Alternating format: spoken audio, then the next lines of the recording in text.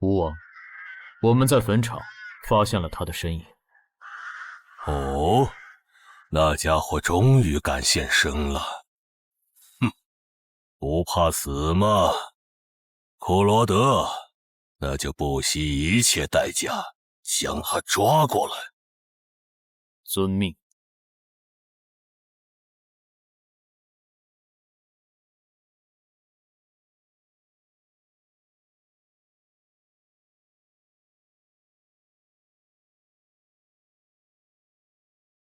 是不是打败你，才会放过我？那看来是没谈拢了。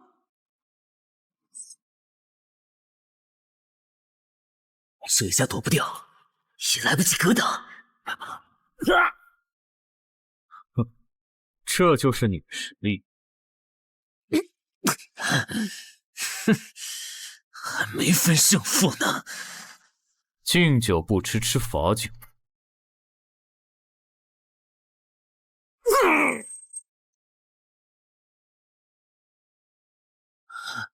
认输吧。做梦。冥顽不灵。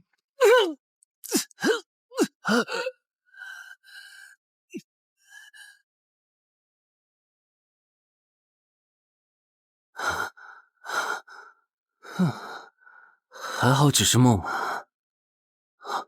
等等，这地下城入口竟然真的刷到我家里来了！2030年，世界各地相继出现地下城入口，入口无法被破坏，但攻略地下城可以使其关闭。如果未能在规定期限内攻陷地下城，那么该地下城入口将翻转，地下城内的怪物将涌入这边的世界。冒险者周刊报道显示，误入地下城并存活的人类将成为冒险者，人均千万富豪。对普通人来说，冒险者就是一步登天的门票。得益你过去3年的冒险家生涯，为你赚取了超5亿的财富。当然，对于刚刚成为传说级冒险家的我来说，这只是个开始。但少有人知道，每一位高等级冒险者的背后，都有许多普通冒险者和无辜平民的牺牲。而我们的主人公陈海，恰好是知晓这一秘辛的少数人。你还真是给我出了个大难题啊！能让人一夜暴富的地下城，可对我来说也没啥用呢。毕竟我又不缺钱，而且我记得地下城的死亡率好像很高，搞不好我会死。要不把它上交给官方冒险者协会算了。谋杀捣乱。但放这也不是事啊。这样，我先瞅瞅这地下城啥类型。要是死亡率低，我就自己搞定；真搞不定的话，再搬家，然后报警。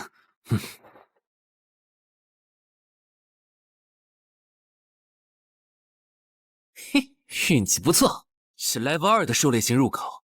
地下城入口的等级可以靠入口的规模判断。陈海家的入口太小，只能是入门级。你好，有您的快递。来了，是你的快递，在这签字。好的。说起来，小哥你该不会是发现了野生的地下城入口吧？不然为什么要网购俗子甲？完了，不会暴露了吧？我玩全甲格斗的，之前的防具换，打算换新的。怎么了？有问题吗？没问题，我就是随便问问。感觉这人很奇怪啊。还好我伪装的不错哈。不过这个箱子会不会有窃听器啊？还好没发现窃听器。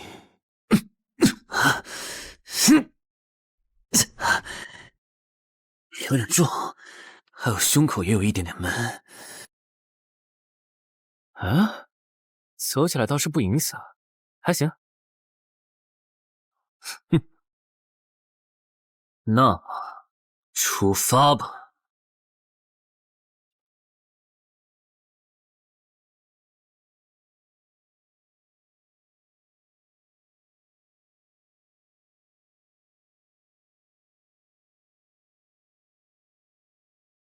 啊，不是地穴地形吗？那看来我的首战对手大概率是豺狼人了。好耶，这套锁子甲没白买。哼，说起来，新人进入地下城后会激活冒险者面板，我的呢？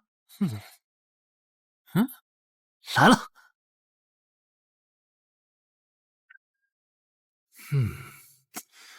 我记得普通人基础属性是10点，8点算弱，14点就很牛了。但智力有16点，真没想到啊！虽然智力和魅力是前期最没用的属性，但16点的智力，就算是协会或者财团内部也不多见吧？膨胀了，膨胀了，冷静冷静，看一下地下城的脱离条件吧。脱离条件：杀死任意一只潮汐鱼人。通关条件是全灭一个潮汐鱼人小队。等一下，为什么是鱼人呢？我水产过敏啊！就不能给我安排点正常的对手吗？啊！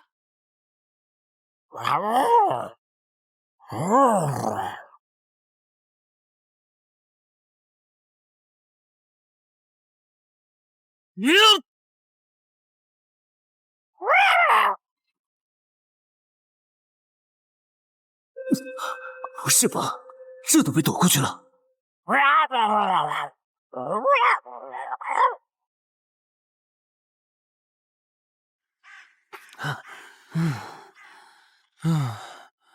不是，这个地下城的难度标注是不是搞错了？一个落单鱼人就能把我打得差点翻车，如果遇到满编的鱼人小队，我岂不是要就地归西？啊，等级增加了2级，菜鸟！我的称号我与潮汐鱼人五五开，这玩意儿侮辱人是不是啊？算了，今天就到这里。还是等我请个健身私教，把基础属性练上来了，再来挑战这个地下城吧。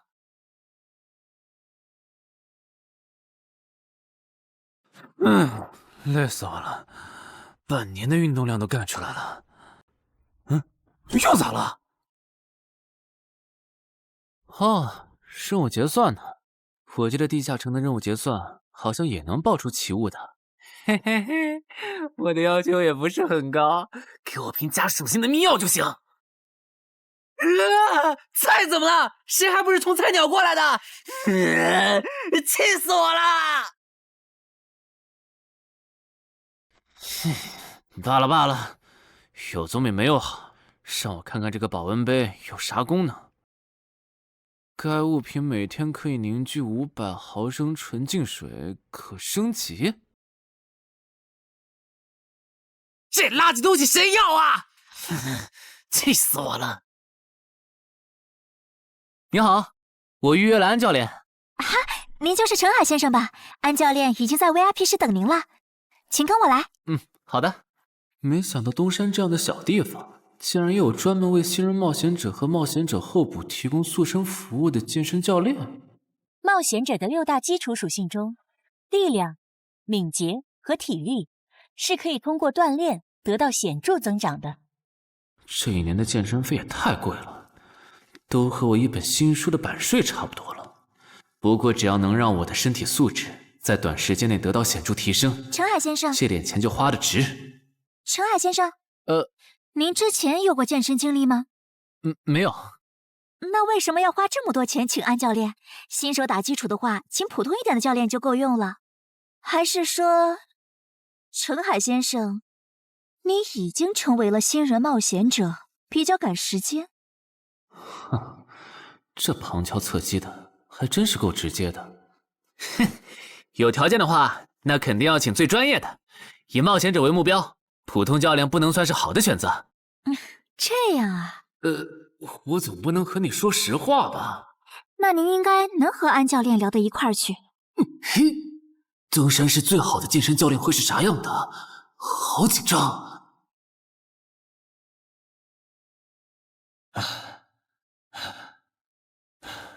啊！和我预想的完全不一样。我还以为会是个肌肉兄弟，结果到头来，这不是个小白脸吗？我的课程这么贵，竟然也能预约得出去？开玩笑的吧？就是你想成为冒险者，跟我来吧。哼！3、4。我撑不住了，教练。 5。真的撑不住了。好，你到这里吧。作为健身小白，结合你目前的体重，你这个卧推成绩算是偏弱的。什么情况？虽然我知道我的身体能力低于平均线，但是这也太弱了吧？正常的老哥们不都是人均50公斤起步的吗？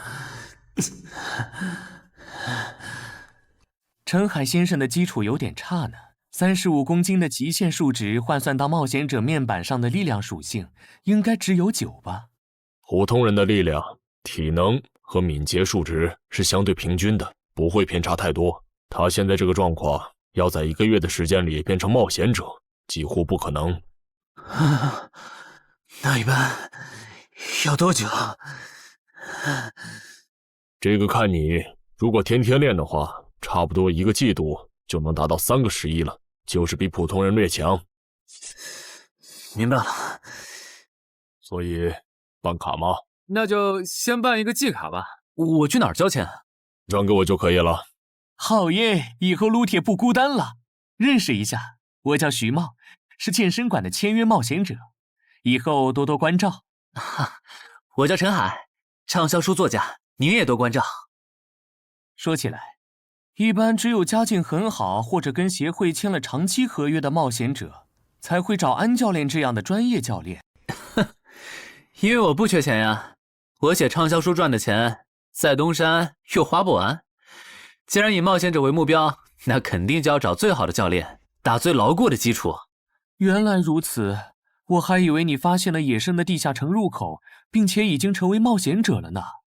作为前辈。 我得教你一些冒险者之间才流通的基础常识，免得你以后被人坑了。冒险者首次下地下城时，表现好能得个称号，带不带都行。要是带了会有加成，但也会被其他冒险者拎着。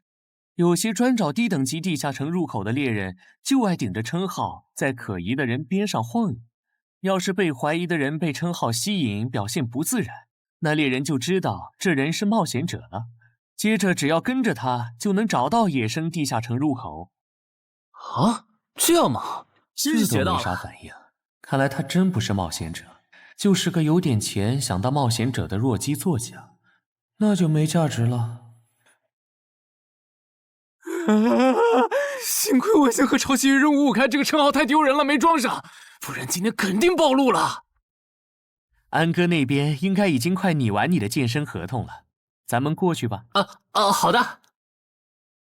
国内有名的畅销书作者，还是专门写冒险者题材的。怪不得他有财力和动机买我的课。而且他对课程的学期也没有明确要求，不像是发现了野生的地下城入口需要快速通关的样子。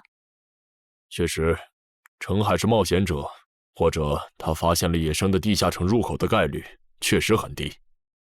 这样，如果徐茂带着他回来的时候，他的注意力没有放在我的头顶，那就走正常流程吧。如果他有异常，那就别怪我了。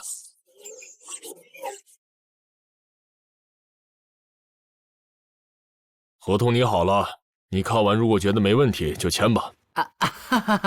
好的。喂，不是吧？连健身馆的3A 级教练也……这边。 那小子刚才看我的时候表情正常，看上去不像是刚发现地下城入口的小白。徐茂，你没做多余的事吧？怎么会呢？我可是健身馆的签约冒险者。那就没有持续关注的必要了。这份是您的，请收好。等下安教练会带您做体能测试。好。停吧。和我判断的差不多。 你的体能也偏弱。接下来的1周，我们主要做力量和体能塑造。明天上午10点来健身馆找我，早饭别吃太油的。没想到国内规模最大的健身机构，竟然会依靠对新人冒险者和冒险者候补的身体塑造业务来钓鱼。如果我今天的演技再差一点，就要被他们吃干抹净了。恐怕全国各地等等，这样看所有和冒险者沾边的服务应该都有坑，包括我买的锁子甲。还好我当时觉得在同一家店购买防具和兵器的行为有点不打自招，不然网购锁子甲的时候就暴露了。看来我还是低估了冒险者这个职业的潜在风险。得调整一下计划了。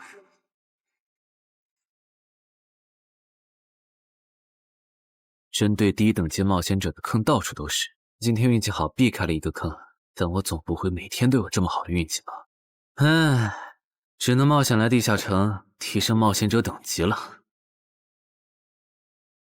这次的脱离条件是鱼人眼珠吗？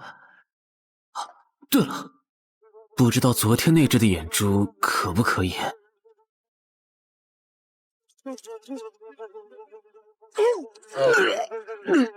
内脏都被啃光了呀！看来这附近有类似野狗的生物。不过好在眼珠还在。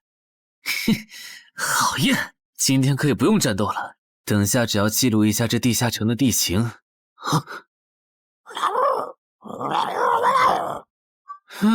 鱼人呢？我还以为是什么呢，吓我一跳。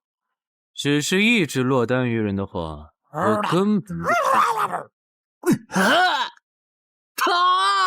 一只还好，2只我肯定打不过呀！快润！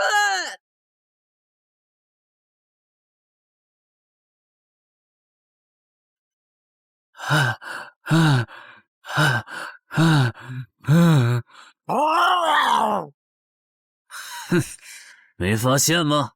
你和你的同伴跑散了。现在换我来进攻了。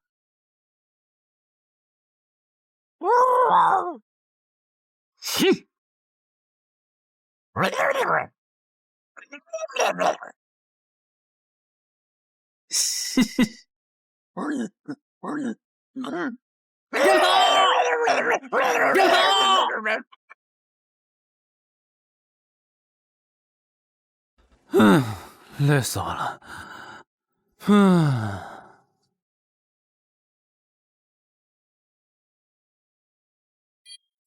不是吧？这次的评分明明更高，为什么反而没奖励？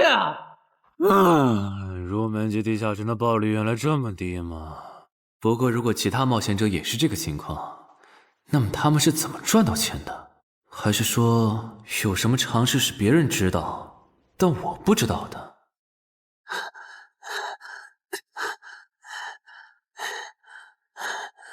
我外出的这几天，他都是这个训练强度。对，如果他能一直保持1个季度下来，力量、敏捷和体质恐怕都能到12。说起来，教练你就没考虑过把他吸收进健身馆吗？你回来之前我就问过了，但被他拒绝了。他想通过黑市的路子成为冒险者，然后当独狼。陈海，你打算今年就成为冒险者？能尽早成为冒险者，肯定要尽早。拖久了，以我的财力恐怕就上不了车了。毕竟时间越往后，冒险者名额的价格也就越贵。倒也是。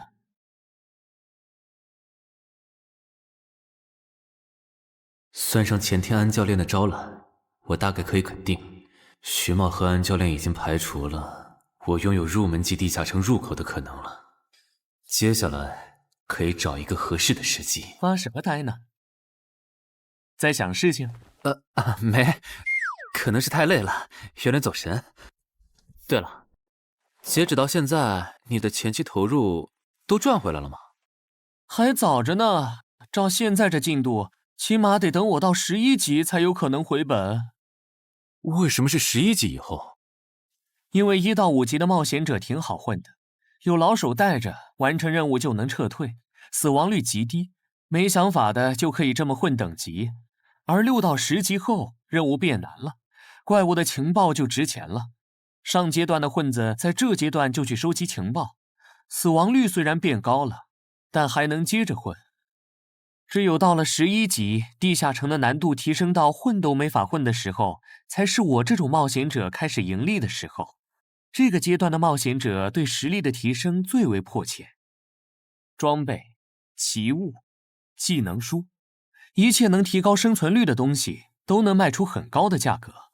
不是，我不明白，11级后的地下城那么危险，为啥6到10级的冒险者不提前准备？不提升有很多原因，一是官方不管民间冒险者攻略地下城的事，好多冒险者到11级就想退回去过正常日子了；二是地下城的东西只能让一小部分冒险者在精英地下城混下去。11到15级赚得多，但风险也大，而6到10级，有人光靠收集情报和做后勤就能回本了，所以他们也就没必要冒着生命风险去11到15级这个阶段打拼了。原来如此，所以冒险者在6级，不，在更早前就已经完成分流了。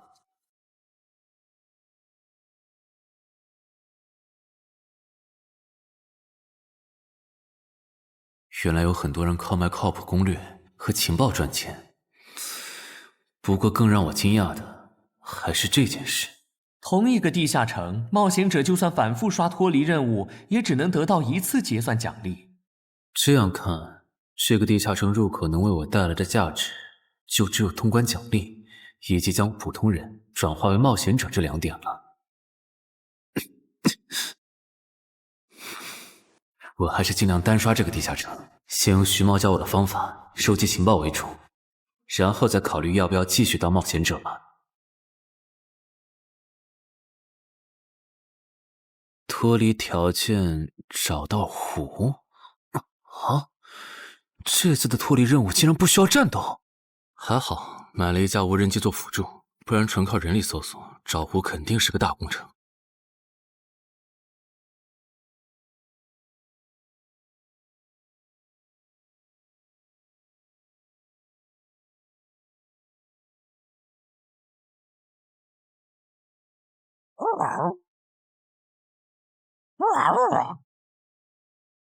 这是什么？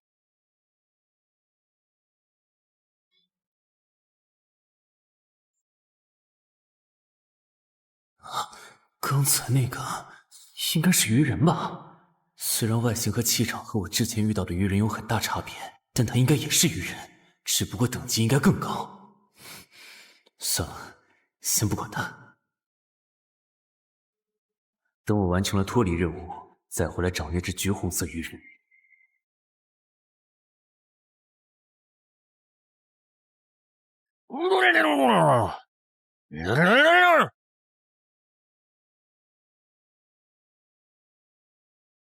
找到了！哼，怪不得森林地形的地下城会刷出鱼人这种怪物，原来森林深处藏着一个这么大的湖吗？嘿嘿，这样的话，脱离任务就算完成了，不用和鱼人接触可真好啊！接下来，是那只橘红色的特殊鱼人。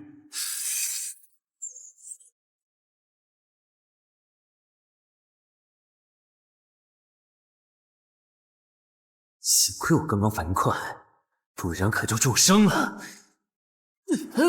不过我新买的无人机的遥控器，我的心在滴血啊！不对，现在不是想这些的时候。这只鱼人的速度太快了，我必须迅速对待。啊！1只、2只、3只、4……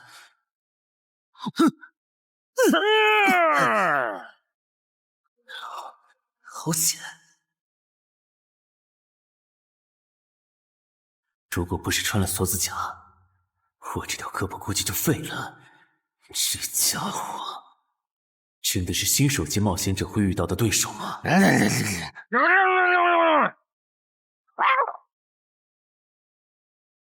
如果只是和这只橘红色鱼人单挑也就算了，关键我还得抽出一部分精力来处理身后这几只杂兵。不管怎么看，这个地下城的难度绝对超纲了呀！要么逃吧。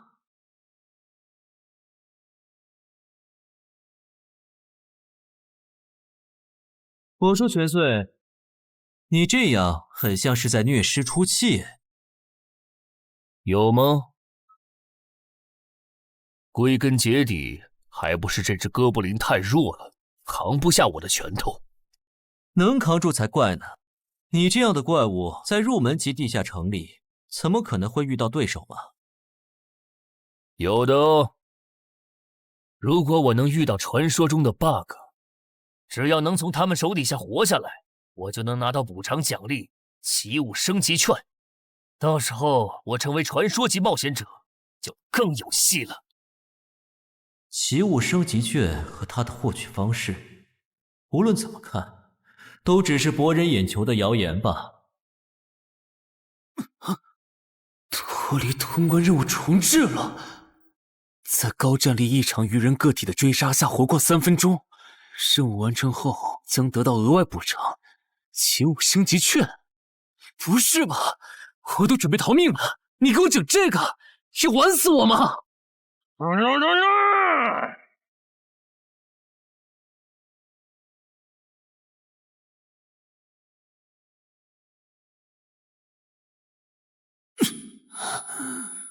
我这算是必胜绝路了吧？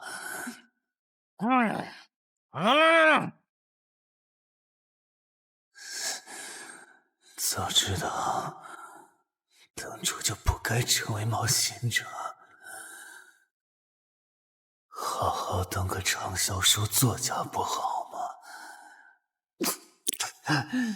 是的，虽然我怕死，人怂又不能打，但我的冒险人生也不该止步于此。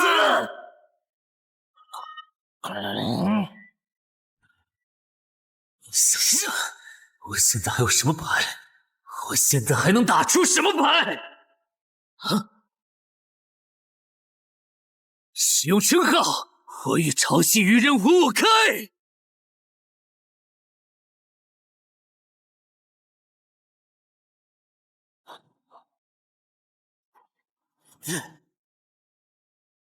身体变轻盈，力量也变强了一点。不止如此，这些鱼人的动作也变得迟缓了许多。我的动态视力也加强了吗？能行，现在的我能行。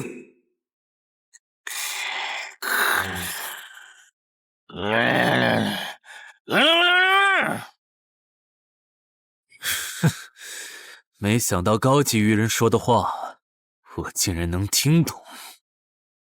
就剩你了，头目。我不是干掉了这只下级士兵，别再得意忘形了啦！我知道的，即使身体能力获得了大幅度提升，穿上这一层锁子甲的我，依然不具备能和这只橘红色鱼人拼速度的可能。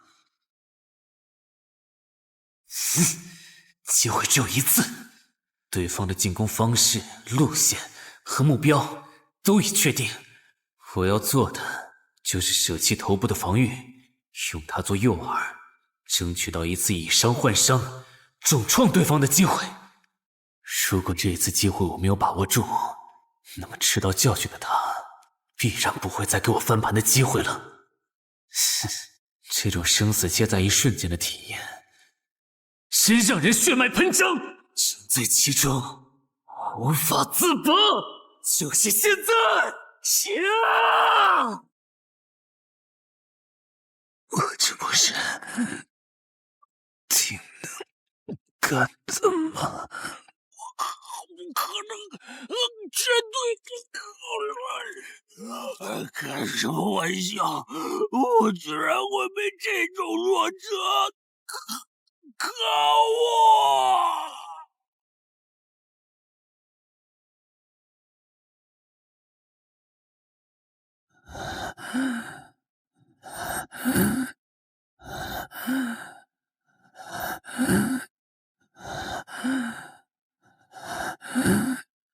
这下总不能还判定我是菜鸟了吧？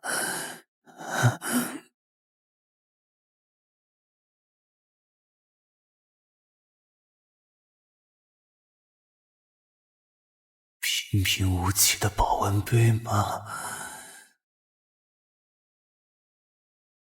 对，平平无奇保温杯，使用起雾升级券。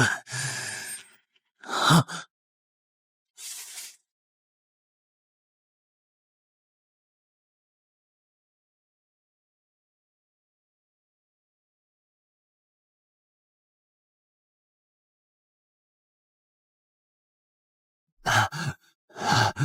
活过来了。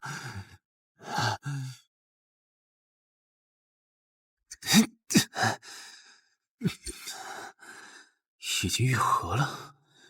冒险者面板，冒险者等级竟然提升了，不过还是菜鸟。哦，感知也提升了一点，还获得了一个新称号——至死地而后生。哼，倒是个意外之喜。再看一下通关任务重置后变成什么了。挑战等级上升了，脱离任务刚刚也完成了。不过这通关任务捣毁潮汐鱼人的孵化池吗？算了，这个通关任务明显不是现在的我能处理的。溜了溜了。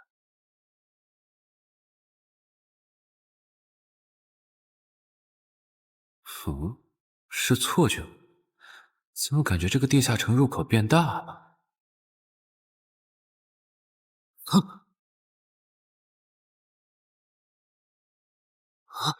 等级不足，这个地下城升级了。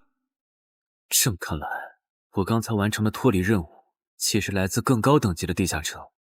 怪不得任务难度提升了那么多，脱离任务掉落的奖励这么丰厚。隐藏指引。我没记错的话，论坛上有个大佬，好像一直在强调这个东西的稀有性和重要性来着。哼，那必须要转职啊！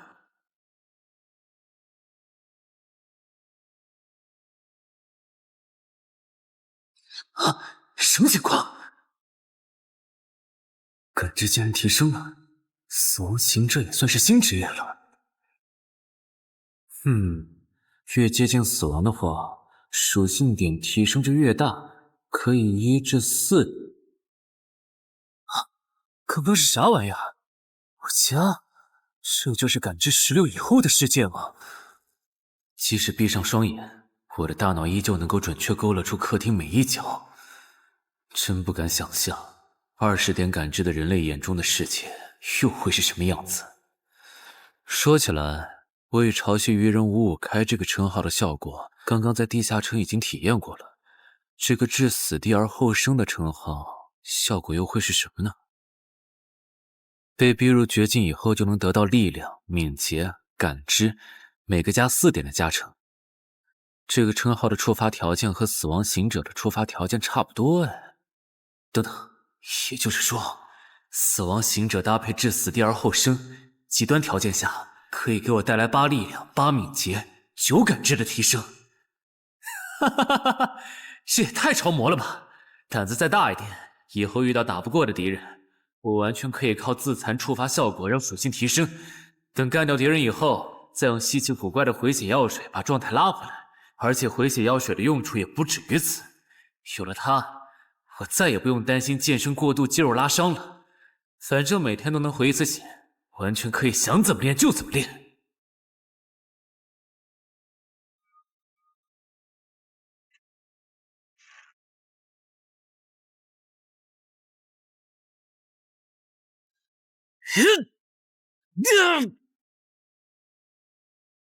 真惊人！只用了不到2个月，就达到了正常人要用1年才能取得的成果，至少有16，甚至都有可能17或者18了。陈海还在练呢。啊，恭喜啊！你现在的力量、敏捷应该已经到达12点了。以你现在的身体素质，准备充分的话，是完全有能力完成新手级地下城的脱离任务的。真的不考虑加入健身馆，成为这边的签约冒险者吗？我可不想当一个会被合约束缚的冒险者。那真是太可惜了，我还以为能和你成为同事，以后一起攻略地下城呢。不是同事，也能一起攻略地下城啊。对了，我打算从散人手里购买冒险者名额，这方面你有什么忠告吗？忠告吗？不是同事，也能一起攻略地下城啊。对了，我打算从散人手里购买冒险者名额，这方面你有什么忠告吗？忠告吗？那我推荐你去找散人联合。散人联合？我没记错的话，他们好像是国内最大的散人集团吧？对，如果你想走黑市的路子，购买冒险者名额，那么我只推荐你选择由散人联合提供担保，或者他们自营的低等级地下城入口。为什么？我感觉找独狼冒险者明显更好啊，省钱又省力。因为涉及到冒险者名额买卖，无论买方还是卖方，其实都存在巨大的交易风险。卖家怕遇到伪装成萌新的入口猎人，买家怕交了钱对方不办事。但有散人联合的介入就不一样了，虽然他们的佣金很高，但是作为冒险者资格、地下城相关产出生意的龙头，他们为买卖双方提供的契约书还是很值得信赖的。原来如此。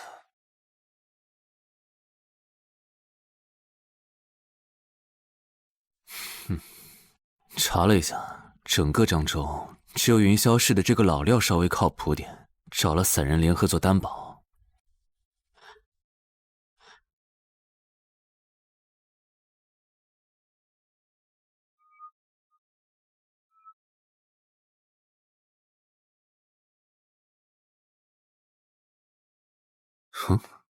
这边，云霄老司机，没错，你就是爱写作的东山市民吧？你好，就差你了，快跟我来！签完契约书以后，我好带你们去地下城。好了，契约的内容分3项：一，交易完成前尾款将由我方承担；二，双方都不能做出违反安全协议的行为；3，不能向任何人暴露此地下城入口的具体位置。诸位对契约内容有疑问吗？没有。没有。没有。那么契约成立。手臂在发光哎！哟，好神奇啊！好了，我的工作完成了，希望以后还有机会为诸位服务。等下大家再跟我走一段路，我带你们去地下城入口。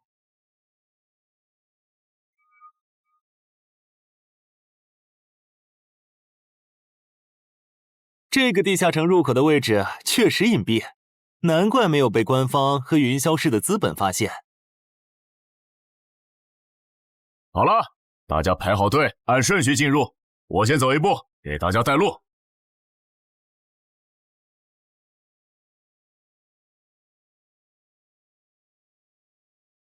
这批新人怎么样？太酷了！我也是冒险者了，真好。还行，没有看起来像刺头的。那就好，等会儿记得我们之前说的。卖家原来有2位吗？好了，大伙儿看向我这里，学着我的样子对空气喊：冒险者面板！冒险者面板！大家可以在冒险者面板的个人信息栏查看到自己的基础属性，往下滑动，可以在任务栏查询任务。不是吧？我的基础属性原来这么低的吗？冒险者面板上的内容只有冒险者本人才能看到，所以不用担心个人信息暴露的问题哈。麻烦大家把你们的脱离任务报一下，我这边做一个整理。任务吗？女妖？这个物种，论坛的入门级地下城怪物图鉴里好像没有。这个地下城有问题。这个地下城该不会和我家里的那个一样，存在某种致命的设定吧？基于幸存者偏差，如果一个入门级地下城的怪物没有被收录进论坛的新手常见怪物图鉴，那只有2种可能：要么它确实很罕见，要么就是遇到它的冒险者基本都死在地下城里了。警告！警告！此人违反了安全条例，未说出正确的脱离任务。那个眼镜男说谎了？不是吧？这才哪儿到哪儿啊？就有人触发安全条例了？你听我解释，肯定是他出 bug 了。契约师的契约当然不是绝对的，但对你这样的菜鸟来说，它是不会出问题的。你的脱离任务绝对不是采集高价值草药，你骗了我们。他刚进冒险者圈子，不懂规矩，做错事也情有可原。您大人有大量，再给次机会嘛，是不是啊？对，再给我次机会吧。下不为例。大家再说一遍自己的脱离任务哈，这次别搞错了。我的任务是找到湖中女妖，我是聆听女妖之声。我的是凝视女妖10秒。我的也是找到女妖。接下来我会带大家去女妖出没的林中湖泊，大家跟紧一点，别掉队哈。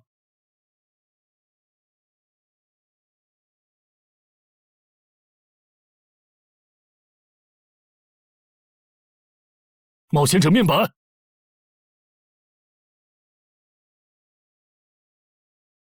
哎，他在干嘛？呼唤湖中女妖。他怎么知道这样做可以召唤湖中女妖的？这就涉及到商业机密了。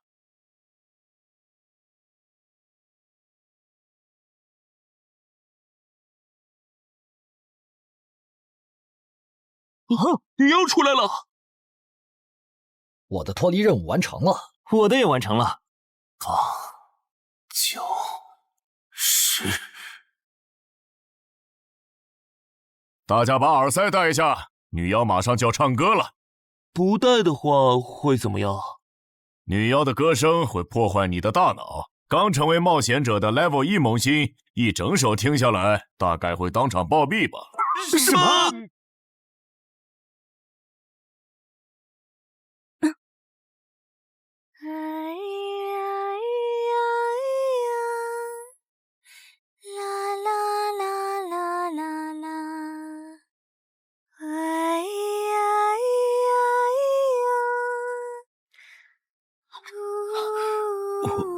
刘备醒了，就听了这一小会儿嘛。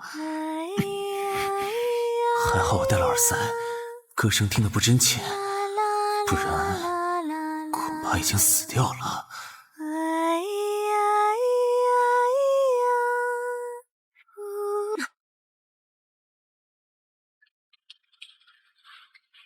大家的脱离任务都完成了吗？都做完了，那咱们就原路折返回去了哈。搞笑，让我们原路返回？来之前我已经查过了，地下城里的植物和矿产都是很值钱的。你这么急着赶我们走，不会是想要独吞这个地下城的产出吧？我们可是付了钱的，为什么不能在这个地下城采集高价值草药和矿产来回血？等一下，咱们的契约书里可没有这条。但也没有不准我们完成脱离任务后采集高价值草药和矿产的条例吧？原来冒险者还可以在地下城内采集草药和矿产的吗？你不知道吗？其实大部分冒险者并不具备通关能力的，他们主要的盈利方式就是搬运地下城内的物资和收集怪物情报。你是觉得脱离任务已经完成了，我们又碍于契约不能对你出手，所以可以发难了是吗？不然呢？真是笨蛋呢！但有一点你没考虑到，那就是我并没有和你们签订契约啊。哼！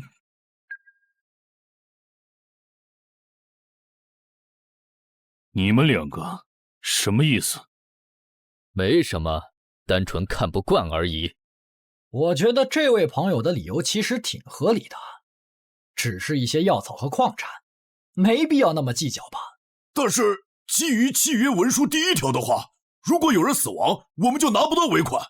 你可以保护我们，作为回报，我们可以将采集到的一部分物资分给你。不好意思，我们并不想冒这个风险。真的只是因为不想冒这个风险吗？难道不是因为这个地下城藏着别的秘密，你们怕我们发现它吗？我明白了，你不是新人冒险者，你是奔着通关任务来的。老六，你应该能感受到吧？咱们之间谁更强？可恶！地下城让给他们，我们走。啥？你等等我呀！他们为什么就这样走了？这不很明显吗？这2位帮我们说话的朋友，其实是比那2个人更强的冒险者呀。过奖过奖，其实强的不是我，是我的这位朋友。等等，不太对，3人联合的契约师不会蠢到让假装萌新的冒险者轻松找到契约书漏洞，这不符合逻辑。大家可以自行选择，接下来是单独行动，还是跟我们一起行动？单独行动的话，你们的收益可以独享；如果跟随我们一起行动的话，通关奖励我们要1半。1半？这么多？这叫多？你没仔细听吗？是通关奖励的1半。这2位资深冒险者的目标是通关。新人冒险者的通关率一般只有10%，甚至更少。就算分出去1半，我们也领先了90%的新人冒险者。大叔，你别得了便宜还叫委屈啊！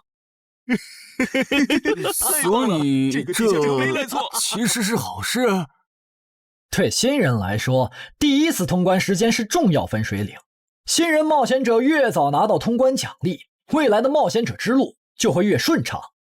那就是说，就算我只拿到1半的通关奖励，也会比绝大多数同等级的冒险者要强吗？如果你没有浪费这些开局资源的话，确实是你要强一点儿。请让我也加入你们，也包括我。我也要。那帮没良心的，签契约书前都说好了，只涉及脱离任务，其他不包的。任务一完成，他们就变脸了。差不多得了，都走了这么远，他们不可能再跟着了，你不用演了。哦，不过你这次演技提高了不少嘛。刚才我一度以为你打不过那个顶着战斗专家称号的冒险者来着。我确实打不过他啊，不过他也很忌惮我就是了，要不然不会用劝退的方式赶我走。原来如此，那你觉得他们能通关吗？可能性太低，个人判断这批冒险者里最多只有1到2个幸运儿能活着走出这个地下城。什么嘛，这不就和之前的几次一样了吗？真没意思。哇，酷哎！既然大家已经决定联手通关，那我也不藏着掖着了。我能够为认同我、信赖我的队友带来一点基础属性的随机增幅。他说的是真的，我的力量加了1点，我加的是感知，我的也增加了，体力涨了1点。原来团队领袖这个称号是用来提升自己的队友啊，还怪好用的。我这边还有一个问题，我们现在只知道口琴声能召唤女妖，并不知道其他的召唤方法。女妖要是一直躲在湖里，大家的通关任务就没法完成。这不是问题，我的称号可以让我强制激怒指定目标，被激怒者将减少2点智力，变得冲动易怒。他也是冒险者吗？至于建立强制对话的方法，只要引起对方的注意就可以了。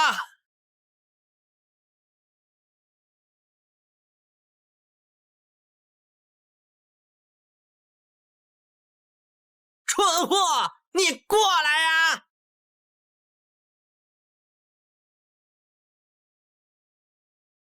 成功了，他被我激怒了。剩下的交给我吧。大家散开，让战斗专家来监视女妖，其他人换成挡塞，在外围找机会。死！传过去了。开什么玩笑？竟然是灵体！啊！等一下！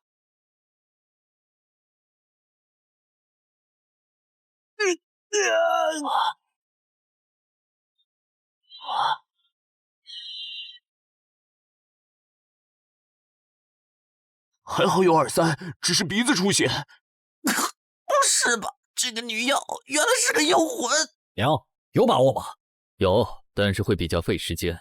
上一个地下城刷出来的僧侣之拳应该会有效，但熟练度还没上去，打起来会很慢。慢就慢了，这只女妖应该没有其他攻击手段，对我们的威胁很小。我有预感，这个地下城的通关奖励会非常丰厚。哼，愚蠢的选择。等等，你先别走。不是吧？10万个人里都不一定能出一个的感知16点的人，竟然让我……你为什么觉得他们的选择是有问题的？使用称号，他们当我不存在。真晦气！喂，你搁这对空气自言自语什么呢？不是，我刚才不是没人吗？幻觉吗？有东西过来了！什么东西？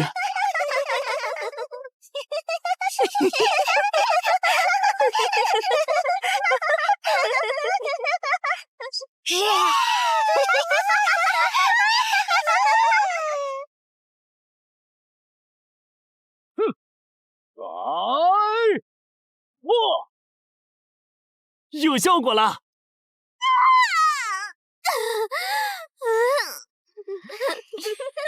什么声音？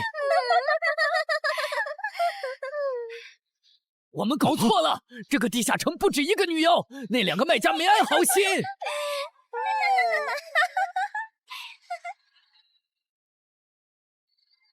不是吧？这也太多了！不行，这个数量2-3已经没用了。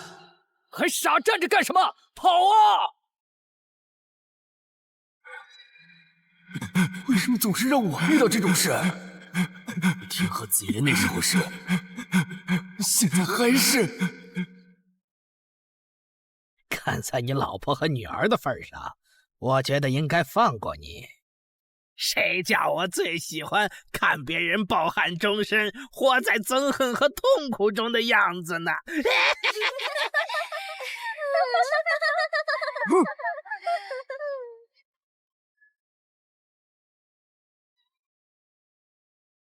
你们以为我是谁？给我滚开！妈妈，我错了。来呀，也不怕你们！来呀！被摆了一道啊！怪不得那2个入口持有者的契约没限制3级以上冒险者进来，原来是想引4到5级的冒险者来通关。等我们团灭后，就进来捡我们的通关奖励，真是好算计。关于如何杀死这些女妖，你有建议吗？这声音，有建议就赶紧说。女妖不光靠声音攻击，还有别的攻击手段。我费了听觉才勉强躲过第1轮奸笑。你是爱喜做的东山市民？对，真是看走眼了。没想到你一介新人竟然比我们这些老手反应还快。但是你不是听觉被废了吗？怎么还能听到我说话？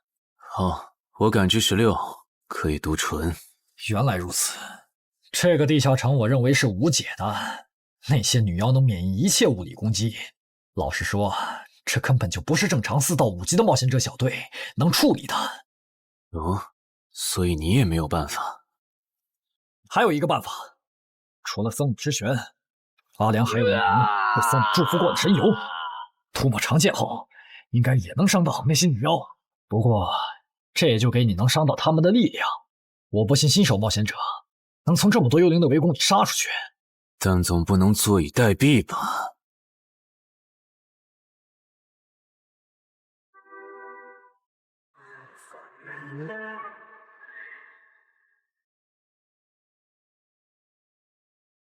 置死地而后生。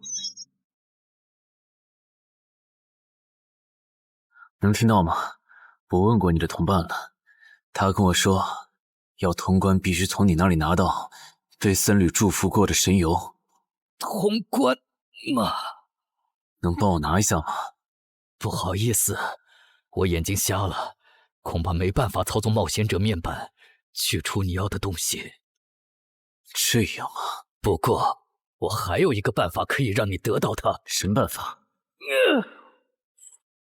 你干什么？就是以死后掉落的形式让你获取。其实我也不是非要那管油杀人夺宝不可。20点的敏捷足够我甩开女妖逃出地下城了。我就是想试试能不能通关。虽然无论怎样，你都不可能活下来。喂，真的很吵啊！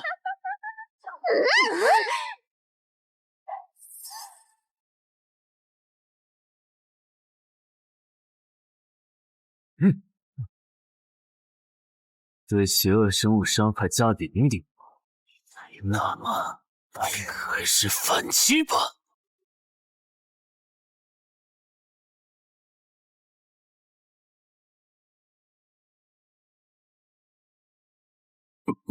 好像有人从里面走出来了。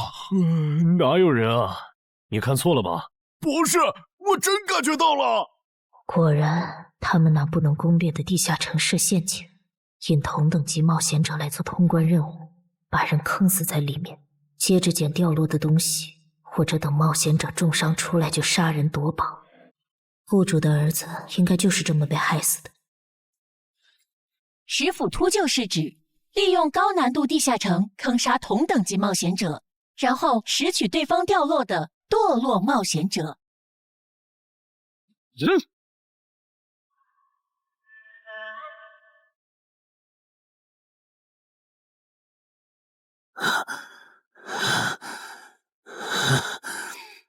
好险！如果再多几只女妖，我恐怕就要被逼出回血药水这个底牌了。啊！您的绝妙操作取悦了路过的死亡主宰，得到其恩赐，亡灵亦不能杀死我。该恩赐可以使您豁免一次来自亡灵生物的死亡判定，免疫一次来自亡灵生物的死亡判定。好霸道的额外奖励！额外奖励都这么丰厚了，合并结算的奖励还高于单独结算，那么肯定要合并啊！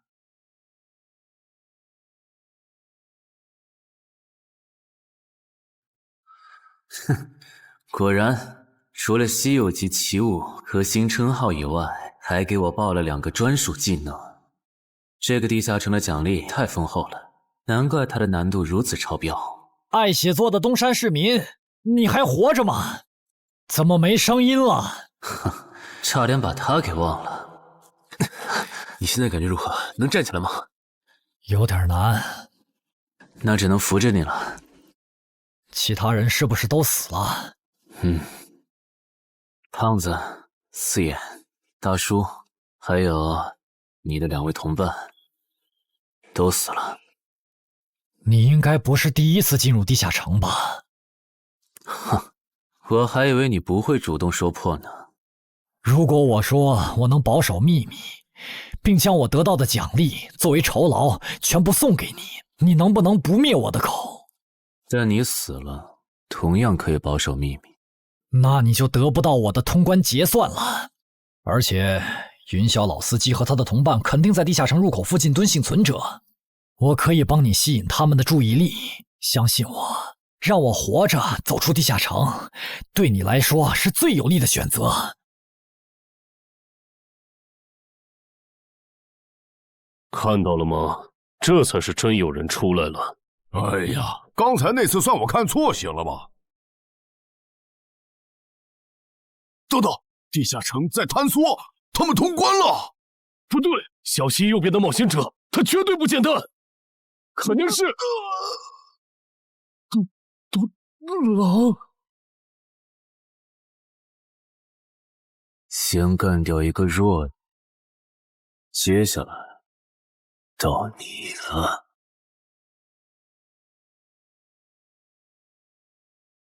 宗山市民，你好大的胆子！不是吧，不是吧？不会真有人觉得自己坑完人不会被报复吧？呵呵，这么霸道的吗？闭嘴！哎呀，我好怕呀！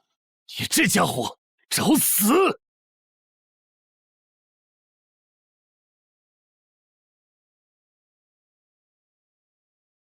这俩人相互厮杀的程度，有些7级甚至8级的冒险者都没这么夸张的速度。不可能！带上这个称号以后，我的速度竟然还是没你快，真是离谱他妈给离谱开门，离谱到家了！你的敏捷难不成有17，甚至18？可，你猜？冒险者面板！哼，不比速度了。不比了。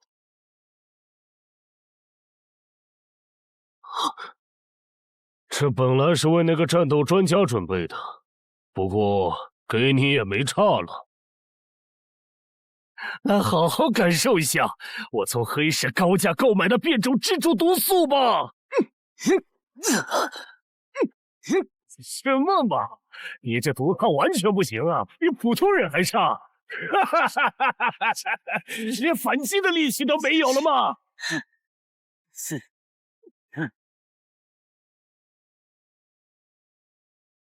太慢了，太慢了！你这样是伤不到我的。哼，蜘蛛毒，这就是你为我们准备的手段？怎么样，喜欢吗？作为7级地下城蜘蛛滴血的特殊产出，可以极大的削弱低等级冒险者的力量、速度和体力。迄今为止，因为他而败在我手上的5级冒险者已经有4个了，而你将会是第5个。然后呢？你应该不只准备了这点手段吧？全都亮出来吧！哼，不会吧？难道这就是你的全部了？当然不止这些。佩戴了毒素携带者称号的我，呼出去的气体、身上的汗液和血管里的血都是带毒的。和我僵持的越久，你中的毒就越深。这战术太吓人了，在6级以下几乎是无解的。我明白了。是我高看你了，我还以为你藏着什么大招呢。关闭技能，与死亡共舞。不可能！你怎么还有这么快的速度？你猜？也太得意了！太慢了，太慢了！你这样可是伤不到我的。可能，绝对不可能！你明明只是个独狼，怎么可能比杀了大量5级冒险者的我还强？哼，没什么不可能的。在舒适区里泡着的你，永远也看不到与死亡同行之人所看到的风景。但是，捏死的往往都是会水的。散人只有劣势更弱小的散人，才能积攒出大量的财力和武力。我的路才是正确的。对普通人来说，或许你才是对的。不过，在我看来，与死亡同行之人，如果走到了极致的话，未必不能超越死亡。不是吧？那么强的人，竟然这么轻易的被……啊！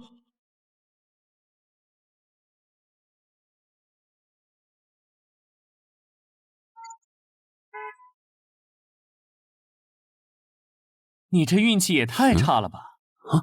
徐茂，你怎么来了？来看你啊！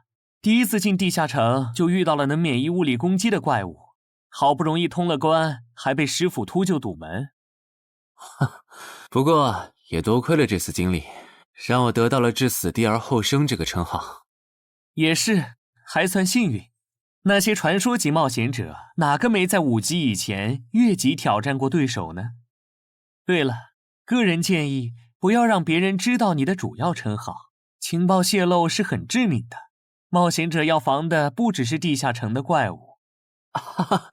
原来如此，学到了。虽然女妖之森的入口持有者，官方说是被另一个幸存者杀了，但我查过，那人主要称号侧重团体战斗，单人作战能力没强到能杀掉2个石斧秃鹫，所以，怎么了？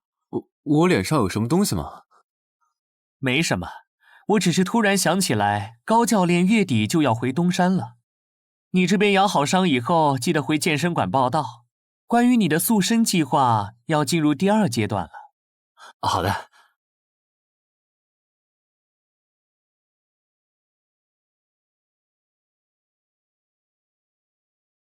你不打算做攻略型冒险者了？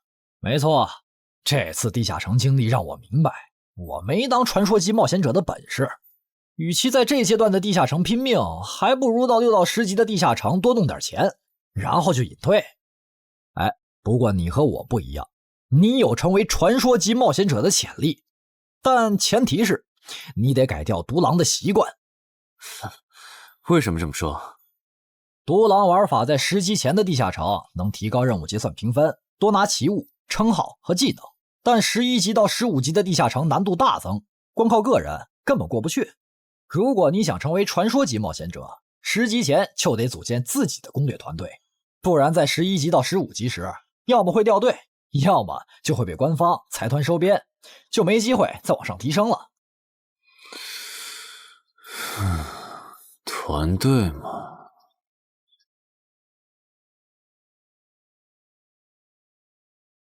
害死我儿子的秃鹫们已经死了，杀死他们的人就在这2名幸存者之间。你认为谁才是帮我儿子报仇的恩人？他。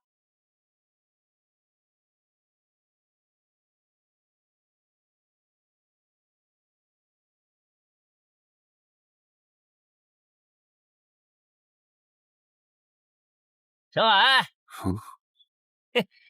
你就是女妖之森的通关者陈海吧？我们对你在女妖之森得到的通关掉落很感兴趣，你开个价吧。不卖。他说不卖，他不会真的以为我们是在跟他商量吧？那我换种说法，把你在女妖之森得到的东西交出来，立刻马上，不然有你好看。你们在干什么？不许骚扰我们医院的病人，走开！烦人的家伙来了，哥，我们走。切，真晦气。下次他们再来骚扰你，你就来找我。我哥哥是10级冒险者，他们不敢惹我。谢谢。不，该说谢谢的人是我。我的好朋友死在了女妖之森。银河王先生攻略了这个地下城，还铲除了用它钓鱼害人的秃鹫。原来还有这么一层关系啊！护送我死去朋友的家园，总算感激你。总之，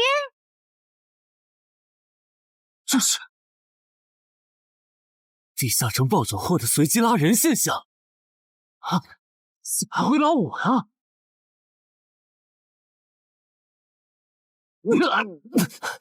突！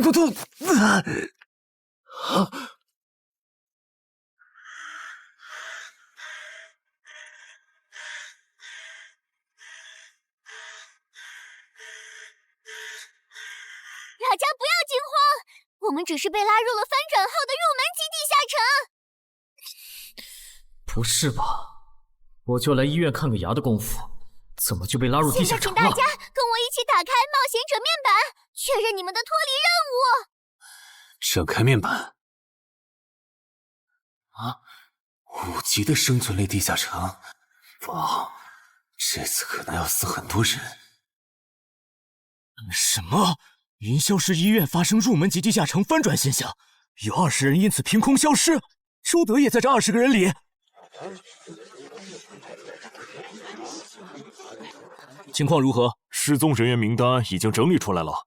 被卷入地下城的一般民众有17人，冒险者3人。我们还找到了失控的地下城入口。不过什么？你的脱离任务和通关任务是什么？消灭10具骷髅士兵，存活1小时。你的呢？我的也是。那看来大家都一样。老弟，咱们的脱离任务难度和他们的不一样啊。还有那个叫陈海的小子也被拉进了这个地下城。正常，生存类地下城的脱离任务是根据挑战者实力的强弱划分的。至于那个叫陈海的，等咱们做完了脱离任务再去找他。那个，大家听我说，这个地下城非常危险，请大家捡起地上的兵器，3到5个人为一组，凑齐脱离条件以后，尽快离开吧。完成脱离任务以后赶紧离开，你算老几啊？在这指挥本大爷？说不定是人家想把咱们忽悠走了以后，独吞地下城的宝藏呢。不是，这个地下城真的很危险。这俩蠢货脑子有坑吧？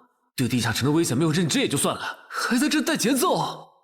这位先生是非常强大的冒险者，他前几天刚通关了一个难度非常高的地下城，还和同伴联手除掉了10府秃鹫。真的假的？就是锦城家园那栋烂尾楼，听说害死了好几10人。哦，想起来了，请大家相信他的判断。这个护士干嘛一直夸我呀？好烦呐！不过好在效果还行，能引起这些新手的重视就好。等一下，如果这个地下城真的那么危险，那你觉得就凭我们这些普通人，真的有能力完成脱离任务吗？先不说消灭骷髅士兵有多难，就按你说的，3到5人一组去猎杀骷髅士兵，最后肯定是青壮年组队，老弱被抛下。请问，你考虑过被剩下的人的死活吗？有道理。分开行动的话，士兵听起来就很难对付。就是，那就死定了。很多人就是因为单走，才被地下城里的怪物杀死了。姐夫说的没错，被拉入地下城后，一定要拉拢人心，来拿到话语权，再利用话语权来强迫冒险者当我的保姆。能通关高难度的入门级地下城又如何？当你开始在意这些渔民死活的时候，你就注定得当我的保姆了。你们能信任我吗？那跟我走吧，我带你们去完成脱离任务。好的。谁允许你们走的？作为在场唯一一个有地下城攻略经验的冒险者，你难道不应该留下来保护我们吗？对呀，能力越大责任越大。我看他就应该帮我们把脱离任务给做了。对，送佛送到西嘛。第一，我不是官方冒险者，我没有义务来保护你们的安全。第二，不要对我道德绑架，不然我真的不介意走之前打断你的头，把你留在这里自生自灭。这人怎么这样啊？保护老弱不是最基本的道德吗？活该他不是官方冒险者，看来道德品质不过关。你们干嘛去？我觉得那个人说的很对，既然通关任务是存活1小时，那肯定是越往后越危险。对普通人来说，早点完成脱离任务离开这儿才是最优解。切，不走留着被你们道德绑架，免费当保镖吗？我们又不是傻子。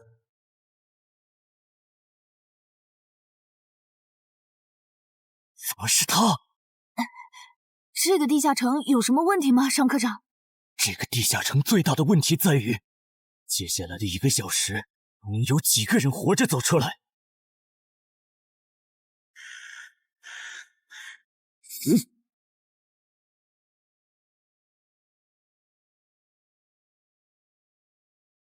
你们就学我刚才做的，用剑去砍那些骷髅士兵的颈椎。那你呢？又来了！我嘛，就用我的老火剑和他们练练。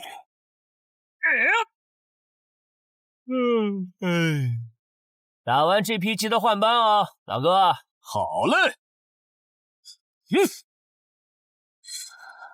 骷髅士兵不刷新了，看来并不是无限的。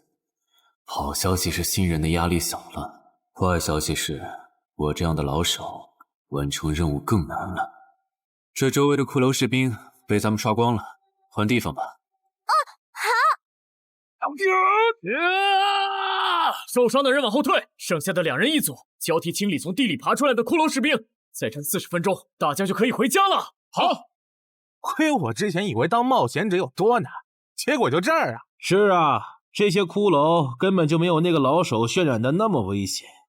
等这次结束，我也是个有名的冒险者。这些骷髅虽然弱，可不代表这地下城难度低。正相反，骷髅越弱，越说明地下城有极厉害的 BOSS。更让我烦的是，这地下城怪物也太少了。虽然我以老弱不宜参战为由，劝退了近半的冒险者，但是分到我这的怪物才4个。最后10分钟，这地下城难度肯定飙升。要是接下来10分钟都没有新的骷髅士兵刷出来，我就得自己想法子凑够剩下的6个骷髅士兵了。脱离任务做完了。嗯。你呢？还差几个？8个。把机会都让给他了吗？那你先回去吧，我们继续刷骷髅。等做完脱离任务以后，咱们3个在外面集合。10年来没有一个人通关。不止如此，这个地下城的幸存者们也非常奇怪，几乎所有的都是新人。怎么会有这么奇怪的地下城？正常不都是冒险者越强大生存率越高吗？因为这个地下城有一个被称为强者坟墓的机制。同样的脱离任务，新人的难度只有老手的1/10。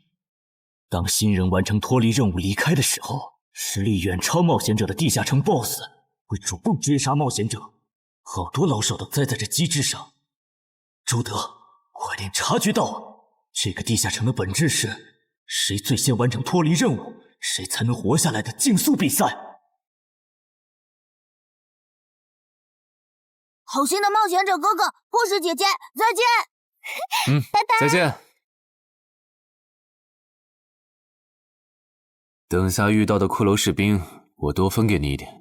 你先完成脱离任务，和他在外面会合。好的。有人完成脱离任务出来了。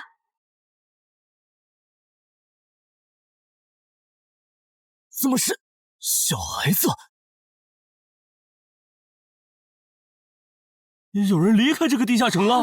这个第2阶段是什么意思？原来是这么回事吗？这个地下城的本质是竞速。吕明、王志勇，你们2个跟我来。老弟，有个人完成脱离任务离开了，是不是那个叫陈海的人呢？不可能，先不说他还带着2个累赘，光冒险者们要杀的100个骷髅士兵就不好找。那会是谁呢？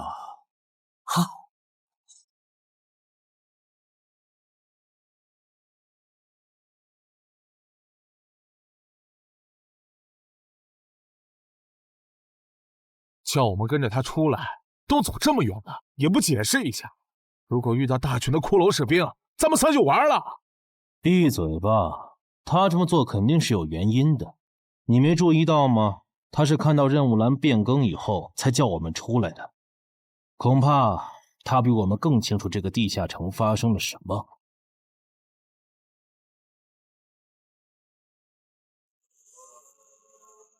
准备战斗！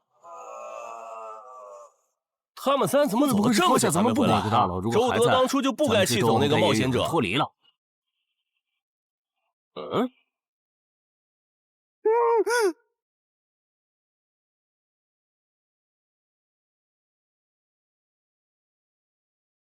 周德、吕明，你们2个王八蛋，居然拿我当挡箭牌，用完就丢！我们这2个小人！你还差几个？3个。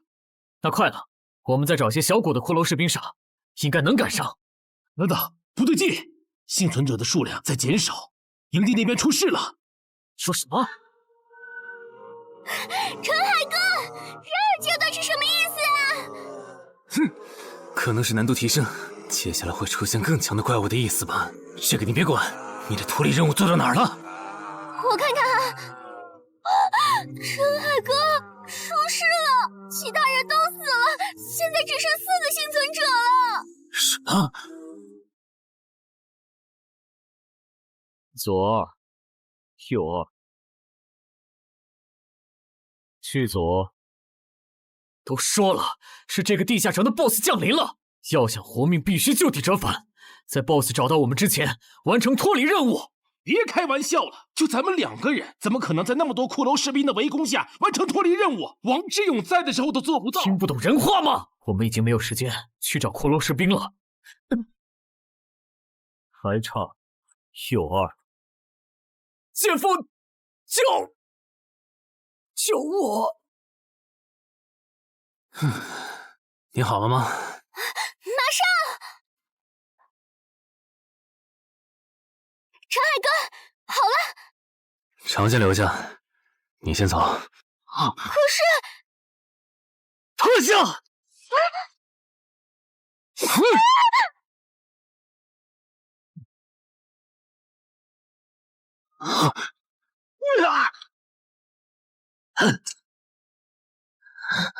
好强！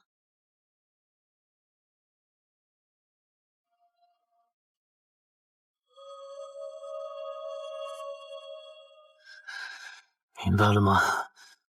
你留下来只会碍事。我知道了，我去外面等你，你一定要活下来。好了，现在只剩下咱们2个，我猜你是不会放我走的，对吧？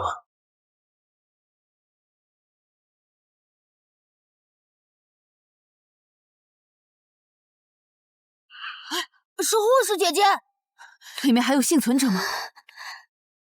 有，但是陈海先生他……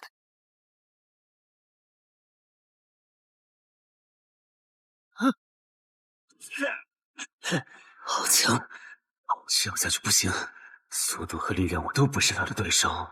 就算能大概猜出他下一步动作，可因为一直忙着抵挡，一次出错的话就得死。要走！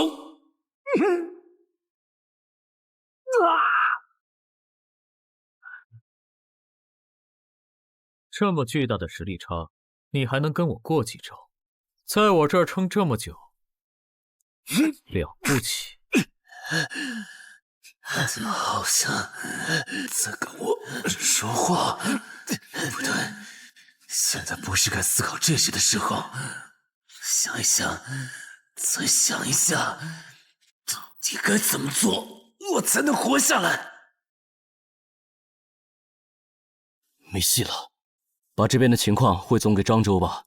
就说云霄市医院地下城暴走事件，17名普通市民卷入，仅2名幸存，3名低等级冒险者卷入，无一生还。你在说什么？不是还没到时间吗？这才过去5分钟。就是。我能理解2位的心情，但是请不要再做不切实际的幻想了。这个地下城里的 BOSS， 就算是9级的我，也没有把握面对他能存活15分钟。你要等的人，哪怕是5级冒险者中的佼佼者，最多也就能坚持5分钟。你从地下城出来到现在都过去5分钟了，他还是没有脱离地下城，这意味着什么？你应该清楚吧？怎么这样？如果不是因为我们拖累了他的进度，护士姐姐，陈海先生肯定能活着离开这个地下城。都是因为我们。是啊，全都是因为你们。如果没有那个多管闲事的冒险者帮你俩完成脱离任务，周德才是最有可能活着离开这个地下城的人。我出去冷静一下，这2个新人的登记工作交给你了。那这个地下城入口怎么办？人都死光后，入口会在半小时内关闭，接着随机出现在世界某个地方。当然，如果你实在不放心，也可以盯到最后。好吧。哼，你合格了。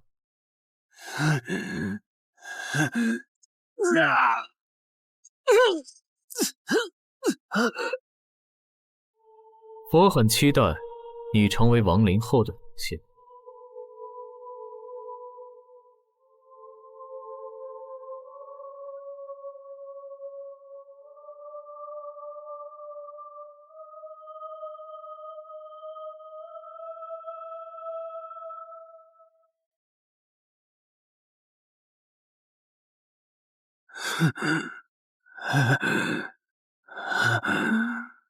都赢了。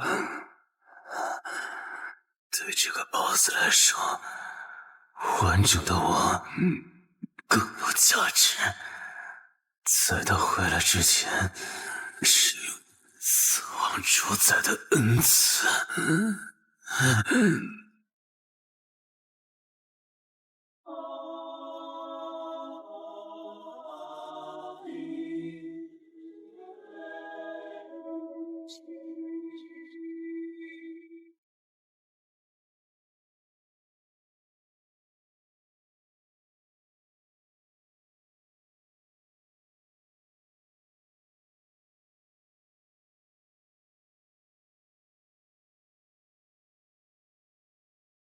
库罗德，你不是被大军派去坟场征兵了吗？怎么回来了？切，白跑一趟！我还以为是谁激活了骸骨大军发出去的晚宴邀请函呢。我发现了一个有资格成为我们同僚的新人，让他从零开始太浪费了。我打算让大军把他变为预备役。同僚，坟场的冒险者最高才5级，这阶段的新人连合适的职业和称号都没确定，你就肯定他能跟咱一样成为传奇？他已经找到了合适他的职业和称号。这次真的太险了，如果不是那家伙主动走了，就算再给我一条命，我也完全没机会。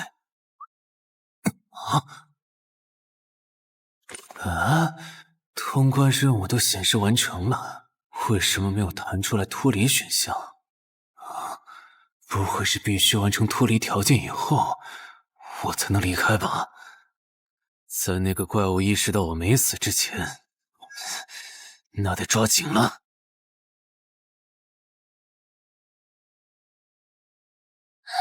没有关闭，这个地下城的入口还没关闭，澄海先生还在战斗，他还活着。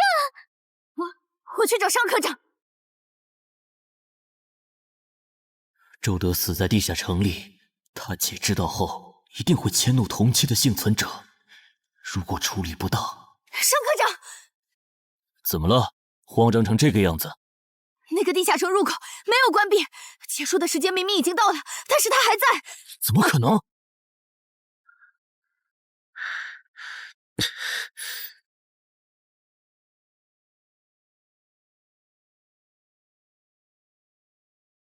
合并结算。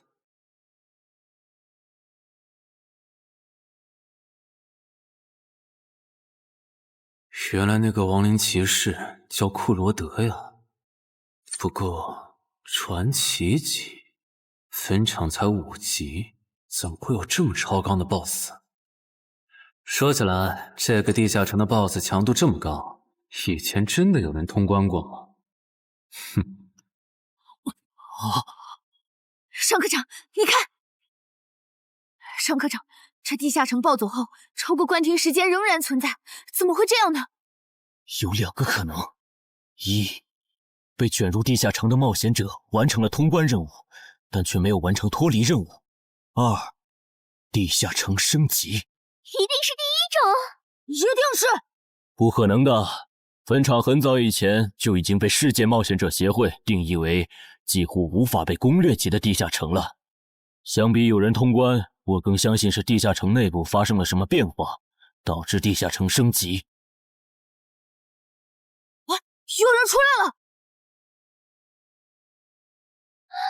是澄海先生，真的是他！哎呀，你们都在啊，担心死我了。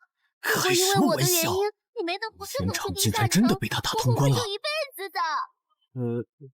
没那么严重吧？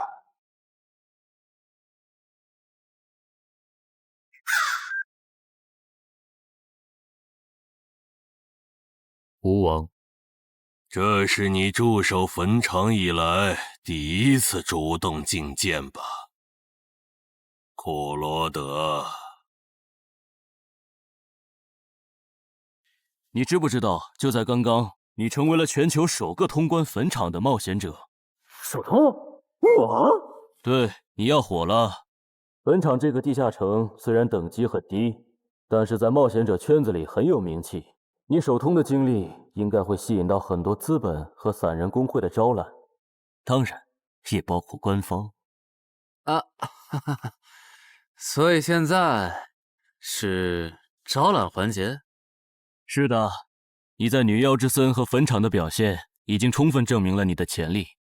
像你这样的超级新人，整个冥省1年下来也不会超过10个。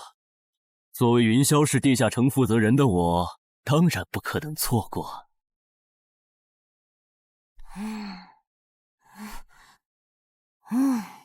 恩姐，你说那个叫商礼的，是不是想抢走陈海哥的通关奖励啊？要不然他为啥要拉着陈海哥单独谈话？应该不至于吧？我可不会那么没品。而且5级地下城的通关奖励，我根本看不上，好吗？哼，那可不好说。你不需要，不代表你家亲戚不想要。这死小鬼！别乱说。我们在里面聊的久，是因为在谈加入冒险者协会以后的待遇问题。不是吧，陈海哥，你要当公务员？感觉你好像对冒险者协会意见蛮大的。那倒没有，我就是觉得像陈海哥你这样强的人，完全可以像王自健那样自立门户，没必要受协会的规章制度束缚。王自健是谁？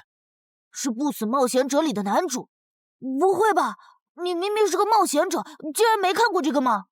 我是冒险者，和我看这书有什么必要联系吗？这个死小鬼！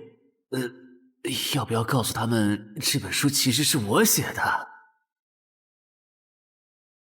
你是陈亥啊！你真的是不死冒险者的作者陈亥？不会吧，不会吧，不会吧！哼，如假包换。不信的话，我可以给你看我写到一半的《不死的冒险者2》的小说原稿。真的吗？你怎么了？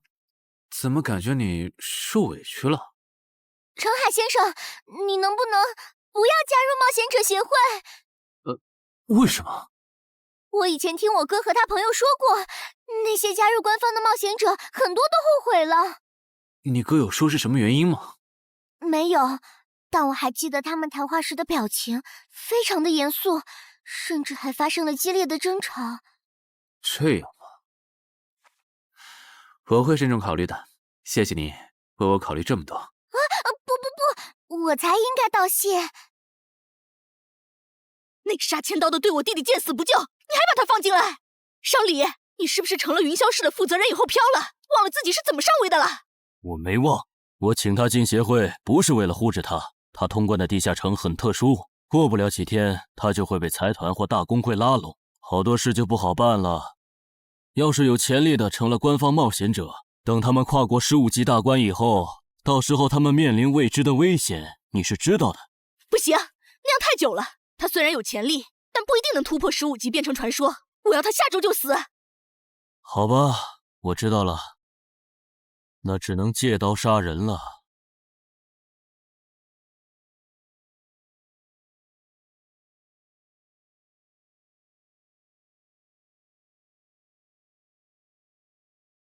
坟场，这个地下城的情报不是早就挖无可挖了吗？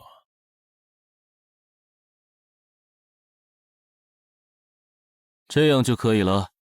你确定？5级地下城的首通奖励对普通人来说不算什么，但对6到10级的通缉犯来说那就不一样了。要是澄海的情报到了黑市，不出3天，闽粤2省的通缉犯都会跑到云霄市，这样就能给你弟弟报仇了。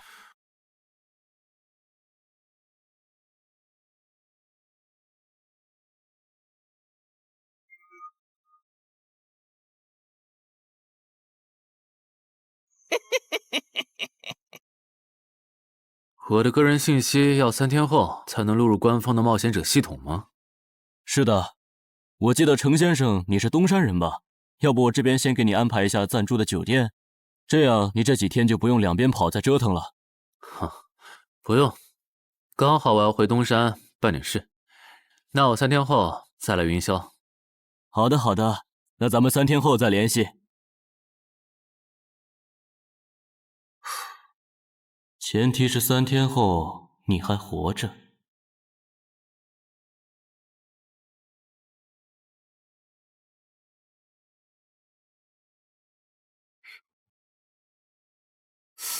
几天没见，怎么感觉这个地下城入口变得更大了？啊！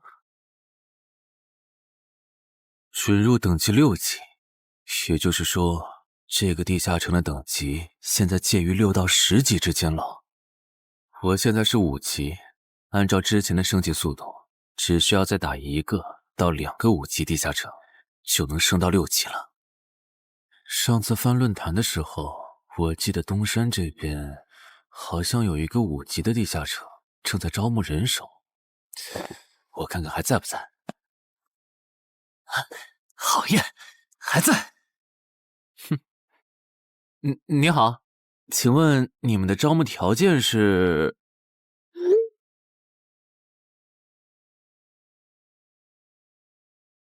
黑市金币？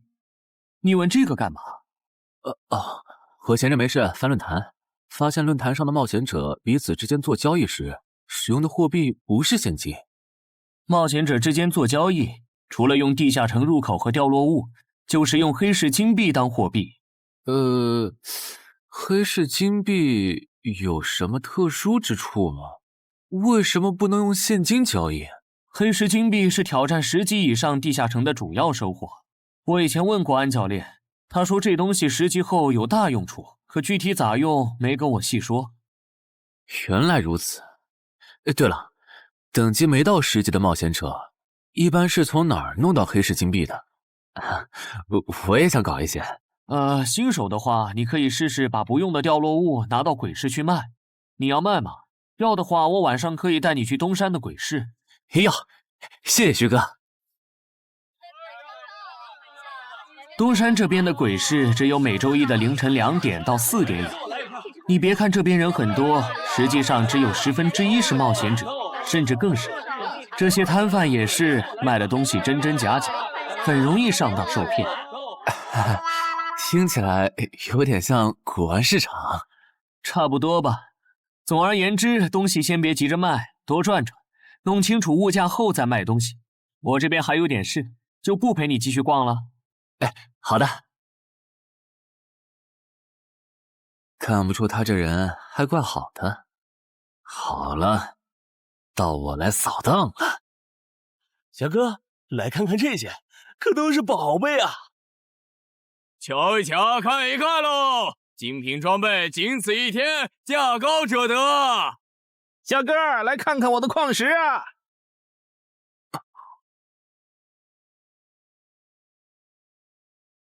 看他求过的内容，这个人想要攻略的地下城，该不会是女妖之僧吧？这位小哥，你有我要的东西吗？如果是对付女妖的话，口琴和长剑应该可以。哈，有啊，你打算以什么价格收？我得先看看货，货好，价格都好说。要看货，你得等我半个小时，我回家拿去。那你得快点，如果在这期间有别人卖我要的东西了，我可就不收了。哼，知道了，都在这里了。这个口琴确实可以吸引女妖，我可以给你6枚黑市金币。Nice。至于这把剑，这剑携带圣化属性，对邪恶生物伤害加2点，能够有效攻击女妖。哦，有点意思。爷爷，你这把剑我可以给你8枚黑市金币，咱们加个微信吧。之后我这边如果再有需要，交易起来也方便。好啊，加好了。慢走啊，赚大发了。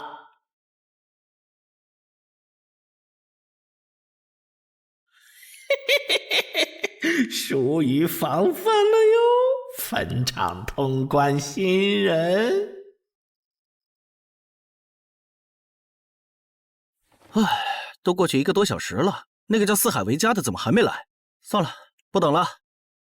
各位新老朋友，大家好，我是5级哥布林地穴地下城的入口拥有者搬砖小 C。我左手边这位是协会冒险者林女士。是。本次攻略已在官方备案，大家可以不用担心秃鹫的问题。这边的3位大叔和我组队过3次，是实力和人品都很过硬的老手。这小子怎么每次都这么磨叽？然后是本次行动的金主，目前还是普通人的王老板。大家好，鄙人姓王，是东山地产的经营者。最后是新朋友爱写作的东山市民和今天也很闲鱼呢，他们都是3级以上，可以胜任后援工作。大家好。怎么这些人都喜欢在公园集合呀？上次的石斧秃鹫事件后，我都快对公园有心理阴影。大家都互相认识了，接下来请随我前往哥布林地穴的入口所在地吧。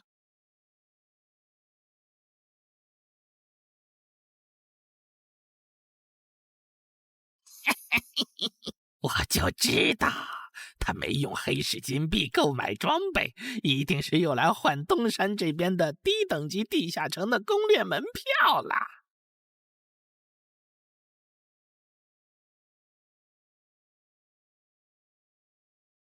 哎呀，那个还要走多久啊？啊，快了，入口就在前面。小森，这入口你是怎么发现的？这也太偏了。不是我发现的，是本地的一位驴友发现，然后卖给我的。真的假的？这年头还有发现地下城入口以后自己不攻略，反而拿去换钱的傻子？因为哥布林地穴对新手来说太难了，当时发现这个入口的驴友不止1个，但最后完成脱离任务活下来的就只剩下1个人了。人家已经是冒险者了，这地下城在开放期又攻不下来，还不如卖了，换点能用的东西，剩下的钱分给死去同伴的家属。这选择挺合理的呀，不是吗？合理是合理，但我觉得事情应该没那么简单。喂，你这人真是的，咱们都合作好几次了，你还怀疑我？到了，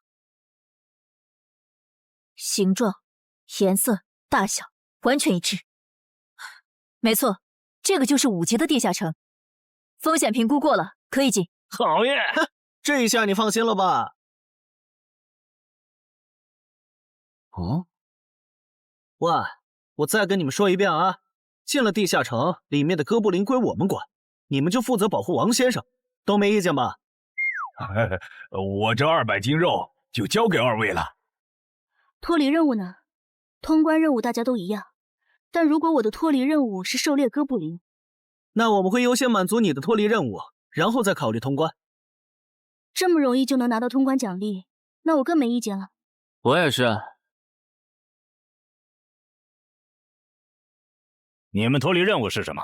杀死2只哥布林。哦，我的也是。看来咱们的任务类型都一样，只是数量上有差异。王老板，你放心，脱离任务是按冒险者等级来的，2到3级冒险者得进入地穴，4到5级冒险者要干掉一些哥布林。你是新手，只要找到哥布林地穴就行，很简单的。原来如此，怪不得我和他的任务不一样。哎，大家听我说，考虑到东山市民和咸鱼小姐的工作是保护王老板，所以等下遇到哥布林，优先让给他们完成脱离任务，没问题吧？没问题。那好，咱们出发。只用交手就行吗？感觉也不难呐。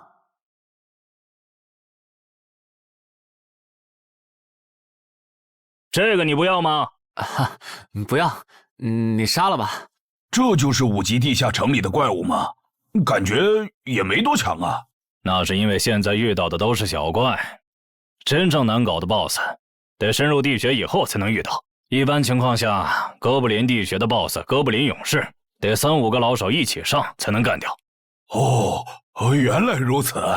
那如果这个地穴里有2只甚至更多的哥布林勇士，咱们能对付得了吗？那肯定是对付不了的。不过一个哥布林部落只会诞生1只哥布林勇士，目前全球就1对冒险者遇过双胞胎哥布林勇士，这种小概率事件咱们肯定碰不上。那我就放心了。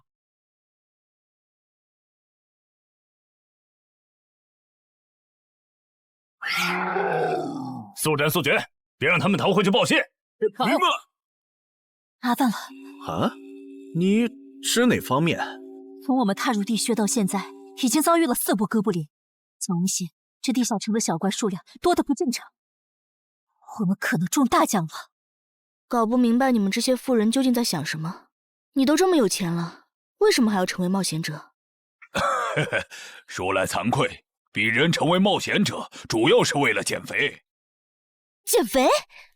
等等，减肥和成为冒险者有什么必然联系吗？这联系可大了，我特意托人问过，目前已知的职业里有一种不需要锻炼，只要打坐消耗多余的体质就可以不断变强的。你不觉得这种职业很适合我这种有钱但是又下不了苦功去锻炼的人吗？花这么多钱竟然只是为了减肥，你们有钱人的世界真难懂。你们在聊什么？嘿嘿，能让我也加入吗？哎呦，连锁子甲都准备了吗？程先生真专业。你之前进地下城的时候也穿的这一套？对啊，如果没有这套防具，我早就死在地下城里了。相反，我倒是很不理解，你们为什么不穿防具？搞定。换班了，下一波哥布林你们处理。行，接下来我们负责打头阵。评分机制，你不知道吗？在地下城内借助的外力越小，完成任务后得到的结算评级就越高。原来还有这种设定吗？我说你的脱离任务咋比我简单？原来是靠全副武装过了地下城。我看你到现在也没有几个有用称号，说白了，你就基础属性等级高些，跟新人比也强不到哪儿去。其实难搞。虽然知道野队不靠谱，但是没想到会这么不靠谱。8人组里竟然有2个新手要保护。你们3个等会儿再聊。拦路的哥布林小队已经清理掉了，可以继续前进了。好的。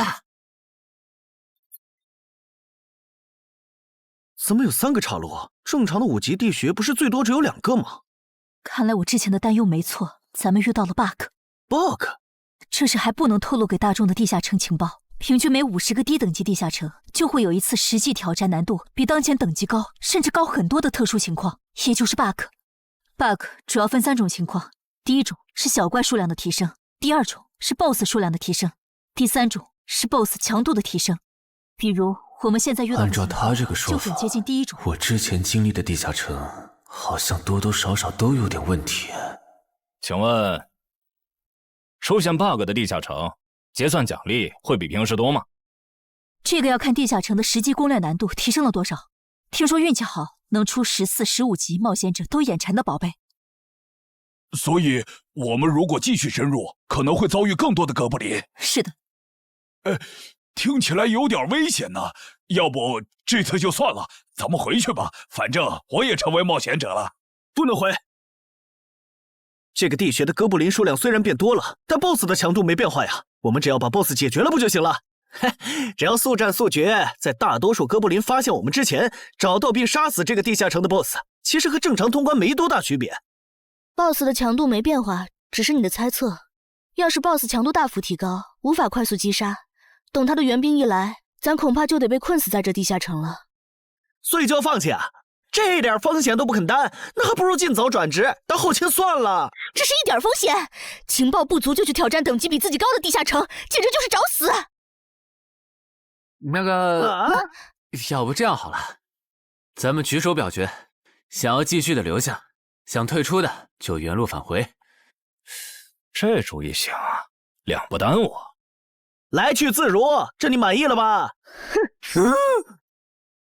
现在开始举手表决，要留下的举手。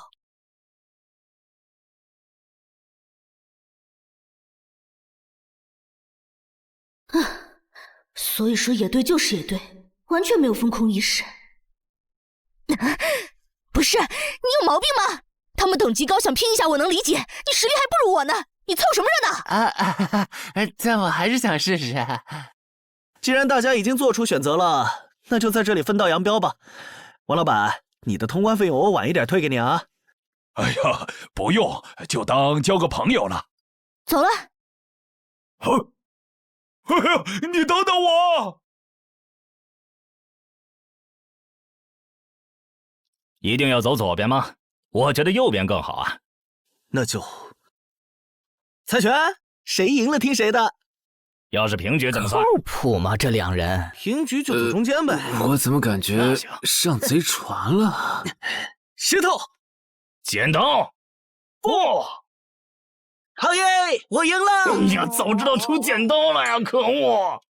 等下 BOSS 出来了，你不用上，你就负责清小怪，别让哥布林打扰我施法。没问题。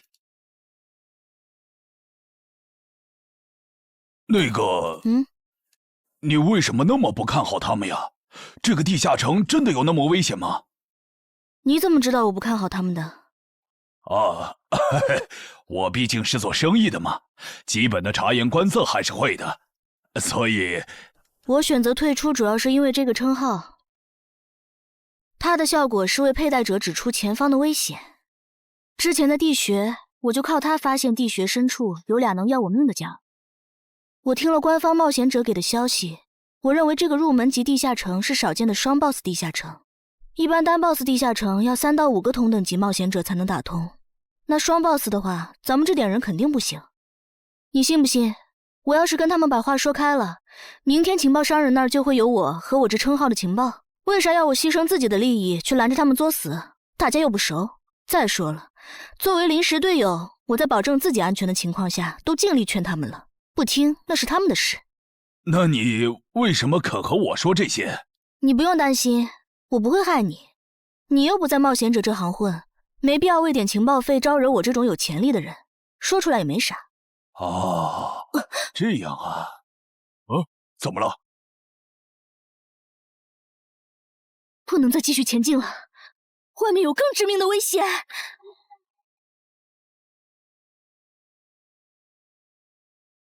2级速能法术，烈焰放。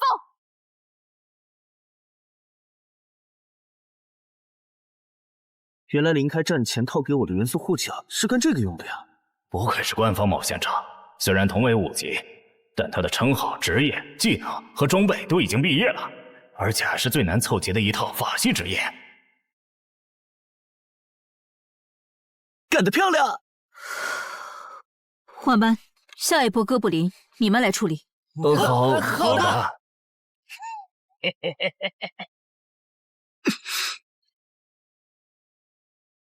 啊！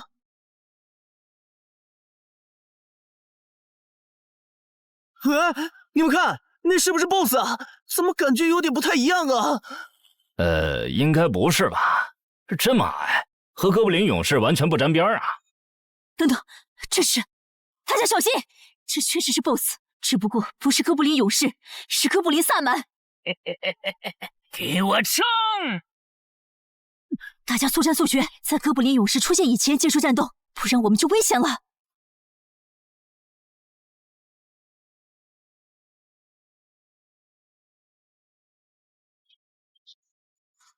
开什么玩笑！哥布林怎么也开始讲战术了？这地下城到底发生了什么？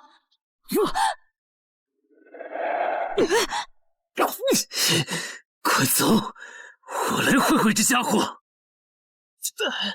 林那边好像遇到麻烦了，你们出个人去帮忙。你在开玩笑吗？这么多哥布林，我们哪抽得出人手？快去帮他们呀！这边我一个人能行。可是，走啊！你待在这儿，影响我发挥。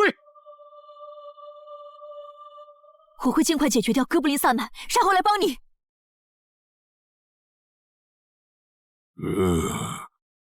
可不，现在没人能打扰我们了。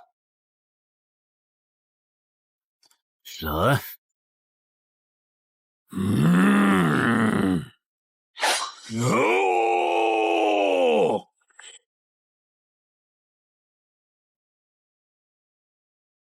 这个 BOSS 力量惊人，但太笨拙了。就算不用一步一杀，我应该也能躲过他的大部分攻击。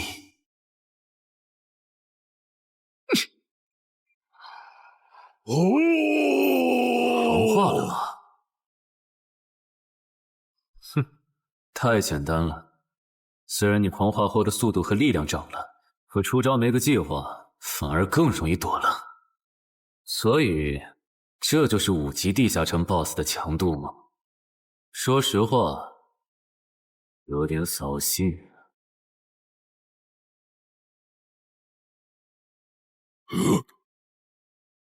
你这种程度，连当我的开胃前菜都不配。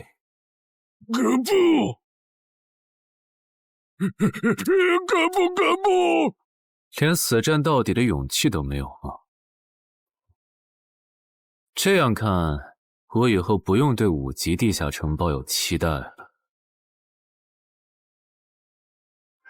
这个地区到底还有多少哥布林啊？再这样下去，我可顶不住了！林，再用一次那个火焰魔法！你以为我不想吗？那个哥布林萨满一直在用低级法术干扰我施法。啊！等一下，通关任务怎么完成了？哎，我的也是。石洞山市民解决掉了哥布林勇士。大家再撑一下，他等下应该会来支援我们。我看不见得。他既然已经完成了通关任务，就没有理由再回来冒险。那咱们也撤吧，反正通关任务已经完成了。不行，如果我们不能一鼓作气杀死哥布林萨满，那撤退的路上我们会被他们耗到死的。您说的对，现在还不能撤，大家顶住！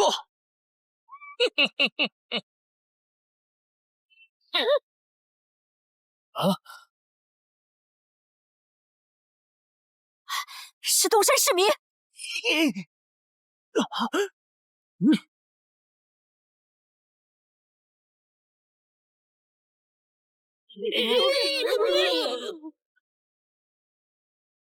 你从哪儿找来的大佬啊？双 BOSS 地下城就被他一个人打穿了？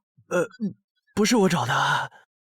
关于我的事情，麻烦大家帮忙保守秘密啊！明白。你这种有潜力的新人，容易被人盯上，等级没升上去前，确实不能太张扬。理解万岁。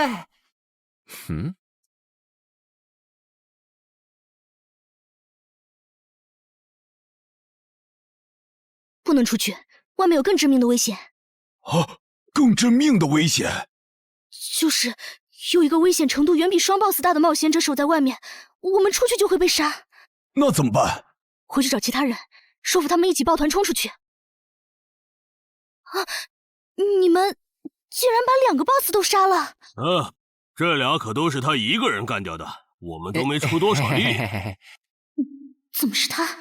我之前明明用称号确认过，他威胁不到我。等等，你怎么知道这个地下城有2个 BOSS 的？难道你刚刚一直躲在我们身后偷看？那倒没有，在你们遇到 BOSS 以前，我们就已经走到出口了。之所以知道这个地下城里有2个 BOSS， 是因为我的这个称号，他能帮我找出前面对我有威胁的存在。我就是靠他才知道这地下城有俩 BOSS 的。不是吧？你有这么好用的称号，你之前不提醒我们？我是没有直接提醒，但我有劝过你们不要继续深入地穴吧。那你为什么又折返回来？因为出口那边有一个比双 BOSS 更强、敌意更浓的高等级冒险者在堵门。啊！外面有高等级冒险者在堵门，你确定？确定。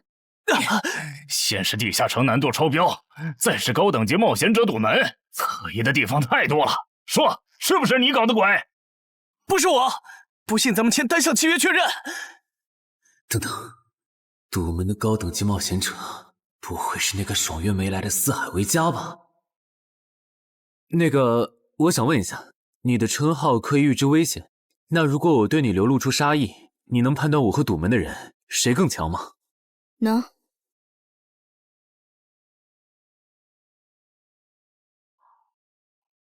现在，我和外面的那个高等级冒险者，谁强？外面的要强一些。明白了。那摆在我们面前的，就只有一条路了。大家先去结算各自的脱离和通关任务，等提升完，咱们就去和出口的堵门者拼命。也只能这样了。早知道买这个地下城会出这么多事，我当时就不该手贱。事已至此，后悔也没用了。再说，咱们这么多人，未必打不过。这都多久了，怎么还没人出来？那个通关坟场的小子不会死里边了吧？你有没有兴趣？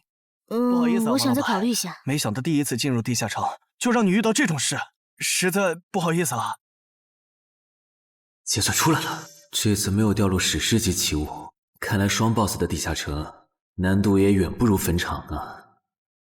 感觉下一个地下城可以跳过6级，直接尝试7级了。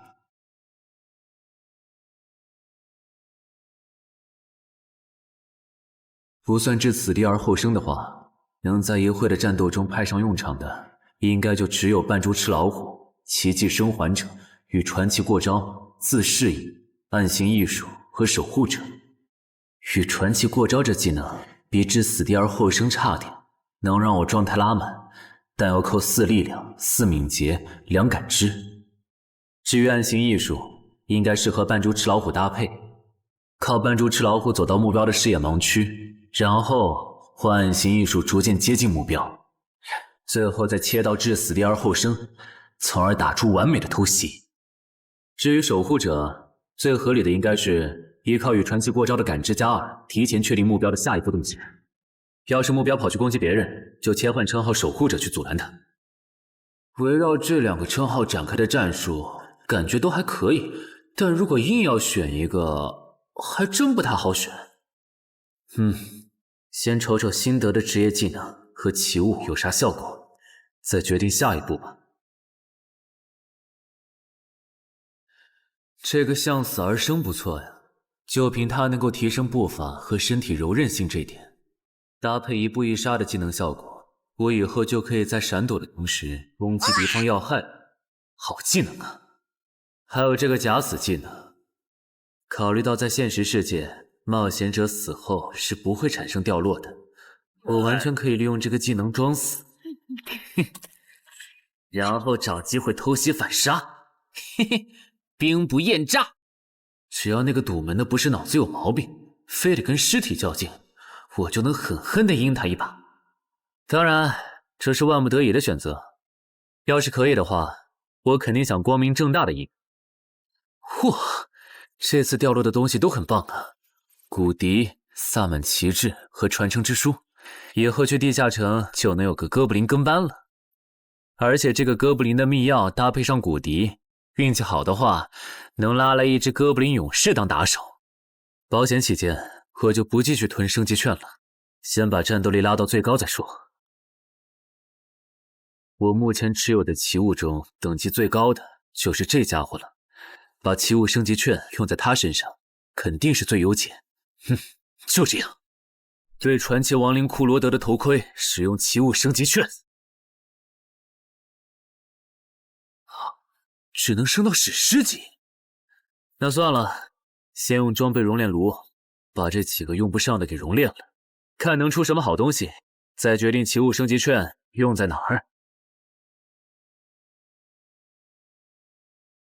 不是装备型的奇物不能熔炼，那我手里没用的装备，估计也熔不出啥好东西。没办法了，用奇物升级券提升被污染的名剑吧。使用奇物升级券。好酷的剑！头盔和武器确定了，那装备祈愿券就用在防具上吧，正好替换掉我买的锁子甲。厉害！这套铠甲穿起来比我之前用的锁子甲还轻便。东山市民，你那边完事了吗？差不多吧，你们整理完了吗？完事了，再给你们上一轮 buff，就可以出发了。你的装备好酷啊！这些都是你在这个地下城那再等我一做的吗？下，我招个怪物随从。啊！喂，别无视我呀！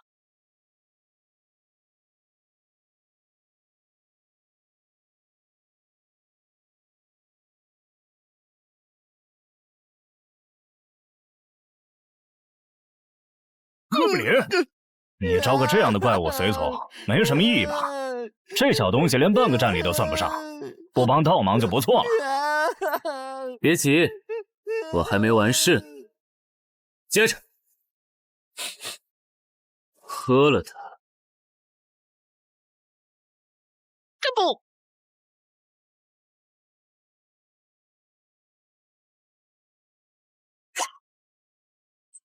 妈呀！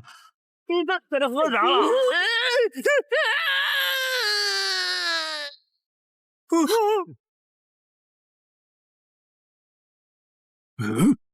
天哪，他变成 BOSS 了！那边有适合你的衣服和兵器，自己拿吧。你的随从不会失控吧？毕竟是 BOSS 级别的哥布林。不知道，不过你可以让他用称号看看这只哥布林对我们有没有敌意。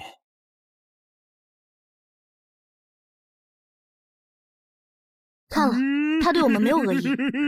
那就好。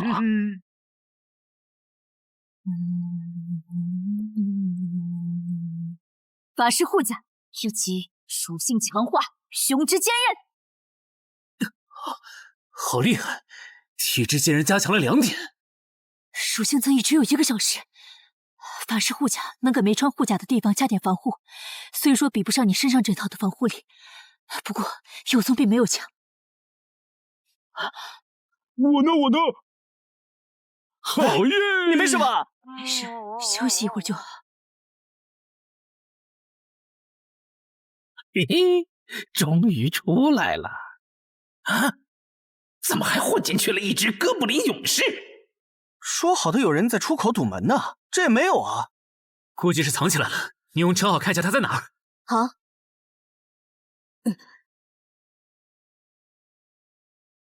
啊，找到了，他躲在1点钟方向最粗的那棵树后面。大家小心，他在入口前面放了很多捕兽夹，注意别踩到了。捕兽夹？哪里有捕兽夹？有探查类的称号吗？真是够讨厌的。原来是他，这么一来就全明白了。女妖之森刚通关，他不去那儿的黑市买通关物资，却来东山碰运气，肯定有猫腻。知道我在东山的没几个人，团队领袖跟我签了保密协议，肯定不是他。那个戴眼镜的护士也不太可能，所以是商礼还是徐茂？这个人好像有点眼熟啊！等等，你是高成勇啊？对方很有名吗？何止有名，他可是明广一带最臭名昭著的通缉犯。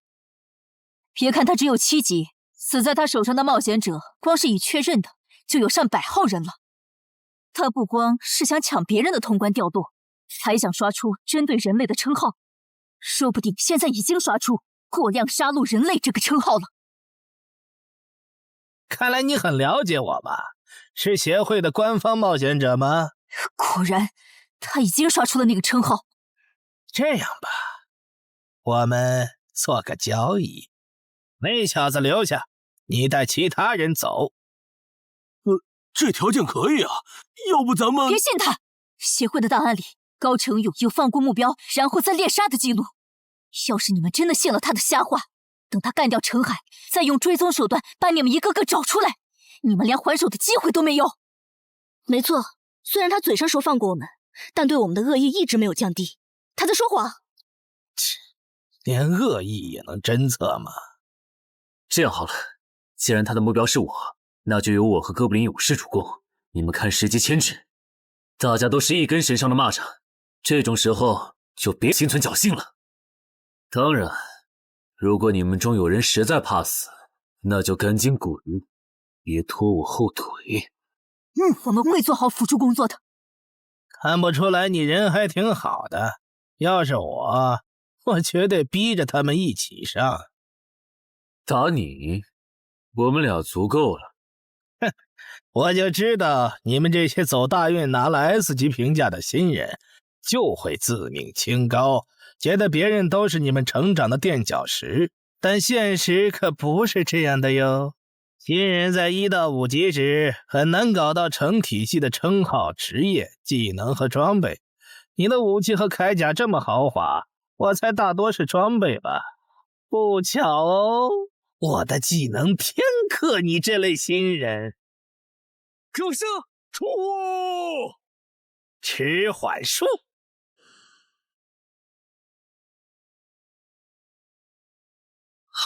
速度变慢了。这货，迟缓术可不只是速度变慢而已。遇到使用长镰这种冷门兵器的我，被上了十环术的我，也根本接不住你的招。你是这么想的吧？哼，很遗憾，如果你就只有这点东西的话，那很不幸的告诉你，今天你踢到铁板了。你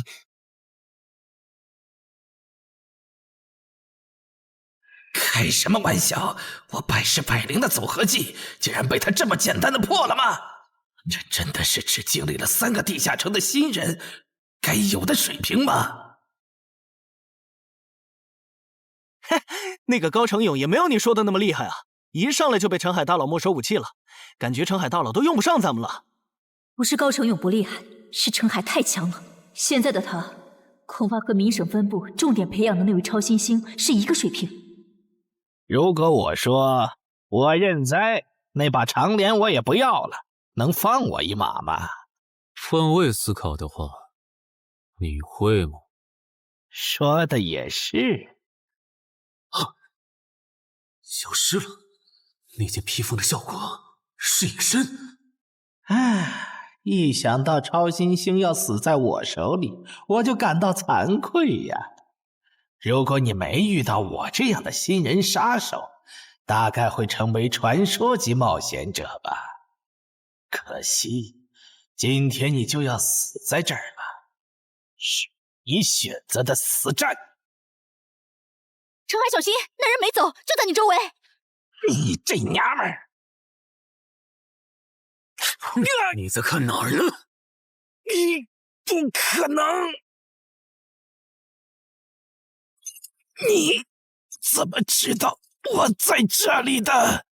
因为我感知20，你的一举一动在我这儿都是明白。蛮感知吗？这个人你来上。好嘞。老天，真是不公平！我想问一下，3人冒险者如果要加入协会，录入个人信息大概要多久？工作日的话，半天。这么看来，就是云霄市协会泄露消息的。我申请加入东山的官方冒险者协会，不过我前天口头上答应要加入云霄市的，他们还没录入我的个人信息。现在换到东山，程序上合规吗？当然，我代表东山市冒险者协会欢迎你的加入。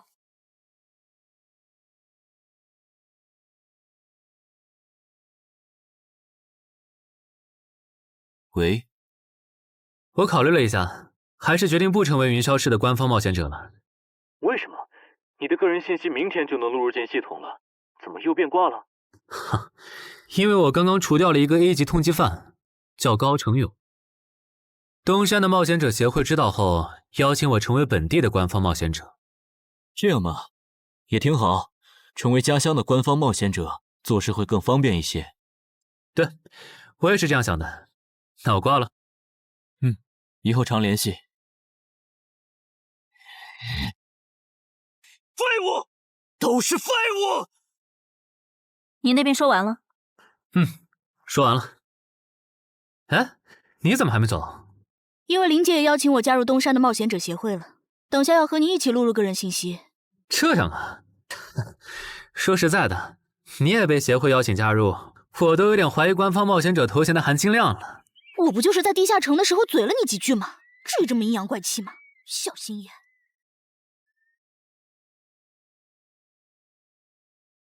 请关闭称号和职业技能，用你自己的力量对着他出拳。好。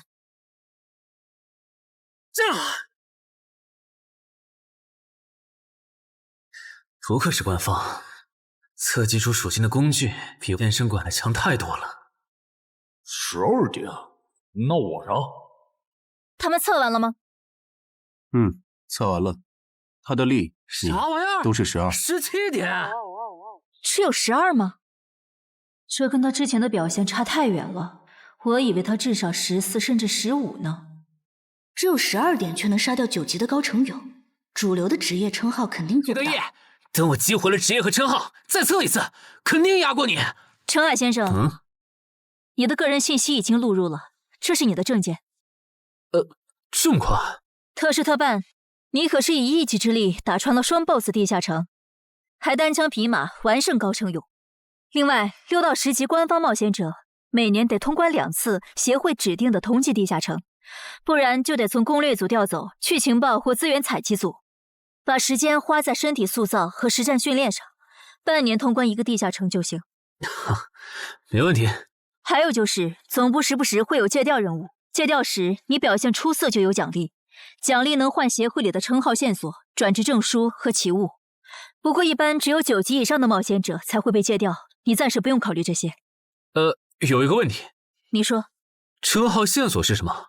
称号线索是总结好的称号获得办法，你回去用证件 UID 登内网，看看协会称号图鉴里有没有你喜欢的。要是手里有没用的奇物或图鉴里没有的称号线索，就卖给协会，换自己想要的东西。了解。对了，你打算什么时候遣散你的随从？不能在这边养吗？我这只哥布林骨笛是随机召唤哥布林啊，送回去的话，下次召来的可能就不是这只了，那我不就亏了一瓶秘药吗？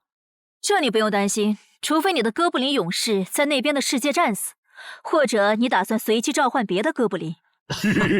原来如此。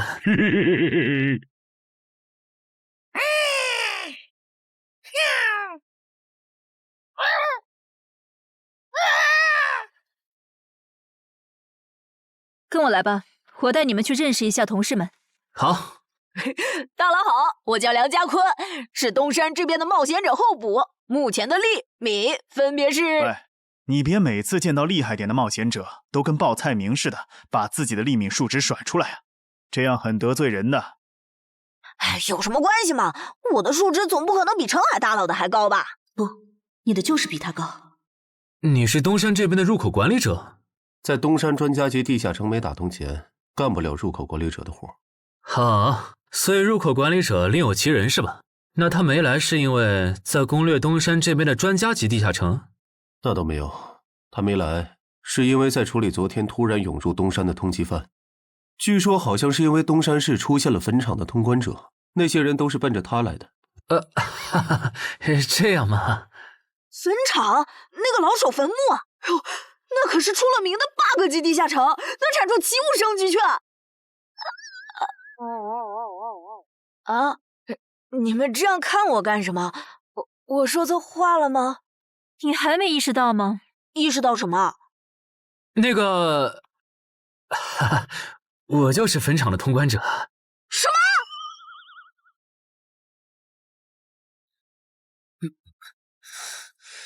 虽然已经说好这段时间把精力用在属性提升和恶补地下城知识上，但家里这个入口，我还是想有始有终，一个人单刷掉。我全力以赴的时候，大概相当于10级，完成脱离任务应该也没什么难度吧？感觉也没怎么变。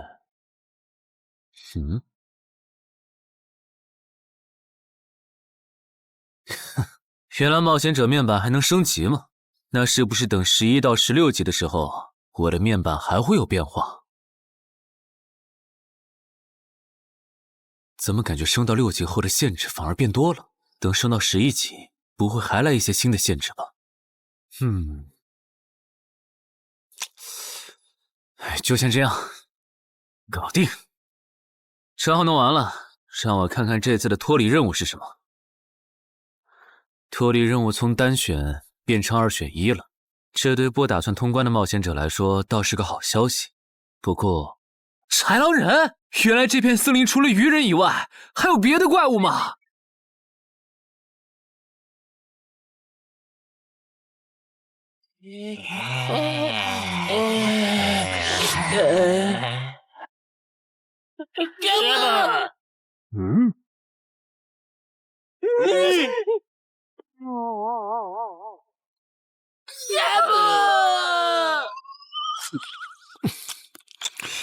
所以在你看来，那些豺狼人阴险狡诈，并且还特别喜欢欺负弱小是吗？没错没错，就是这样。这不就一群森林恶霸吗？嘿嘿，答对了。那这一次就不做和豺狼人有关的轮换任务了，先找到潮汐鱼人的孵化池，然后试试能不能通关。好了，我要问的问完了，你可以回去了。什么？我不要！你不想回去？是的。好吧，你留下来也行。好耶，好耶！让我先说好，这个地下城的挑战等级是7级，你悠着点。放心吧，我很强的。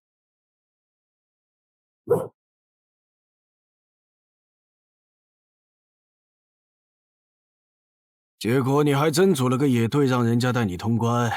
嘿，还是5级的地下城，你这胆子够大的。嘿嘿，其实还好啦，虽然中间出了一些意外，但也因祸得福，认识了2位很有潜力的冒险者。你这就是幸存者偏差。那些散人如果靠谱，我儿几就不会死在地下城里。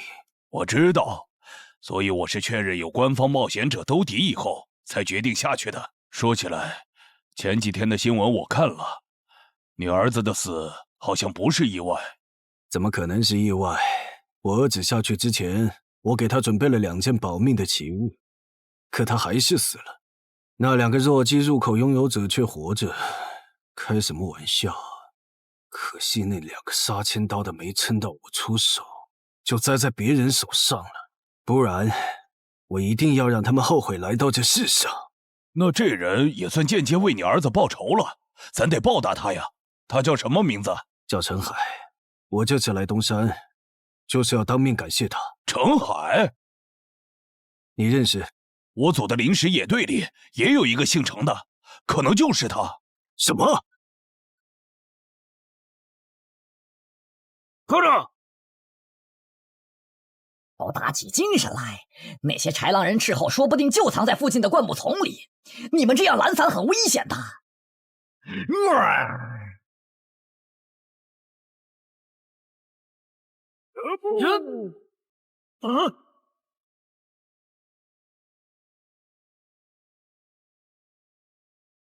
话说，你会说他们的语言吗？当然，需要我帮忙翻译吗？先不，我有一个能在这种场合上派上用场的奇物，如果它不好用，我再找你。你们的孵化池在哪？告诉我，我可以留你们一。你以为我会出卖我的族群吗？绿皮傻大个的小跟班儿！你以为我会出卖我的族群吗？绿皮傻大个的小跟班儿！有种你们就杀了我！队长死了，咕噜。别得意，领军大人会为我们报仇的，咕噜。在湖底有一个水下洞穴，穿过洞穴会抵达一个天然的地下洞窟，我们的孵化池就在那里。粪土，咕噜。这只留他一命，挂树上，之后咱们去找湖。你跑那么远干什么？人类果然都不是好东西。那个冒险者很强。不好，是白战的霍格。去通知游击队，把湖里的鱼人引出来，给这个冒险者创造破坏孵化池的机会。好的，霍格老大。至于你，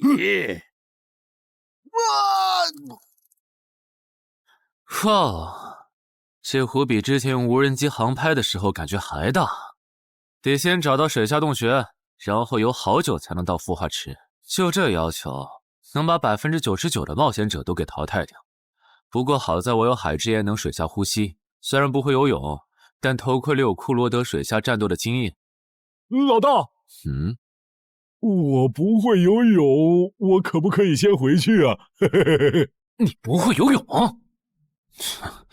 行吧，那我先送你回去。哎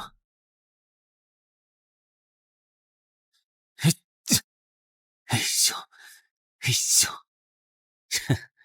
好了，热身完毕，那出发了。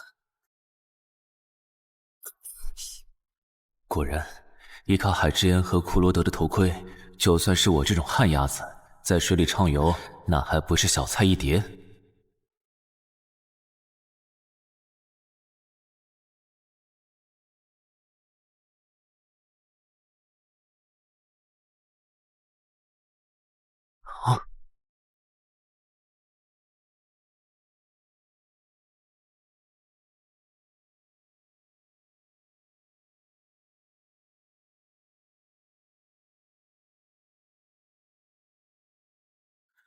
常驻脱离任务完成了，看来这里就是鱼人的孵化池了。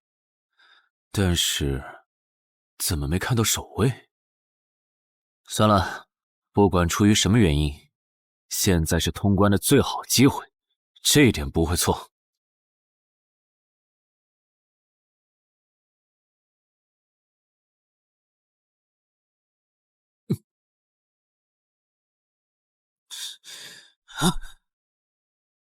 就一个咕噜，有点不够分呐，咕噜。都过去这么久了，竟然还有不知死活的笨蛋想要捣毁孵化池，咕噜。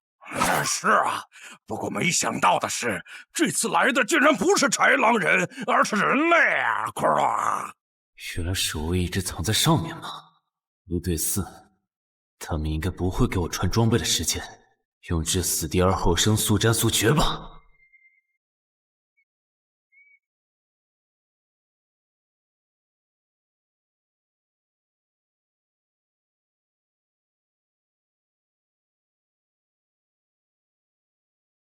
有人类闯入孵化池！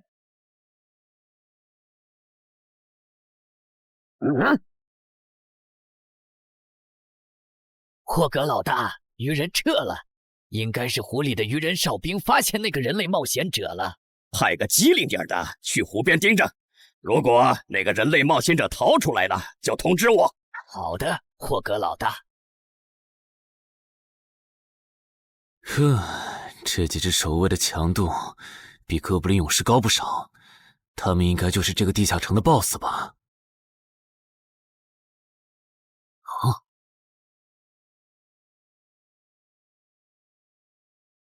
？6到10级这个阶段的地下城 BOSS， 通常可以划分为团队增益型和个体高战型2类。前者实力一般，但可以为同种族个体提升综合实力。独狼面对这种类型的 BOSS， 几乎很难靠一己之力通关。每次上我的课，你不是翘课就是打哈欠，怎么？我的课有那么无聊吗？但你今天讲的内容之前不是讲过吗？你要是说点11级以后的常识，我说不定会认真听。你以为我喜欢讲这些？还不是因为你们这些莽夫！CJ 的超新星不自大，不单人去调高等级地下城，就不会被 BOSS 弄死。公司也不会把我临时叫过来给你们突击补课了。什么？顺朕死了？是啊，你这几天没上论坛吗？大家都吵翻天了，说他的死浪费了 CJ 对他的投资。这我还真不知道，到底怎么回事？你快和我说说。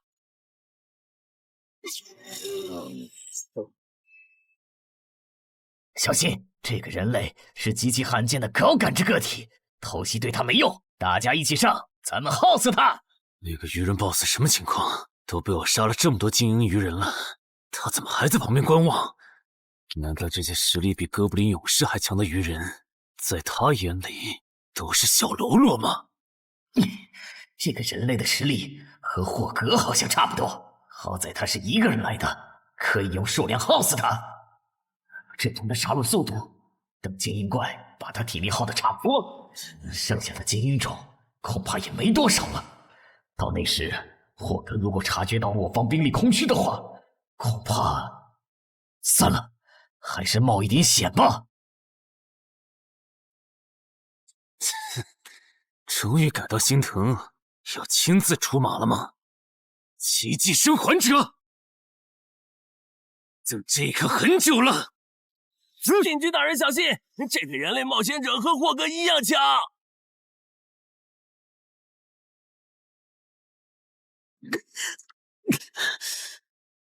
很好。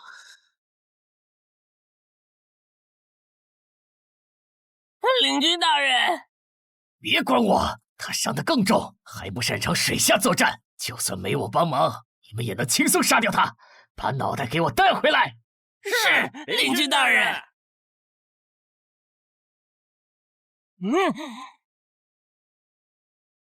那个人类不是重伤了吗？他咋能这么快逃到这儿，还迅速干掉鱼人哨兵的？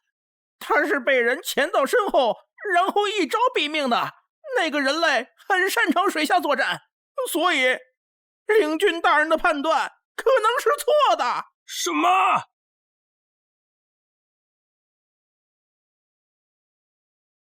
该死，总算活着逃出来了，多亏了这个奇迹生还者呀，不然我就得交代在这儿了。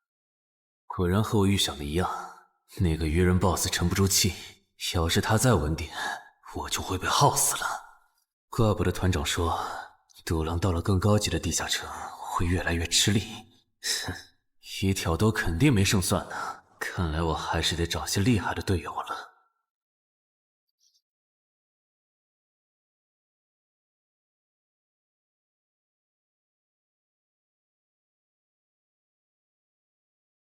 那个人类冒险者活着回来了，他现在是什么状态？我不敢靠得太近，怕被发现，但可以确定他伤得很重。嘿嘿，重伤的冒险者嘛。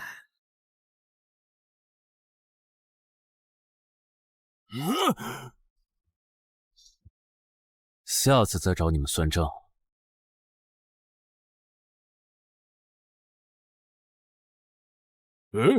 已经结束了。失败了，孵化池里的鱼人太多了，我一个人杀不完。我刚才翻了下你们的传承之书，如果你的战斗累积到一定场次，会升阶为更高等级的百战哥布林。以后你就用这把剑斩杀和你实力差不多的地下城怪物。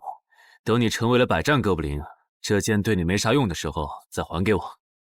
那您用什么？哼，我用这个。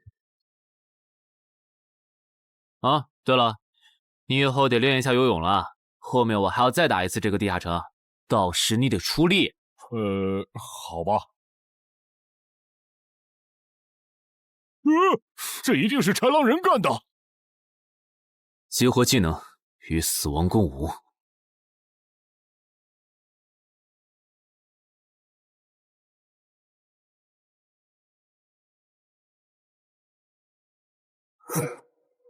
都缴破绽！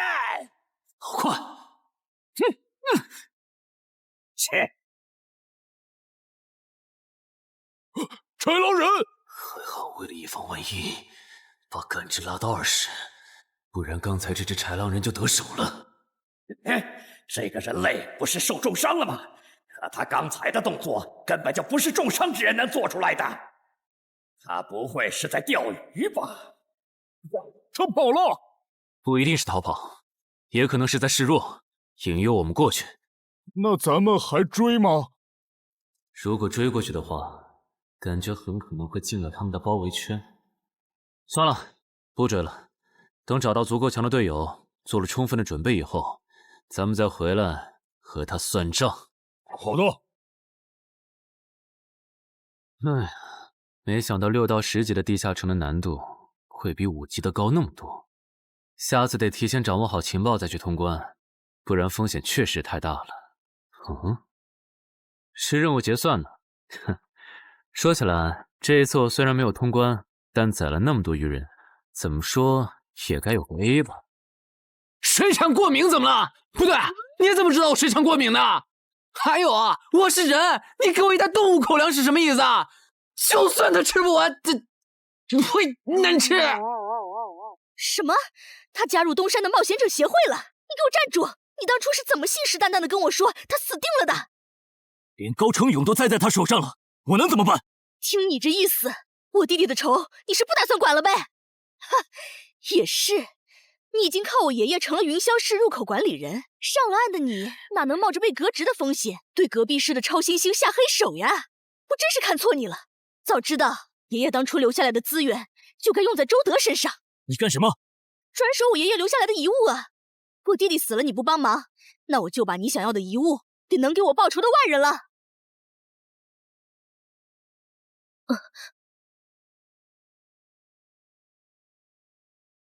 361、362、363。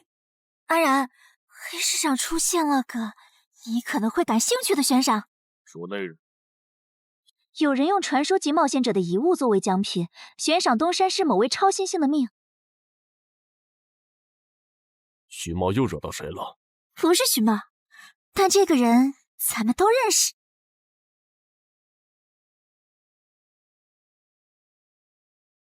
喂，陈海哥，你被人盯上了。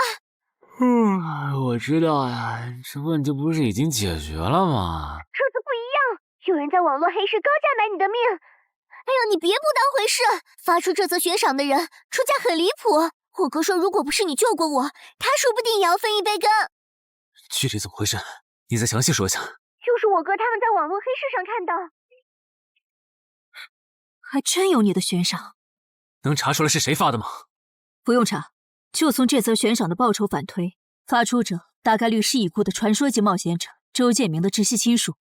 你怎么和他们结上仇的？他们为了你把遗物都掏出来了。不知道啊，我都没听过这个人。行吧，那我现在联系老大，让他说服对面撤掉这则悬赏。如果是误会的话，看能不能让老大组个局帮你澄清一下。好的，那拜托了。对了，这几天你就待在协会吧。传说级冒险者的遗物一定会吸引很多人铤而走险。被人捷足先登了？不对，这里似乎没发生战斗。看来那个叫程海的，当时应该在攻略自己家里的地下城。真不知道他是幸运还是不幸。虽然因为家里的地下城躲过了第一波袭击，但被堵在地下城里的话，他连逃都没地方逃。除了我和目标以外，这个地下城还有4个人，不知道是敌是友。你卑鄙！哪有你们人类有病？我不就派了个斥候守在出口吗？至于让你们杀过来吗？搞得我现在受伤不说，手底下的兵也被消耗的差不多了。如果昨天那个冒险者又回来了，不行，留得青山在，不愁没柴烧。这点不能待了，得赶紧走。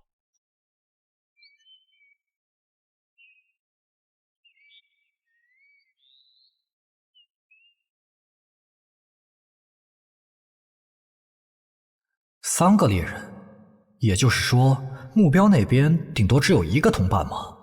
哈哈，这么看的话，这个游戏变得更有意思了。安教练，你找我？对，程海被悬赏的事你知道吧？知道。那正好，你给程海打个电话，如果他不知道自己被悬赏了，随便挑个6到10级地下城，邀请他和你一起打。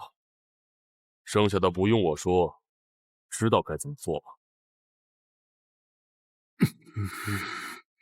徐茂打过来的，肯定因为悬赏的事，不知道他是来提醒我的，还是来试探我的。哎呀，算了，还是不接了。反正家里地下城入口这次肯定是暴露了。要是之后问起来，我就说在攻略家里的地下城。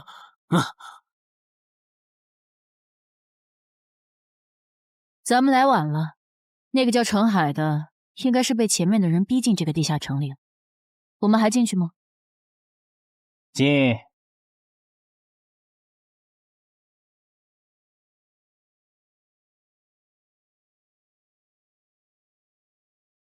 又进来2个人。等等，这个轮换脱离任务怎么变得无法完成了？难道说这个地下城的经营豺狼人已经被杀到不足5匹了？你好，那边的人让我问你，要不要一起开个会？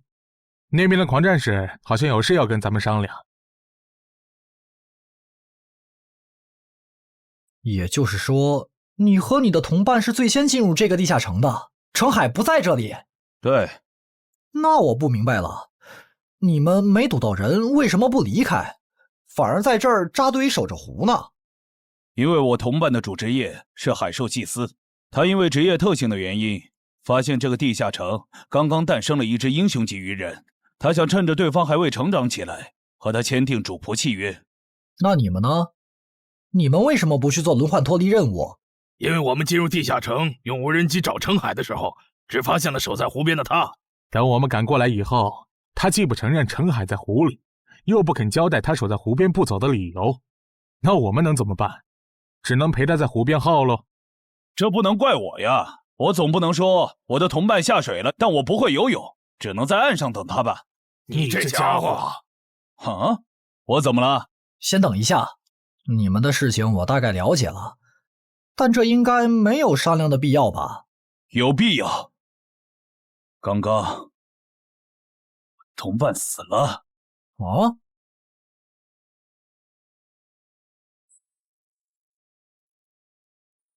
力量涌上来了。这样的食物外面有很多吗？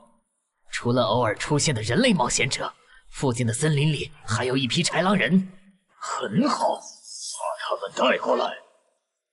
现在恐怕不行，因为昨天和今天的冒险者已经把我们的兵力削弱到无法和豺狼人抗衡了。那需要多久？50个日升和日落。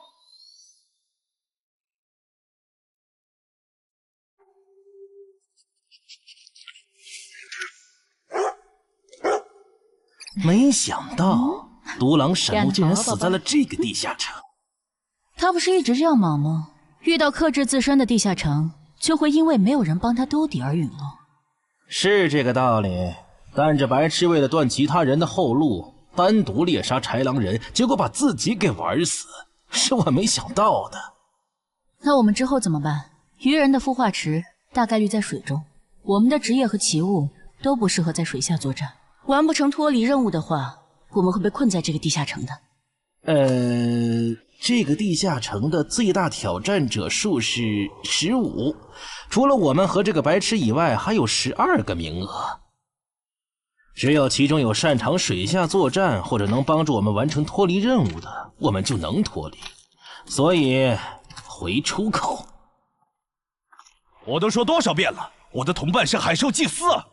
这个职业的水下作战能力很强，以他的实力，不可能连逃回来都做不到。这个地下城绝对不正常。关键是现在要离开这个地下城，只能靠常驻脱离任务，这下麻烦了呀！回出口吧，排除掉那个搞崩了轮换任务的王八蛋，这个地下城还能再进7个人，说不定其他人里面就有能帮助我们完成脱离任务的。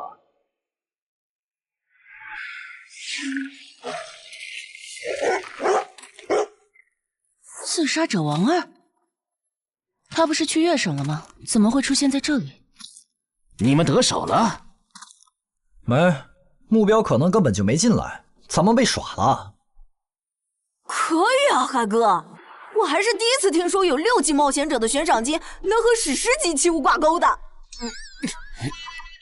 这又不是什么值得骄傲的事，而且不管从哪个角度看，官方冒险者被公开悬赏这件事都太奇怪了吧？你这么一说，倒确实是。虽然冒险者适用的法律和普通人不太一样，但官方冒险者被公开悬赏这种事，我也是第一次见。因为悬赏的发起人很特殊，他是已故传说级冒险者周建明的孙女，而周建明就死在天门入口翻船事件中。好冲啊！上吧！所以，战死在天门的周建明的后人才会继承遗物，拥有诸多特权。对，又因为周建明的孙子死在了坟场，而你又救出了2个本不可能活着的一般士兵，堵死了他弟弟的生路，所以周建明的孙女才会迁怒于你，想要你死的。照你这说法，我们的矛盾岂不是化解不开了？那倒不至于，老大已经约了民省负责人，也就是周建明的旧友，还有发布者，一起谈这件事情了。快的话，下午就能谈出个结果了。我们没来晚吧？没，刚刚好。嘿嘿，那就好。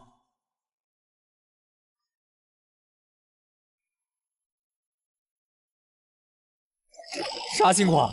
怎么进不去？刚刚那个人还可以的，不会刚好到我就满员不让进了吧？我觉得我们现在得团结起来，一起完成任务。话说，你们找到程海了没？他根本不在里面。啥？程海不在这个地下城，脱离任务需要下水才能完成。对，本来轮换任务不用下水的，现在任务推进不了，只能等入口翻转以后再进去了。关键是这片森林里的物资可能不够我们撑到入口翻转的那一天。那怎么办？有人的物品栏里带了足量的食物和水吗？我可以高价收。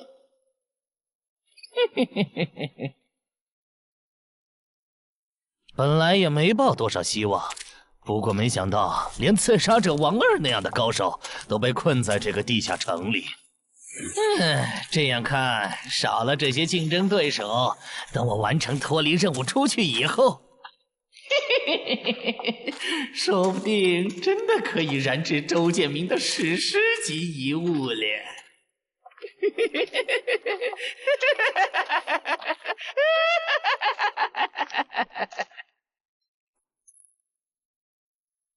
什么？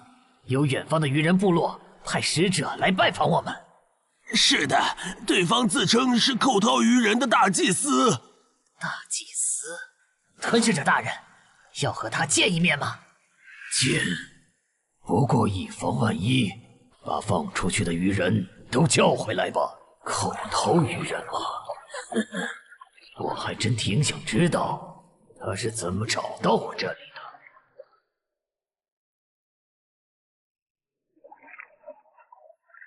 领军大人答应见你了，跟我来吧。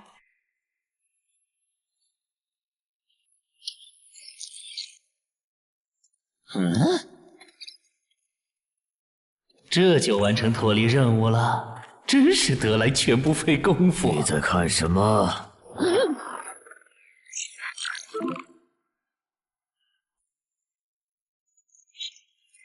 英雄级单位，7级地下城怎么会有英雄级单位？你在发什么呆？吞噬者大人问你话呢。别慌，他们看不到我的任务面板，只要找个理由搪塞过去。理由有了。本祭司拜访过很多愚人部落，但像你们这样能把孵化池放在地表生物完全无法到达的部落，我还是第一次见，一时有些惊讶。这样啊，那不怪你，毕竟不是哪一只愚人都能找到这样的风水宝地。嘿嘿，不对，他有问题。天赋不会说谎，打他出现在我视野里的那一刻开始，我的天赋就一直在提醒我，吃掉他，我还能再升一级。我的天赋是不会对同种族的愚人同胞生效的，他根本就不是愚人。如果不是那个叫程海的圣母心泛滥，我弟弟才是最有可能完成脱离的人。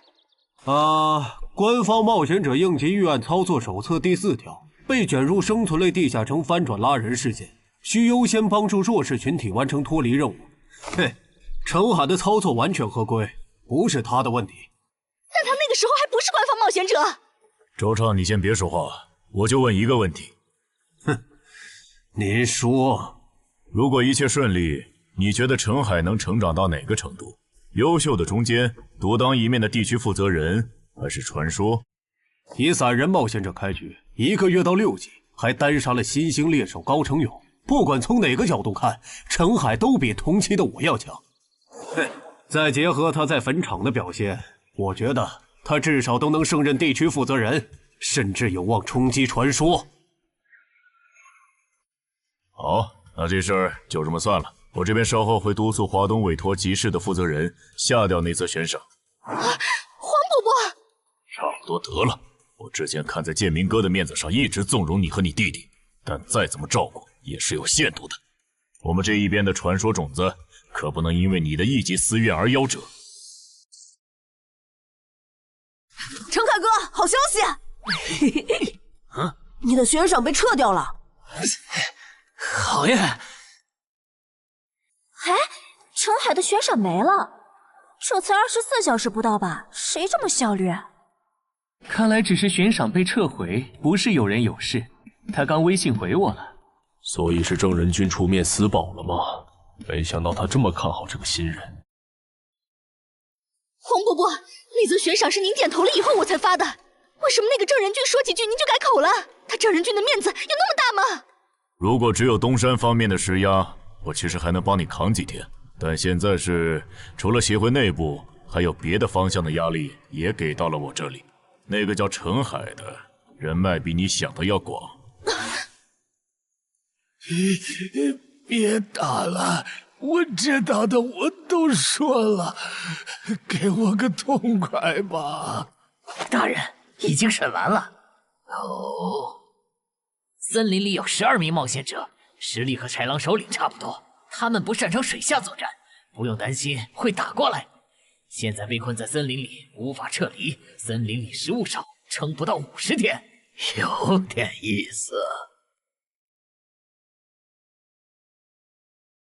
这位就是东山市的入口管理者邓仁君，你的事就是他出面说和的。谢谢郑哥。客气。虽然华东委托集市已经撤掉了针对你的悬赏，但保险起见，未来2个月你还是别出这栋楼了。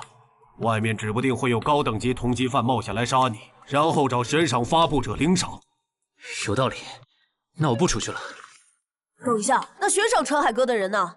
这种坏规矩的事，他难道就没有处罚吗？发布者毕竟是周建明的孙女，官方不太好处罚的。不过对她丈夫伤礼的处罚，过段时间会下来。她应该当不了云霄市的入口管理者了。周建明遗物的保管权现在归民省负责人黄省了。虽说所有者还是周畅，但以后交易赠与都得在黄省监督下进行，这样他就没法再给你使坏了。对了，我家有一个7级的地下城入口，距离反转还有50天。既然未来2个月我都要住在这里，那我用不上了，我选择上交。什么？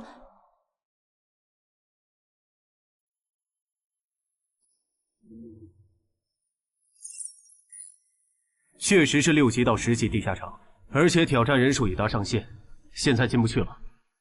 哼，有意思。让后勤部过来安装几个微型摄像头，之后如果有人从这个地下城脱离，你就通知我。那程海呢？按规章制度来。你隐瞒了地下城入口，违反官方冒险者的规定。不过念在你中途才进协会，又没培训过，就从轻发落。等你到9级时，多接一次协会例行任务就行。对于这个处罚标准，你能接受吗？能。还有就是，从明天开始，你要和常经川、梁家宽一起上地下城相关的常识课，早上8点，别迟到了。好。什么？他们还对你做了内部处罚？真过分！明明没有造成影响，而且陈海哥，你跟他们报备的时间也不算晚啊，为什么要处罚你？因为相关条例就是这样，而且他们的处罚程度也很轻，所以也还好吧。相比起来，我更担心那些进地下城的赏金猎人。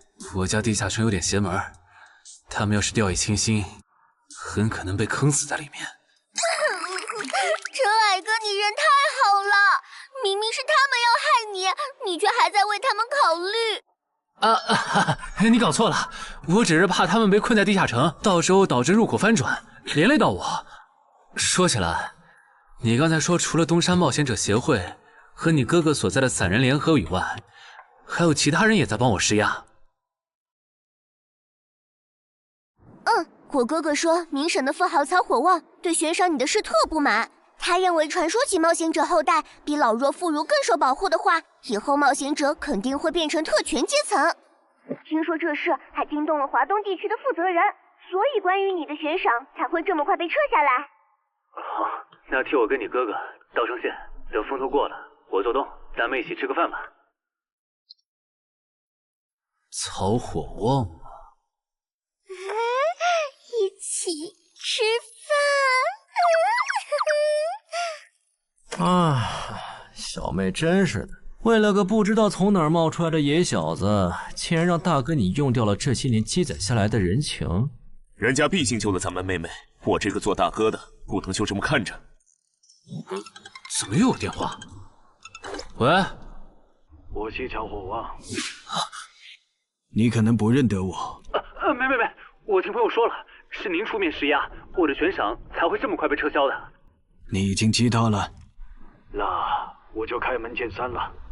您说，我儿子死在了女妖之身，我调查到那个所有者后来被你杀死了，这样看你算是帮我儿子报了仇，所以咱们现在谁也不欠谁的，账清了。我今天给你电话是有别的事，我想以一介商人的身份和你谈一笔生意。简单点说，我和朋友都觉得你有前途，打算重点投资你。你以后要是成了地区负责人，选辖区时可以适当听取我们的建议。如果你觉得可以谈，咱们线下细聊。我是基础属性与称号常识课的客座讲师朱伟，很高兴认识大家。开始前，我想问大家一个问题：你们觉得对于新人冒险者来说，力、敏、体、智、感、魅这6种属性哪个最重要？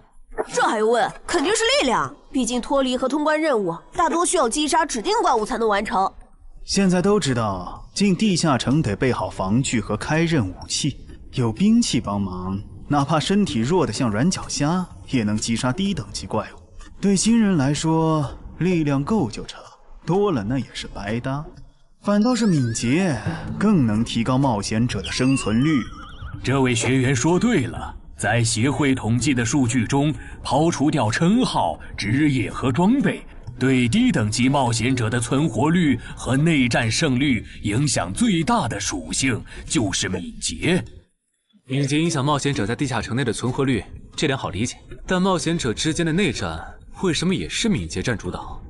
很简单，低等级冒险者的称号、职业和装备都不成套，没法弄出有效的攻防体系，所以他们内战时谁先动手谁赢面大。这时候敏捷就很关键了。原来如此，怪不得我遇到的秃鹫和通缉犯不是速度很快，就是打法非常克制、速度快的冒险者。原来点在这里。极限加敏捷的冒险者到6到10级就不好使了。一是这阶段冒险者能靠地下城掉落完美攻防，二是地下城等级一高，怪物种类和数量猛涨，光靠敏捷自己单干没法应对任务和怪物都变强的新情况。那6到10级这个阶段，哪种属性收益最大？6级之后，除了必定作为攻略组核心的超新星以外，其他冒险者都得按团队需求调整自己。这时候别管啥属性收益高，得看团队要你咋发展。原来如此。但不同属性之间多少会有一个模糊的价值差吧？比如同样是1点属性，加在感知和加在力量上，谁更划算？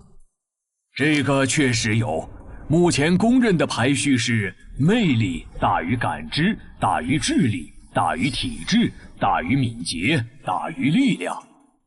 魅力最高，为什么？我也不知道，不过这个排序是传说们公认的。作为金字塔最顶层的冒险者，他们的判断必定有其缘由。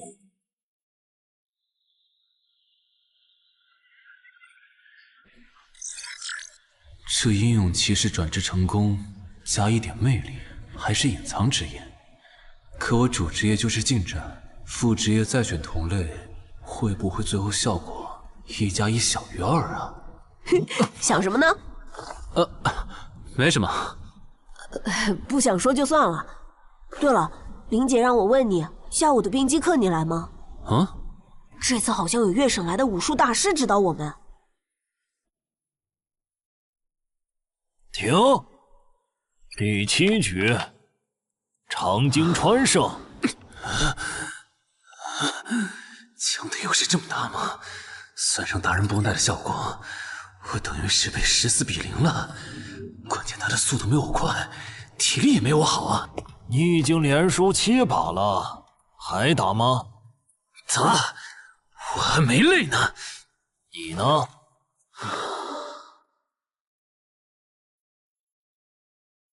打。好，休息3分钟，然后继续。怎么感觉不用称号和职业技能的陈海哥表现还不如我啊？你说的没错，他做了个基础身体塑造，就去女妖之森了。靠着地下城和坟场暴走事件，成了华东新星。要是光论基本功，他确实比不上你。啊，这样吗？哼，不过作为冰姬的门外汉，他的表现已经足够出色了。他现在已经能一步步跟上常青川的节奏了。我估计5局之后，他应该就会开始赢了。行，第8局常青川胜。开什么玩笑？这才10局不到，他就变得比梁家坤强了。他的智力到底有多高？就不是打法的问题。如果我的爆发力再强一点，刚才那一局说不定能赢。陈海，啊，下一局你用称号和职业技能吧。你确定？确定。我想更直观的感受我和超新星的差距。常青川亮称号了。什么？他们好像要来真的。行吧，老爷爷，您往旁边站一点，我怕待会儿打起来会碰到您。不用顾及我。好吧，那我尽量快点结束。置死地而后生，看起来好像是增加爆发力的称号。我准备好了，你先攻吗？不用。好。来吧，让我领教一下超新星的含金量。那你不要眨眼哦，现在的我比之前快多了。好快，我出手更快。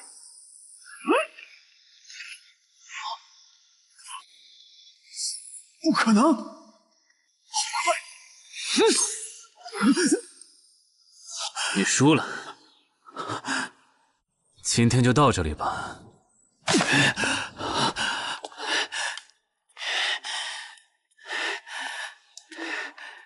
喂，我完事了，换班换班。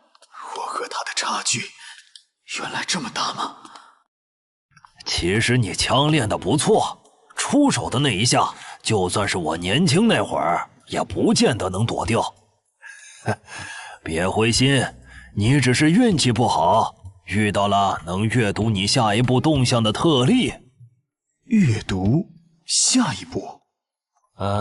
展开来说就是，人在出招时破绽最大，能抓住这个瞬间的人，轻松就能无招胜有招。使用者必须要在对手出招前阅读到对方的下一步动作。有这份眼力的武术家呀，还在世的不超过5个人，所以你输得不远。陈海哥，你刚才那招叫啥？好酷啊！没想到一个没练过武的门外汉，竟然也能掌握这一招。他真的只是个普通的冒险者吗？陈海哥，你也太牛了吧！你是没看到败给你以后，常青川的臭屁男的脸色有多……臭屁男？常青川，我可以坐在这里吗？当然可以。其实，我原本是把你当做我的竞争对手的，但现在看来是我没眼力见了。以你的实力和潜力，东山这种小地方根本就留不下你。这不明摆着吗？坟场那种全球公认的 bug 级地下城都被陈海哥打通了，他肯定不会自降身份来跟咱抢下任东山市入口管理者的位子呀。说不定到那个时候，他已经是1手负责人了。喂，等一下，你说他以后能成为传说级冒险者，我不反对，但1手负责人，这俩人真吵啊！你问我副职业怎么选？哎，对，我这不是6级了吗？之前探索地下城的时候，发现冒险者面板升级了，除了在用的职业以外，我还可以再激活一个副职业。但我不知道副职业该怎么选，所以来问问你。这个在主副职业常识课上会讲。不过你既然问了，那我就简单说下。一般来说，冒险者主职业分常见和隐藏2种。常见职业很多，进阶方法也大都搞清楚了。你的主职业要是常见的，去内网一搜就知道和哪个副职业最配了。那如果主职业是隐藏职业呢？果然，你是隐藏职业。隐藏职业因其获取难度，目前协会只掌握了个别职业的最优路径，其余的就只能凭感觉来了。啊？凭感觉？那如果选错了，后续不就完蛋了？谁也打不过了呀？不一定。毕竟常规职业冒险者，就算是成为传说，实力也只能排到中等偏下这样。如果你真是隐藏职业，只要没选和主职业互拖后腿的副职业，那上限就不会低。说起来，有一些隐藏职业甚至不需要副职业就能直指传说，甚至还是上位传说。这样吗？不过这种，就算在隐藏职业里也是非常稀有的，就像巴门的寒食。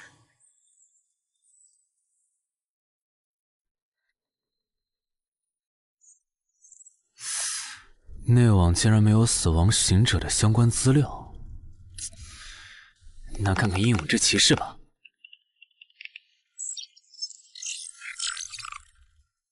没想到我手通坟场得到的转职道具，竟然在全球冒险者圈子里被无数人追逐。看他们的评论，这个转职徽章除了挑战难度高的离谱以外，没有别的缺点，而且挑战次数也没有限制。那么只要转职成功，就必然能成为上位传说。嘿嘿嘿。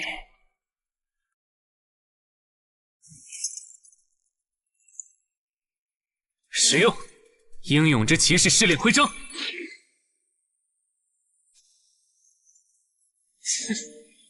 那么，出发吧。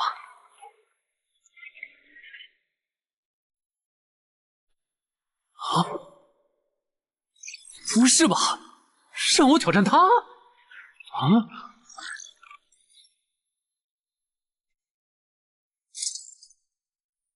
直接开始了这就，这个任务描述啥意思呀？是要撑过10分钟吗？还是用10分钟得到他的承认？啊！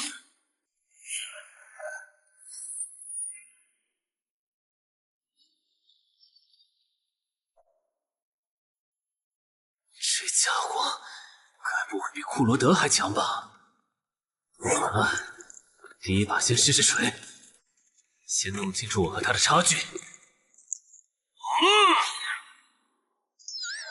这谁能撑过10分钟啊？我这种配置都3分钟嗝屁，10级以下，我不信有人能完成试炼。感觉得换个能保命的称号，但那样感知就不够18点，没法开一步一杀的隐藏效果。这么搞下来，说不定输得更厉害。我不是还有那个吗？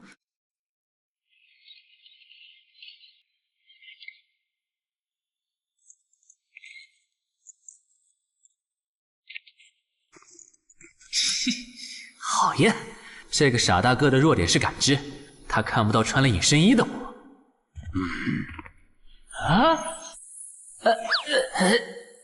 那是什么？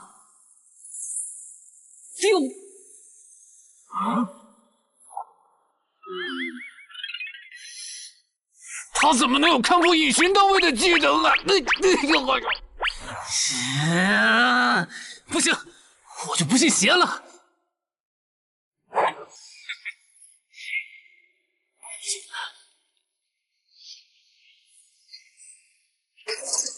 混蛋！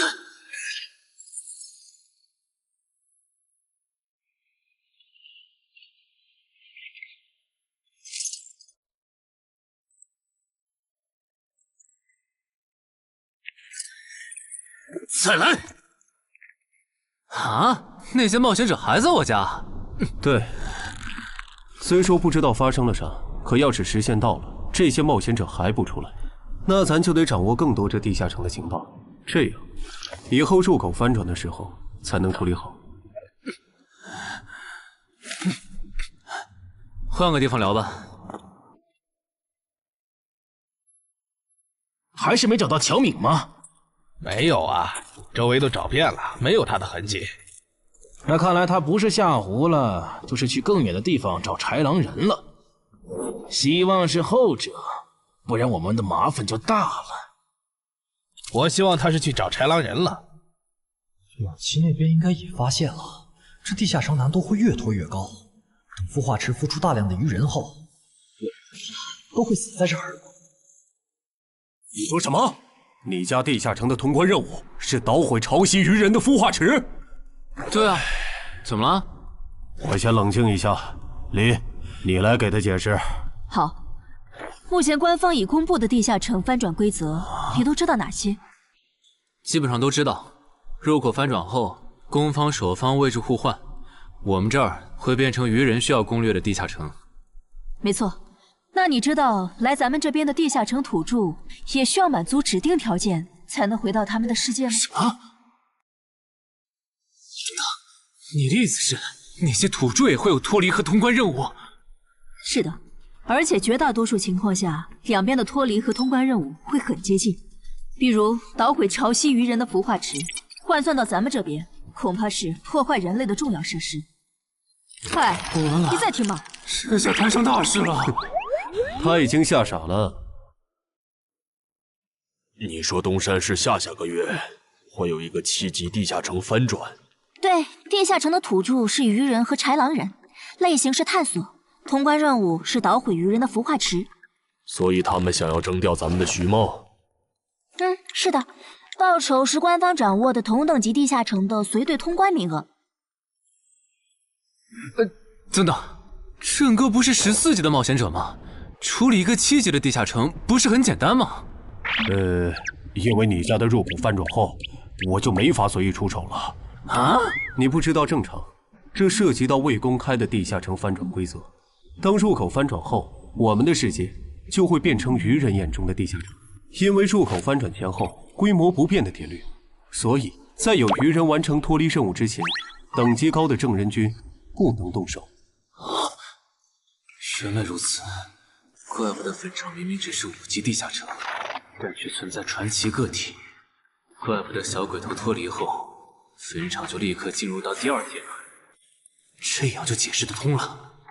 这个规则不是强制性的，我不能出手，主要还是因为有人曾经尝试过这样做，结果导致入口等级提升，对面的高等级个体也能来到我们的世界。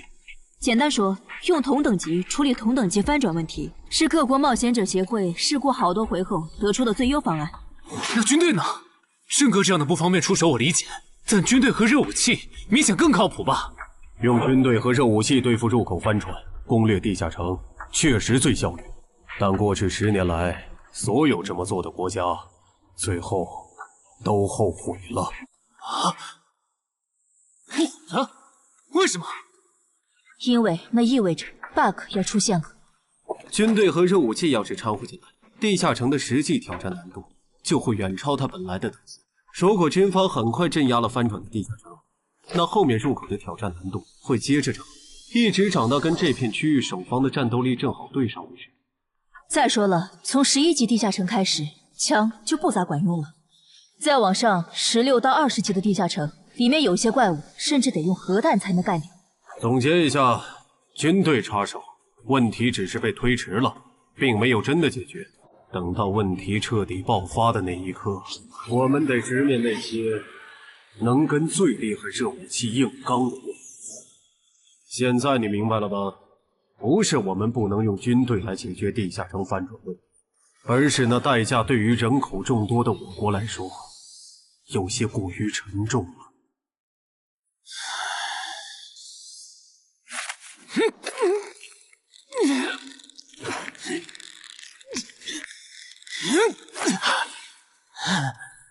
陈海哥这也太拼了吧！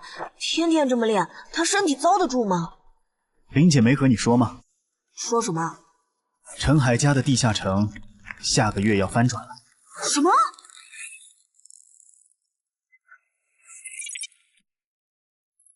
你那边怎么样了？老样子，湖里的鱼人不肯上岸。我猜这个地下城的 BOSS 已经察觉到我们被困了。正常发展的话，那些鱼人应该会在最后几天发起进攻吧？其他人呢？他们怎么看？都蛮乐观的。乔敏的失踪并没有引起他们的警觉。唉，那这下不好办了。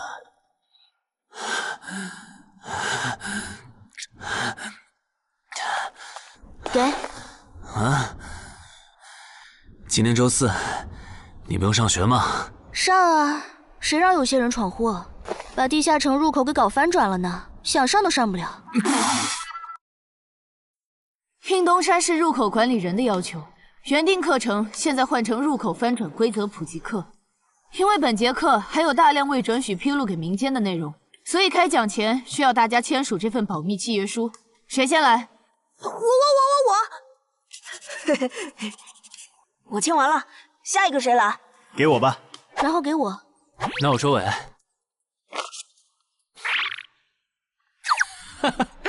原来你叫苏玉啊！哎，你爸是不是三国迷，喜欢荀彧啊？闭嘴，快点签！最后重复一遍，我接下来讲的内容，你们不可以透露给协会外的人。一旦违例，协会的档案师和守密人就会针对违反保密协议的人进行内部处罚。相信我，绝对会让你们后悔泄密的。下面开始正式上课。官方已公开的入口翻转规则，你们都看过吧？看过。好，那我就用东山市要翻转的7级愚人地下城做切入展开来讲。地下城翻转后，入口还在老地方，东山市会出现对愚人来讲难度一样的7级人类地下城。在该区域内，你们将无法使用称号。为什么？目前学术界尚无定论，但主流观点是，这是基于守方有利现状做出的平衡性调整。其实很好理解，攻方愚人们初入城市，不了解地形，处于压倒性的劣势。要是这时候守方战斗力还不限制，攻方可就太吃亏了。有一个问题，还是用这个愚人地下城做例子。如果愚人来到我们的世界，那他们的实力会变强吗？在他们完成脱离或通关任务前，实力并不会有明显的提升。也就是说，愚人完成脱离任务后，因为有好处拿，就更想把通关任务也给完成了。这机制不就是让人等死吗？我有一个问题，这次的入口翻转事件就不能用枪来解决吗？用枪的话，地下城难度会高得多。要是不想以后碰上更多入口翻转的事儿，就别想用枪解决问题。那找2个9到10级的大佬堵门怎么样？来一个杀一个，这总行了吧？地下城入口翻转后，以入口为中心那一片，攻的一方占大便宜，守的一方在这地儿，称号没法用，职业带来的基础属性也没了。多找几个人呢？如果来5个9级堵门，应该就稳了吧？5打1的话，咱们经验更多，绝对是咱们这边优势更大。是，之前确实有人这么做过，而且效果也不错。但对攻方不利的地下城，也会因此变更为生存型。按照镜像法则，要是咱们守着的地下城变成生存型，这世上某个地方就会出现同样等级区间的生存型地下城入口，来和它平衡。比较典型的就是坟场和恐惧之墓。所以，至少在我们国家，现在是尽量避免这样做的。好恶心啊！这里不允许，那里又有限制的。难道入口翻转，我们就只能安排附近居民撤离，然后一波接一波的处理跑来咱们这边的愚人吗？倒也不是，其实我们已经快找到可以快速解决地下城翻转事件的办法。哦，是什么？只要入侵我方世界的同批次地城土著里，有人被我们捕获，且在该地下城入口时间归零前，我们一直保住他的命，那就不会再有下一批次的入侵者。这次喊大家过来，是想和大家一起讨论我们最后几天的安全问题。能有啥安全问题？不就是个靠机制恶心人的7级地下城吗？要不是我的职业不适合水下作战，他早被我攻陷了。不懂就闭嘴，好好听。这个地下城没你想的那么简单。啊？搞得你好像很懂的样子。你懂你说呗，我洗耳恭听。你没看这个地下城的名字和任务内容吗？摧毁潮汐愚人孵化池，这么明显的暗示你都没反应过来，我真是服了。照现在这样下去，最后几天活里的愚人能多到数不过来。如果他们的 BOSS 是团队增益型的，那某些不抱团的蠢货绝对死定了。骂谁呢？所以召集我们过来，是要商讨最后几天愚人上岸时咱们怎么自保吗？对。上个月我去粤省处理当地10级地下城翻转的事，知道了一些不能透露给民间的情报。官方察觉到翻转后的地下城有个对攻方有利的规则，以入口为圆心的特定范围里，守方的战力会被严重限制。所以我认为现在这个地下城作为守方的鱼人们，应该也存在类似的规则。具体点呢？会限制到什么程度？以我们为例，鱼人作为守方，我猜就算他们的 BOSS 是团队增益型，进入我们攻方有利的区域，这个增益效果也会被压制。称号不能有也就算了，连职业带来的基础属性加成也会被抵消吗？这限制未免也太大了吧！我原本还想着，如果称号不能用，就选一个感知加2的副职业，凑出一步一杀第2个效果，未来式的最低要求。但现在肯定没戏了，算了，到入口翻转前，我先用英勇之骑士来适应没有未来式的战斗吧，看看实力会折损多少。早啊，骑士。啊？不是吧？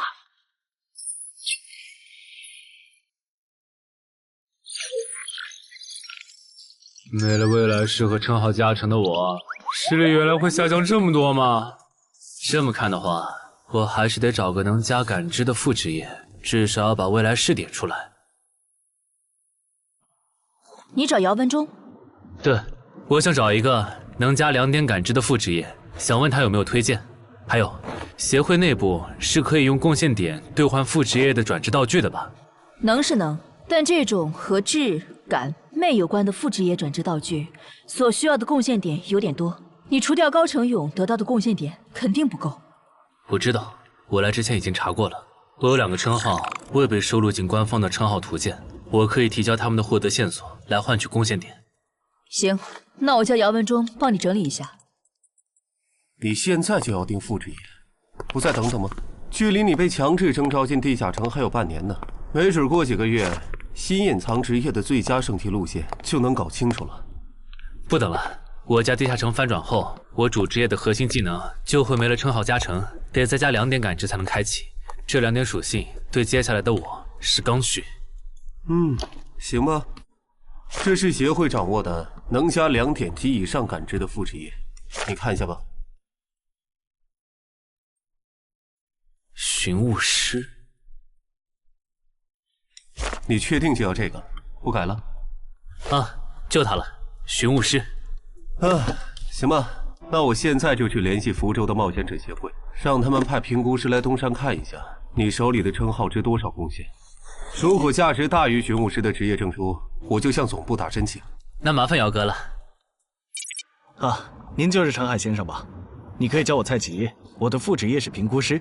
接下来由我为您评估至死地而后生和与传奇过招这2个称号的价值。好的。算完了，这2个称号虽然效果惊人，但他们的获取难度和激活所需要的前置条件太苛刻了，所以价值相比于同等级称号会有很大的折损。具体会折损到什么程度？请你放心，足够您兑换寻物师的转职证书了。和上次一样，别用称号和职业技能，对这个设备来一拳。好。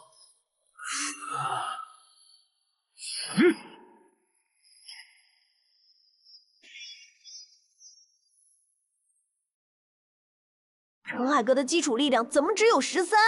我还以为他至少有14的。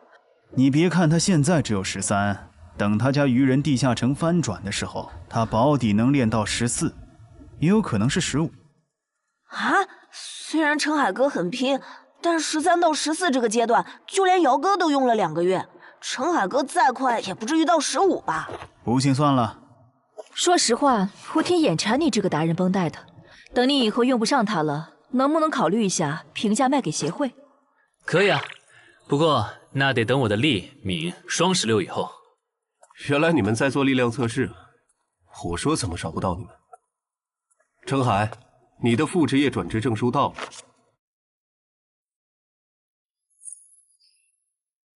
这还用问？ 当然是选是啊。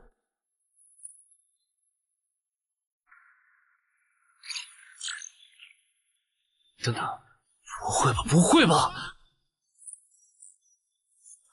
蒙对了，死亡行者的最佳搭配竟然是寻物师。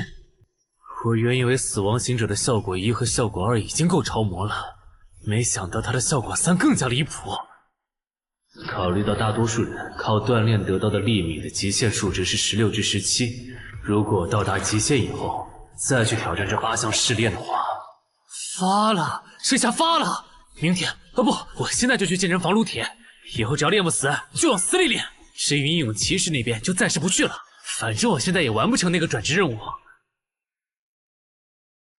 有没有搞错？东山市的地下城翻转事件，为什么要拉我这个云霄市入口管理者去帮忙？因为你老婆在我这边的人情已经用光了，还有你下个月就不是云霄市的入口管理者了。身为官方冒险者，被附近的协会征召，不是很平常的事吗？而且别告诉我你不知道，东山市的愚人地下城是因为谁才闹到要翻转这一步？11121、11122、11123。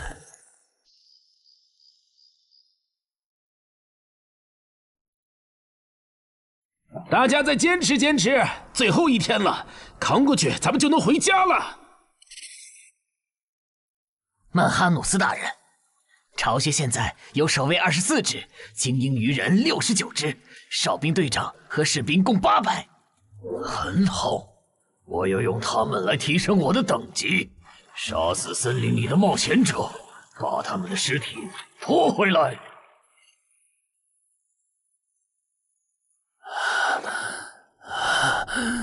冒险者面板。你这人真怪，明明再过几个小时地下城就翻转了，你不养精蓄锐，却在这里做力量训练，临阵磨枪也没你这么磨的吧？其实这2个月我一直都是这么练的。啊？倒是你，大晚上的不睡觉找我干什么？如果我说我的称号在催促我尽快离开这个城市，你信吗？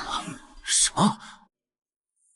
我有一个想法，如果那些鱼人真的会在最后几个小时上岸，我们要不要试着做掉他们的 BOSS？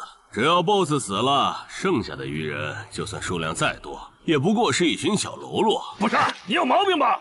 明明已经说好了，大家守在出口，等任务时限到了就一起回去，你加什么戏啊？而且任务没完成，你杀 BOSS 也没奖励啊！不是我非要杀 BOSS， 是我问过王二了，我们没完成脱离任务，想搭地下城翻转的顺风车回家，是会占用翻转后地下城的挑战名额的。确实如此。那么基于镜像原则，翻转后地下城的挑战人数上也会是15。如果最后几个小时鱼人 BOSS 带着手下和咱们争夺这15个翻转名额的话，只要有4个鱼人比我们先冲出去，那我们之中就有人要永远留在这儿。等等，话不能这么说吧？万一那些鱼人最后没来呢？万一咱们守住了也成功撤离了呢？不，他们一定会来。我的副职业是塔罗牌占卜师，我刚刚给自己算了下，接下来的几个小时，我的运势是凶多吉少。真的？你啥时候知道的？2个小时前。我记得你这称号只能找出有危险或敌意的人吧，不然高成勇那次你察觉到危险早就退了，这次你咋发现待在东山是有危险的？就因为那次我发现称号有预警盲区，所以才加入协会，想用称号线索换贡献点，在内网找点能补称号短板的奇物，要不然这次又要被你连累。等一下，什么叫又被我连累啊？果然你和林姐一样，根本就没意识到你家地下城翻转后到底有多危险。啊！你再想一想，处于战场外的我竟然触发了危险预警，这到底意味着什么？说明风险区的防线拦不住鱼人，他们的活动范围会扩张到整个东山市。对，然后我就倒霉了，因为协会肯定会强制拉我和常金川去阻拦那些鱼人，这就是为啥我的称号一直催我赶紧离开东山市。这些推测，你和姚哥、玲姐他们说过吗？说过，但他们认为那15个冒险者回不来，最后能从你家走出来的鱼人也不会超过15只。鱼人单体作战能力不强，就算突破防线，有10级的陈华宫和吴龙也能快速抓捕他们。你信他们还是信我？信他们的话，我就拉着我爸妈去隔壁云霄市躲几天了。我是想信你，但光凭咱们俩又能做什么？毕竟在你预见的未来，连10级的冒险者都失手了。不，我们能做很多。有我预警，再加上你的隐身衣，咱们先去收拾那些弱小又落单的愚人，把愚人对咱们世界的破坏降到最低。结果咱们3抽到的不是塔，就是死神，都不是什么好兆头啊！别告诉我你们真信了。如果张志兴的复制液真那么好用，他又怎么会沦落到和咱们一样的处境？这个他刚才不是解释了吗？他出发前占卜到的运势是愚者，但他错误的解读了它，不然其实可以避开这个地下城的。而且你看，咱们之中最强的王二和郎奇夫妇，他们的占卜结果都对应着象征顺利和成功的女皇、世界。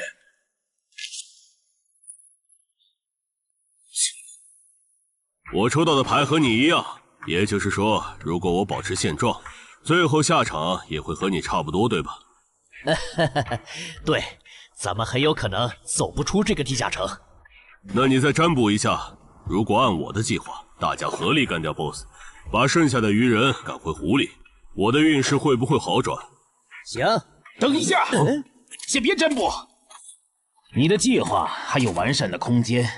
这地下城里的愚人现在估计已经繁殖到好几百甚至上千了。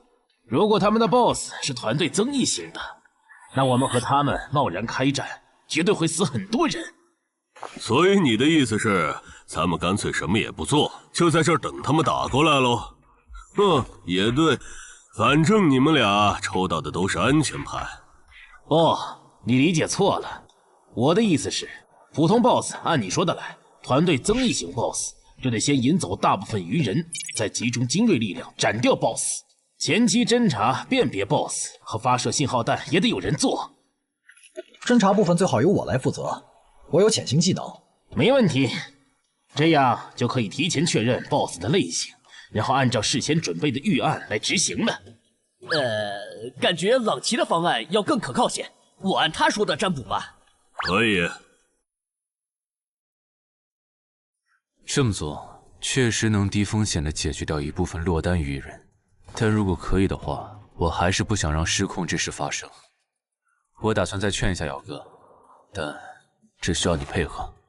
你能和我一起去我家，用称号确认一下入口对面危险愚人的数量和质量吗？没问题。没事的，我们大家都在呢，最后肯定都能出去。那个女生好像又抽到死神牌了，连续2次了，看来她大概率会死在这个地下城。愚者牌怎么解读？眼下这个情况，抽到他，意味着你将利用你和你身边的力量来达成你的目的。目的吗？大家听我说，占卜的结果出来了，除了个别人抽到死神、塔牌，大家整体的运势其实是变好了的。这说明主动出击会带来好的转变。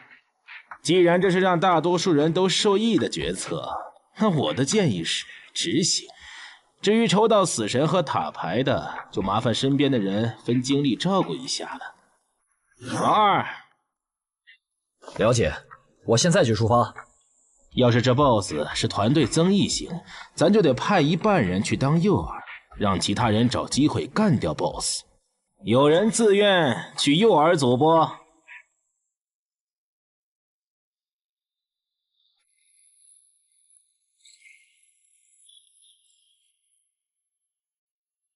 坐镇后方，身边还有同种族精英保护，是团队增益型 BOSS 没错了，得赶快把这个情报同步给朗奇他们。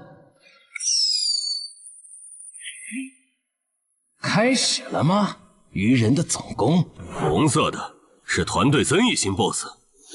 惨喽，要当诱饵了。王二发出的信号弹，你们也看到了，来的是团队增益型的 BOSS。按计划，诱饵组先去原定位置落位，等你们吸引够了足够多的愚人，我们这边就开始行动。好，要是得手了，我们会放信号弹，之前就麻烦你们撑住了。好，最后预祝各位克敌制胜。平安归来。就是这里吧？对，那我放信号弹了啊。那个，能不能和你们商量个事儿？我的主职业是魔射手，正面作战能力比较差，我可不可以去附近的树上蹲着？什么情况？你远程职业为什么要来诱饵组？我也不想啊，我和另一个家伙职业重了。朗奇说他那儿只要一个好的，所以抽到坏牌的我就过来了。行吧，那你过去吧。谢谢啊。这玩意儿怎么用的来着？笨死了，给我。其实张志兴说谎了，他不是真正的塔罗牌占卜师，而是能模仿其他副职业的模仿师。当他不模仿占卜师，去模仿别的副职业时，当下所做的占卜就没有效果了。张志兴靠老七能力，让占卜的人抽到塔、死神这类危险牌，哄着冒险者听东莞仔和朗奇的话去办事。之所以出老千，是因为张志兴自己抽到了死神牌。为了改念，在东莞仔提出干掉 BOSS、把鱼人赶回湖的计划时，他就赶紧站出来帮忙拱火。而这显然很成功。现在有11个冒险者帮他牵制鱼人，张志兴可以从容地回到入口，等待地下城翻转。说起来，东莞仔有那实力，鱼人杀过来他也能保住自己。为啥要提那么激进的计划？朗奇和王二也在暗地配合他们，这对他俩又没好处。哎，算了，不管他们干啥，都跟我没关系了。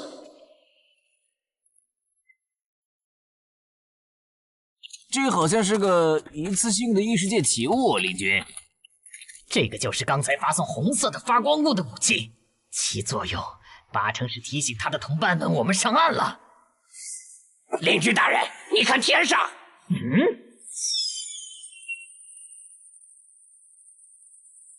原来如此，这就是你们下的战书吗？人类，我接下了。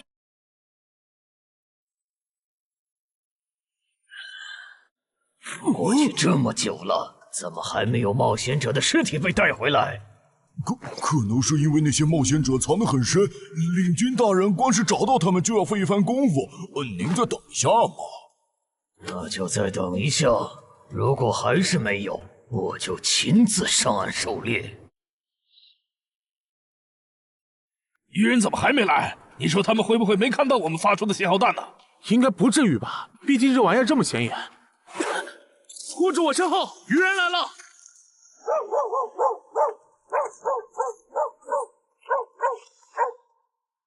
！BOSS 呢？沿着这个方向走5分钟就能看到他。不过我不建议你们去讨伐他，现在他身边的鱼人还是太多了，就咱们这点人手，正面作战根本没办法速推。这儿哨兵和巡逻队太密了，我就算开潜行都很难靠近 BOSS。你们没潜行技能就更不行了。要是直接硬冲，肯定会打成持久战。拖太久的话，去对付诱饵队的鱼人，很可能会回来支援。那再分兵呢？你们去吸引鱼人的注意力，创造一个能让我和 BOSS 1对1的环境。5分钟，只要你们能拖住5分钟，我就能宰了那头团队增益型 BOSS。5分钟吗？你们怎么看？我都行，可以试试。好，那就按你的想法来。不过丑话说前头，你只有5分钟。明白。这么紧张的时候，你竟然还能犯困！不好，有人来了！剑狼烟，冒险者们打过来了！果然，那2封战书是诱饵。这些冒险者想削减我的兵力，然后趁机杀死守卫不足的我。这些人类和霍格一样狡猾。既然敌人已露面，咱们要不要分一半的巢穴守卫去帮忙？不，已经露面的未必是敌人的精锐。之前霍格就喜欢用大部队拖住我的主力，然后只身潜入军中暗杀我。这些人类也有可能这样做。不是吧？这样都没乱吗？难搞啊！算了，不等了。大人您别冲动啊，暗哨现在很危险的。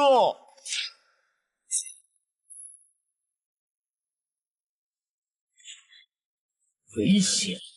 难道你认为我不如那些冒险者吗？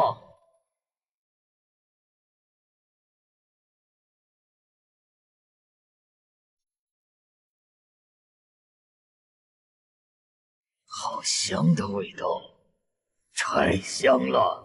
我的，都是我的，这些美味都是我的。不知道东莞仔那边咋样啊？不过和我同组的那两个傻帽肯定是死定了。等朗奇、王二他们回来，我就说我们遇到的鱼人实在太多了，队友死后独木难支，只能回撤。嘿，这样应该可以应付过去。嘿嘿嘿，死神牌又如何？还不是被我找到机会改命了。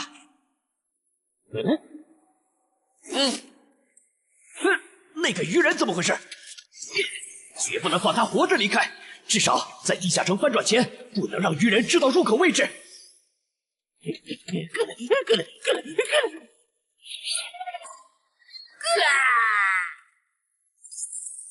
有没有搞错？这样都没死，这鱼人该不会再次吃到团队遵义的 buff 了吧？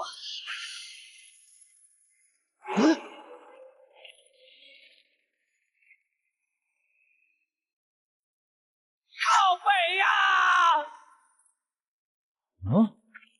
你干什么 ？BOSS 身边的护卫可还没有被引走呢。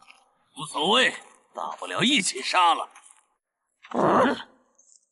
雷军，不用提醒，我看得出来，他很强。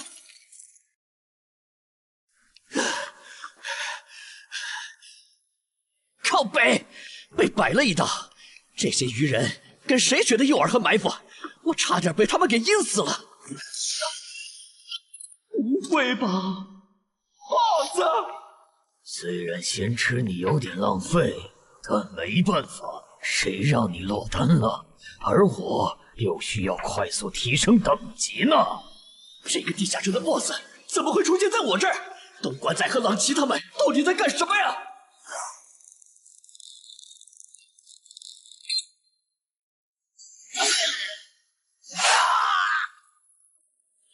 开什么玩笑！堂堂8级魔射手，竟然会栽在一只低等的鱼人的手上！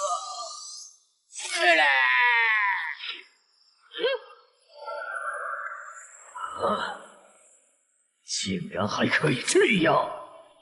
原来低等级的鱼人击杀高等级的人类冒险者可以升阶。小子，大人。你把发生在你身上的事一字不差的去说给鱼人领军，然后让他分一点鱼人来我这边。我需要新的炮灰，还有我的战利品也催一催。好的，曼哈努斯大人。有没有搞错？这个7级地下城为什么会冒出这么多怪物？别藏了，王二，来帮我！这只 BOSS 身边的护卫太多，我攻不进去。李军，看那个人类冒险者的反应，他好像不是一个人来的。我们要不要别上了他的当？之前霍格刺杀我没成功，就假装还有帮手藏在周围，我只能留些护卫警戒，结果让他跑了。我可不想再碰上这种事。被骗了吧？正如已故的冒险者张志新隐约察觉到的，东湾仔、王二、朗奇确实各有算盘，区别在于东湾仔主职业是狩猎导师，他想要杀这2个不低于自身2级的不同 BOSS 完成进阶。王二的野心更大，他想要得到传说中的奇物升级券。不是吧？他怎么又变大了？有什么问题吗？你怎么看起来表情怪怪的？没，总感觉心里毛毛的，好像有什么事情发生了。王二经常和闽粤2省合作，处理过不少地下城翻转事件，所以知道很多不能向民间公开的情报。这里面有2条情报，一是8个级地下城能产出奇物升级券，2是精英级地下城只要出了英雄级 BOSS 就会变成bug级地下城。可惜后面进来的人都不擅长水下作战，王二也不擅长，只能眼巴巴看着奇物升级券没了。暗杀者王二，我记得你好像也接 BOSS 相关的委托是吧？你有需求？我打算独立狩猎这个地下城的 BOSS， 想请你压个阵。独立狩猎 BOSS？这个人该不会也知道奇物升级券的产出机制吧？你有水下作战的能力，你刚才没跟我们说实话。不，我是旱鸭子。不过我认为在任务时限结束以前，府里的鱼人不可能不上岸，我们迟早会和他们开战的。就算击杀了 BOSS， 也不能通关啊！难道说杀 BOSS 这件事对你来说有额外的好处？好处嘛，是有一点。我的主职业需要我独立狩猎海陆空3种类型的 BOSS 各一只才能升阶，鱼人种 BOSS 一般不会很强，我不想错过。我考虑一下。可以，没问题。从他刚才的描述看，他的主职业应该是狩猎大师。如果他没说谎，那他应该可以帮我牵制住这个地下城的 BOSS 和精锐护卫。只要在这个基础上把鱼人都调出来，我应该就可以潜入鱼人的巢穴，杀死那只还未发育完全的英雄级鱼人。你的委托我可以接，但我不喜欢和人签契约，口头约定可以吗？事成之后再根据我出力的多少来结算报酬。没问题。被耍了，志兴，王二，我做鬼也不会放过你们。这就是你说的杀死人类的冒险者后会进化？为什么他没有？可能是还有别的触发条件，但我们不知道吧。领军，我先带着尸体去找曼哈努斯大人。去吧，等我这边弄清楚进化条件以后，过去找你们。这都多久？东莞仔那边还没完事吧？连个信号也不发，他不会已经死了吧？不管他们了，我们撤。许愿，法术等级3，水中呼吸。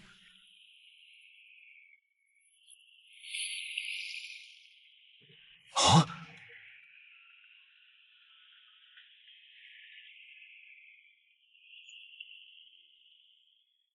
湖里没有鱼人，巢穴里也没看到，看来他们确实都被调走了。啊！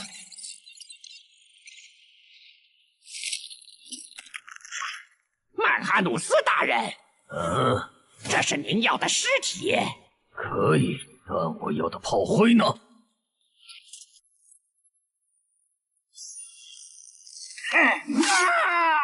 分开跑，能跑一个是一个。哦，原来杀死人类的冒险者可以让我们进化呀！可惜了，让刚才那个戴帽子的跑了。喂，姚哥，我家小区这边的居民撤离安置工作做完了吗？做完了，我现在就在你们小区复查。怎么了？我和苏玉发现，我家的地下城在过去2个小时里，先后冒出来3只威胁程度不下于高成勇的鱼人 BOSS。除此之外，还有一个很特别的危险源，也在快速变强。完蛋，我放不出魔法了！张志兴，你这个王八蛋！你说你的职业适合躲在暗处放冷箭，我们就没让你站在明处。结果一人来了，一人没了。太好了，你们还活着！你怎么来了？不是说出结果的时候你们会发信号同步结果吗？那也得安全了才能发呀！面对被鱼人精锐追杀，傻子才会发信号弹吸引追兵。啥？姚哥怎么说？他说他和漳州的10级官方冒险者陈华公已经到楼下了，让咱们现在下去。行吧，我先说好，等下你如果没能说服他们，那这次地下城翻转事件你就要听我的。可以。这就是你出的馊主意！现在 BOSS 没推掉，人死的就剩咱们仨了。你守在出口，大家都有可能回家的。你不能全怪我吧？是东莞仔提出的打 BOSS， 我只是在这个基础上优化了细节。而且我能给的方案，你们当时不都认同吗？他们吵起来了耶！为什么你的关注点总是这么奇怪？那个异位面入口，难道不比这2个人的内讧更值得注意？领军大人，有进化过的鱼人带着冒险者的尸体回来了。领军大人，这是曼哈努斯大人要的尸体。你们进化前是哪种鱼人？进化后有什么能力？我进化前是精英鱼人，现在可以释放火焰魔法。我进化前是鱼人队长，现在可以分泌具有不同毒性的毒素。同样是击杀了人类冒险者，为什么最强的巢穴守卫没有进化？等等，最强？你去找一支鱼人哨兵过来。哈什么哈？让你去你就快去。领军大人，他行吗？可以，去把那个人类冒险者杀了。原来领军大人想要现场观摩进化的过程啊！他在测试进化的门槛，笨蛋。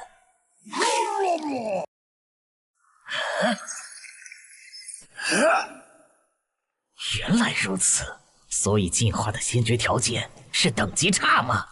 难怪我和巢穴守卫没能进化，因为我们和这些冒险者的等级差没达到引起海之母布里伯杜普注意的程度。这样的话，把森林里的鱼人都叫过来，我有事要说。遵命。那边的带着这些人类冒险者的尸体去找曼哈努斯大人。好的，领军大人。可惜那只英雄级鱼人不在这里，不然 bug 级地下城的任务的合并结算，说不定除了能拿到奇物升级券，还能掉落史诗级装备呢。好。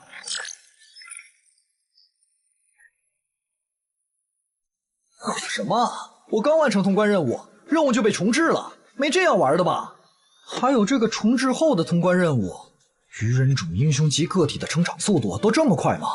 这才多久就发育起来了？什么英雄级鱼人？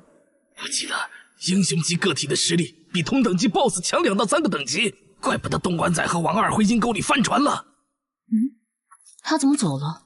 不用管他，正好咱们接下来做的事不方便被别的冒险者看到。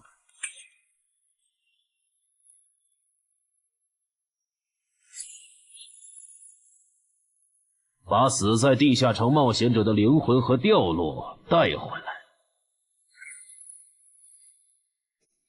啥情况呀？更新的通关任务是怎么回事？王二不是说英雄级个体的发育速度很慢，在翻转前他不会成为我们的威胁吗？怪不得他让咱们瞒下地下城有英雄级鱼人的事。之前他说帮湛江处理地下城翻转时，知道些不能公开的情报。你们说王二会不会知道干掉英雄级怪物能额外得到掉落物的消息？还真有这个可能。这么看，他说不定还藏了一些底牌没跟咱们同步，比如有可以帮他完成脱离或通关任务的奇物。对，正好湖里的鱼人现在都跑上岸了， BOSS 又在被东莞仔讨伐，我猜王二一定会趁此机会潜入鱼人巢穴，尝试通关。可惜地下城因为英雄级鱼人超前发育的原因，升级了任务内容，也跟着重置了，他白折腾了。就这个叫曼哈努斯的英雄级鱼人，能当9级生存类地下城的 BOSS， 王二根本就没法单干。他算计来算计去，结果把自己坑了，真是活该。这么看，我觉得张志兴、东莞仔和狼骑的心里多半也藏着事儿。既然任务都重置了，要不咱别回去了，省得跟他们耍心眼。也行。李军，都到齐了。好，就在刚刚，海之母布里伯杜普再次眷顾了我们。我们的族群出现了新的首领级鱼人，而他不久前还只是你们中的一员。不同以往的是，这次升级不用那么麻烦了。你们只要在这片森林里找到人类冒险者，杀死他们，就能成为和我们一样的首领级鱼人。我们还找到了通往冒险者世界的入口，那个世界肯定有能让咱们再次进化的目标。不过在此之前，你们得先把这片森林里的人类冒险者解决掉，让自己变强。所以去杀戮吧，去升级吧，去用冒险者的血来取悦我们的神明布里伯杜普吧。陛下，曼哈努斯大人，这片森林还剩7个人类冒险者，其中3个正在快速远离我们，还有1个落单的。如果你们想要狩猎人类冒险者，从而进化，建议先从这个方向的落单冒险者开始。不可思议，吃了这么多冒险者的曼哈努斯大人竟然变得平和了。要是曼哈努斯大人能一直保持现在这样，那培养出了曼哈努斯大人还有好多首领级鱼人的我们，说不定真能回到拜戈尔格陛下的鱼人国度。你哭什么？没哭，只是风大迷了眼睛。刚才说的那些，都是苏玉用称号检测过后的结果，所以我们怀疑我家的地下城翻转前，会有更多的鱼人成长为 BOSS。被那些鱼人吃到了规则红利吗？这算是比较冷门的规则了。正人君应该没跟你提起过，在探索地下城的时候，弱者击杀等级远高于自己的强者，会获得特殊奖励。对鱼人来说，这个奖励是进化；对咱们来说，就是属性点、超稀有称号和罕见掉落。那几个变成 BOSS 的鱼人，应该就是杀死冒险者的幸运儿。不过他们的挑战等级不会很高，顶多和地下城等级持平就是了，不用在意。但被困在地下城里的冒险者不是有15人吗？如果让鱼人大量进化，我们岂不是要同时面对15只鱼人 BOSS 的入侵？不至于，他们敢来找澄海的麻烦，说明他们比同级的冒险者要强很多。这些人聚在一起，不是一个小小的7级地下城能将其团灭的。当然，如果你实在不放心，用称号测一下我，看那几个新出现的 BOSS 鱼人和我比，谁更具威胁。激活技能，精力提升。好夸张的体魄，基础属性加职业带来的加成，不是最高只有20点吗？为什么我激活称号和职业技能的时候，没有这么大的体魄变化？现在的我和你感知到的3个鱼人 BOSS， 谁更强？你更强，而且要强很多。那没问题了。这次来的冒险者里，还有比我更强的。就算最坏的情况是跑出来15只鱼人 BOSS， 我们也能全部击破。啊，好吧。这次东山之行，没想到会这么一波三折。是啊，本来目标不在，咱们又完不成脱离任务，我都以为要白来一趟了。谁曾想，竟被咱们拿到了5个精英冒险者的掉落和灵魂，再加上咱们在上个地下城的斩获，这次应该可以和眼魔做一笔大交易了。怎么了，哈尼？还差一个，只要再吞噬掉1个等级不在我之下的人类冒险者，我就能脱胎换骨。什么？你说这片森林里最强大的鱼人，正带着几个实力仅比你差一点的手下向我们靠拢8成是冲咱们来的。我问了朱球之言，他们说这片森林里有一只靠吃人就能升级的怪物，应该就是通关任务里提到的吞噬者曼哈努斯。那怎么办？这个 BOSS 咱们肯定打不过，更别说他还带着一大批手下。只能先保命了。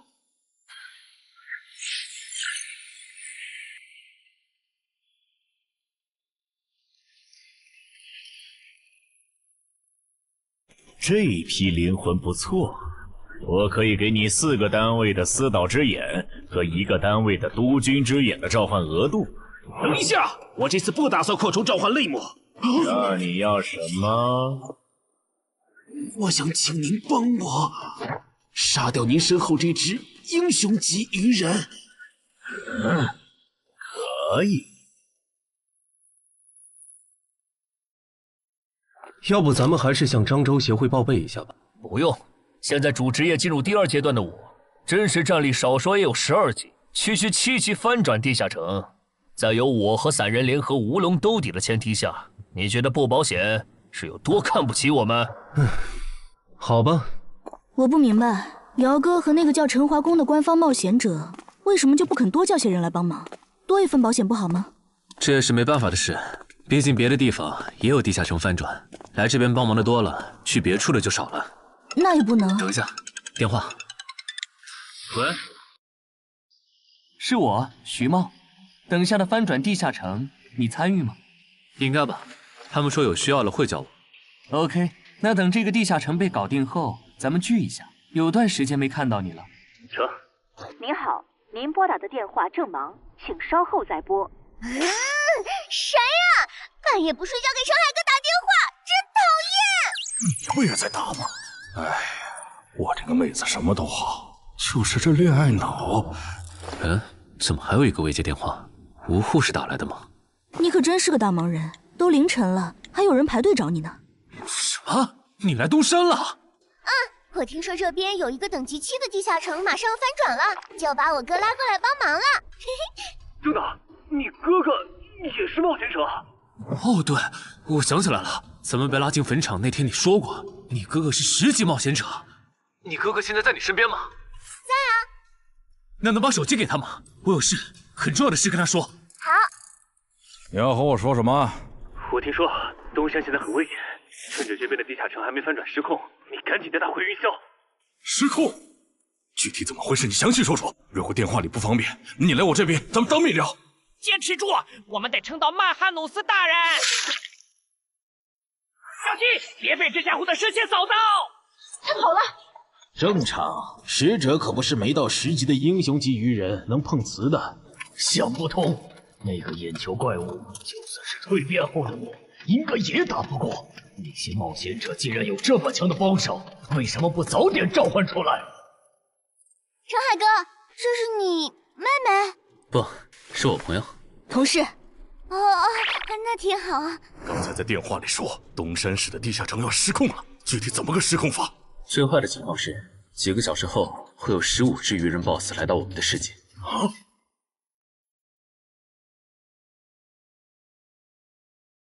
原来我进化后自然领悟的法术这么强吗？领军，感觉他的进化路径好像比咱们的要厉害很多哎。喂，其他鱼人呢？曼哈努斯大人，暗杀者、毒素师和火法师带队去追那3个逃走的冒险者了。那不管他们了，你们带上还活着的鱼人跟我走。入口的冒险者召唤了实力远超我之上的眼球怪物，咱们得避一避，先退回湖里。什么？比曼哈努斯大人还强的？那我来断后吧，我可以驱使这些亡灵，拖住那个眼球怪物，给大家争取时间。行吧。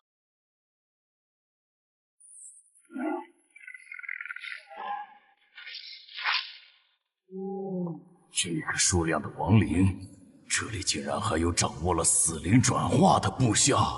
看见眼球怪物，杀！这样看，这里说不定有很多只首领级鱼人。那看来，只用5个精英级人类冒险者的灵魂，就能买曼哈努斯的命，可真有点不值了。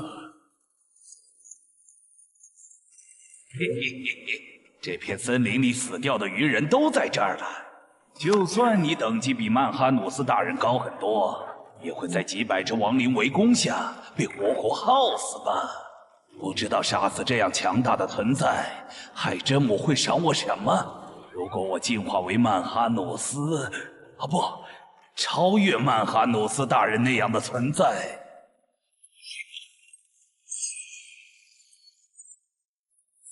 那是什么法术？我的亡灵大军竟然这么轻易就被全灭了！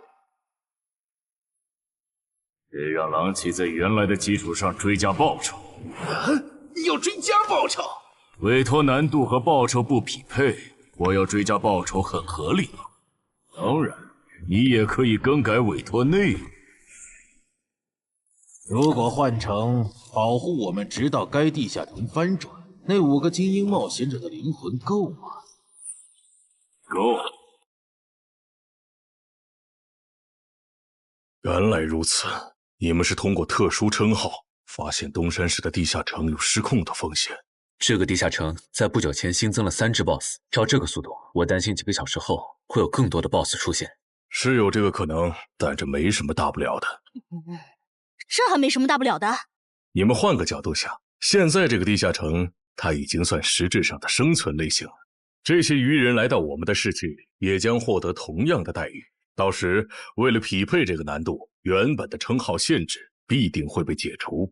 如果这样还不能配平，那这个翻转地下城说不定会变成坟场那样。一旦有鱼人完成脱离任务，就会出现更高等级的我方冒险者介入的类型。哥，你怎么又提坟场？总之，你们把心放肚子里，这个地下城不会成为东山的威胁，我保证。我刚刚躲在树后，才侥幸逃过一命。他放过你了？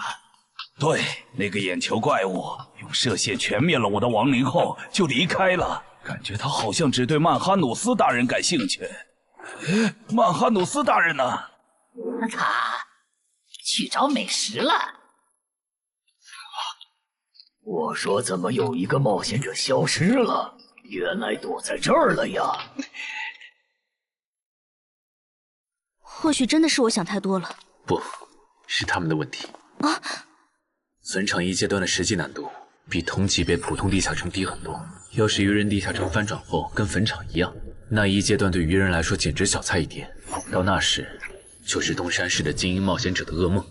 这边，10分钟后，这个小区里的7级愚人地下城将翻转。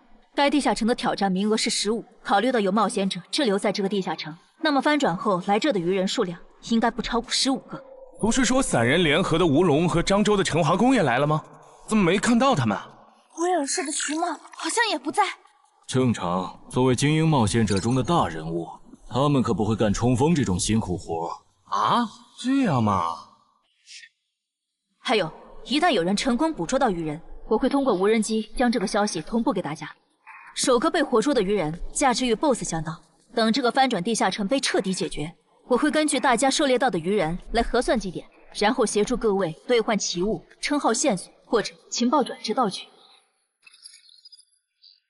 结果最后只有5人幸存吗？感谢您的帮助。客气。脱离。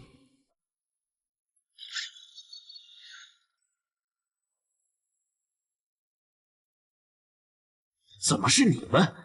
我们3个活到最后，你很意外？不，只是没想到王二会死。王二死了，不应该呀！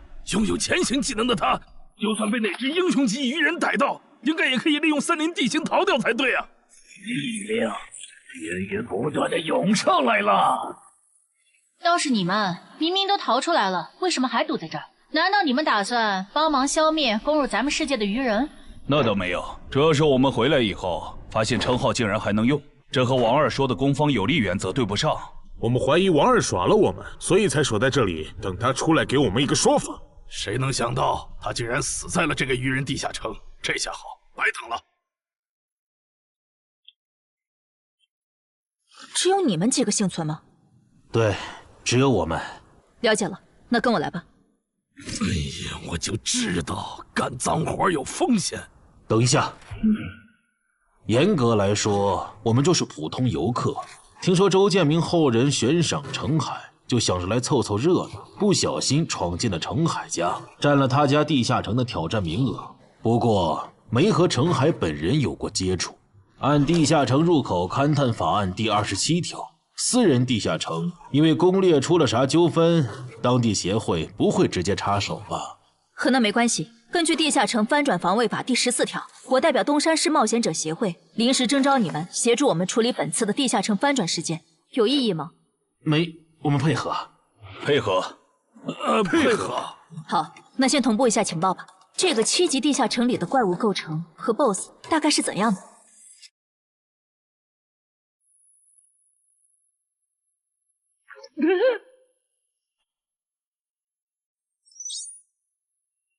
刚才是10，进去一只愚人以后就变成了9，所以这个数字指的是能前往那边的名额吗？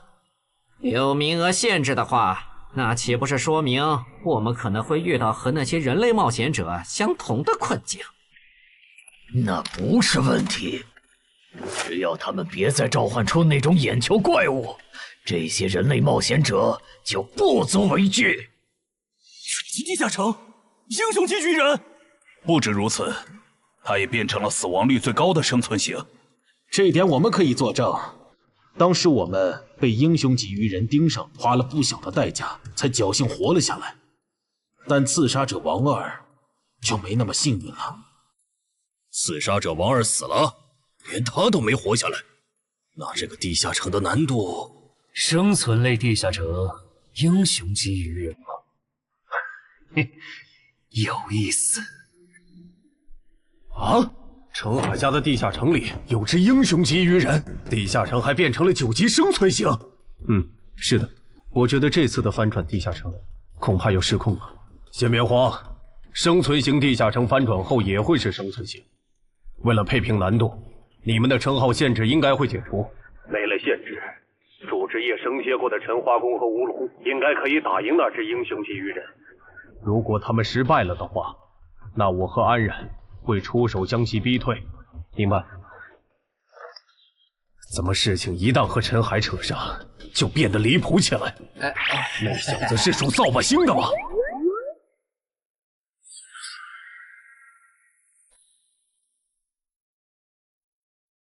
人齐了，曼哈努斯大人。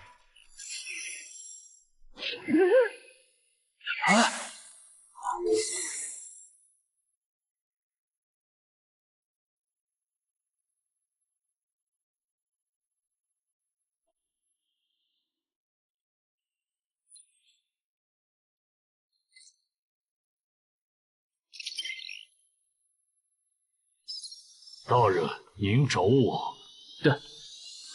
不过你怎么变样了？进化了呗。他现在已经是百战哥布林了。哦，原来如此。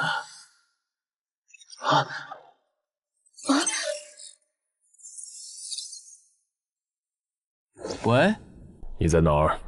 环城东路，怎么了？事情有变，东山的翻转地下城现在有英雄级鱼人坐镇，你随便找2只实力过得去的鱼人杀了交差，别去碰那只英雄级鱼人。行吧，还有别的要求吗？没了，注意安全。我懂了，红点是等级和我相差不过2级的人类冒险者，而黑点是等级比我高3级的人类冒险者中的首领。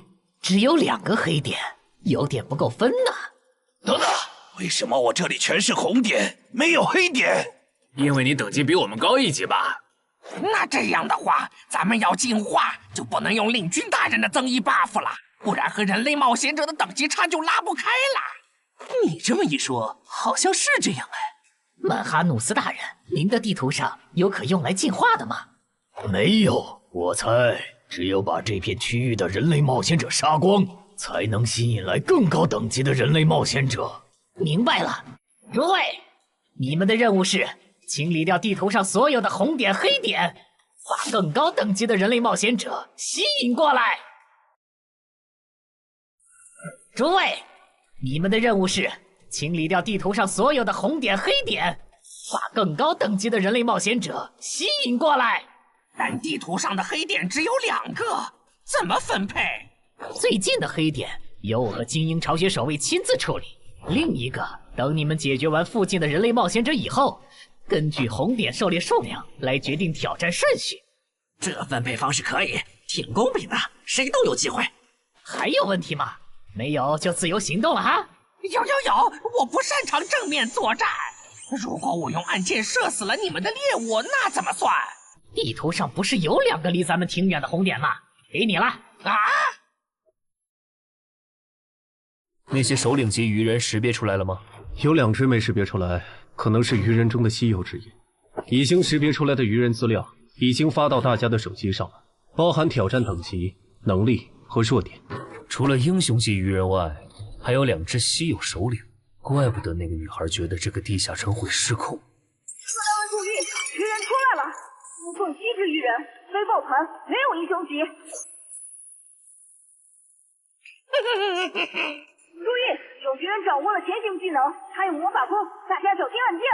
注意，有鱼人掌握了前行技能，还有魔法弓，大家小心按键。真够吵的，这些鬼东西。也是没办法的事，毕竟是对方的主场。说起来，您觉得谁会进化？进化吗？也就是说，除了那只紫皮的英雄级鱼人，还有一只疑似亡灵法师的首领级鱼人也很超模。我没理解错吧？没理解错。如果遇到他们，我的建议是周旋，等待支援。先别聊了，有鱼人过来。是这只吗？不是。那看来咱们运气不错。倒霉，竟然能召唤眼球怪物的人类冒险者，怎么偏偏是我碰上了？火法师遇到了眼球怪物的召唤者，正好去试一下进化后的我和那只眼球怪物谁更强。全体注意，英雄级鱼人现身了，他正在往西门方向移动。这只首领级鱼人不强，别让他跑了。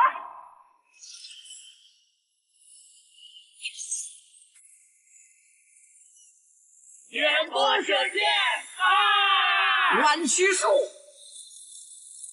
看边。幽暗地狱的王眼暴君啊！我请求借用您的力量，心灵遥控。就是现在！至高无上的影之国王后啊，请赋予我斩杀眼前之敌的力量。尽情使用吧，我的骑士。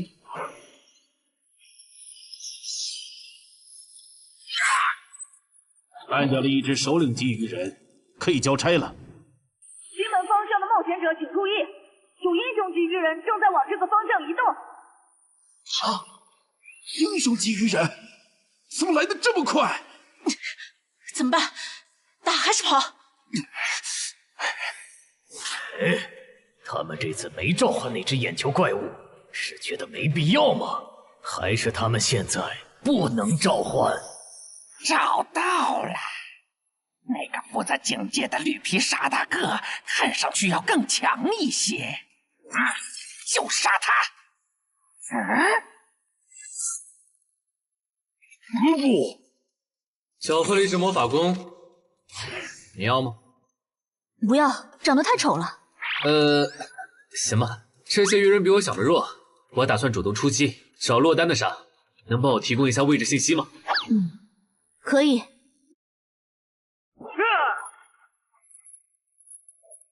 这些鱼人的实力好像还不如同等级的哥布林。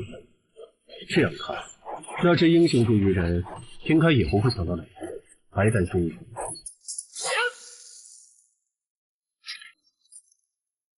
这些鱼人弱得很，一个人就能搞定，你去帮别人吧。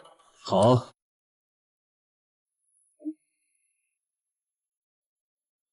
搞什么？原来你们还能变强吗？希望这些人类冒险者能争点气，不然我这趟可就白来了。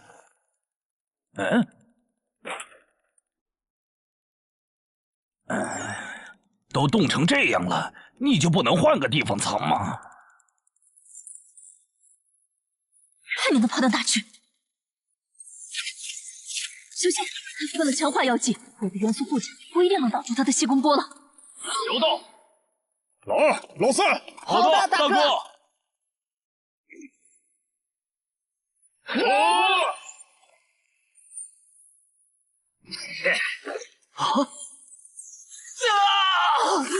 小 C， 慢着老弟！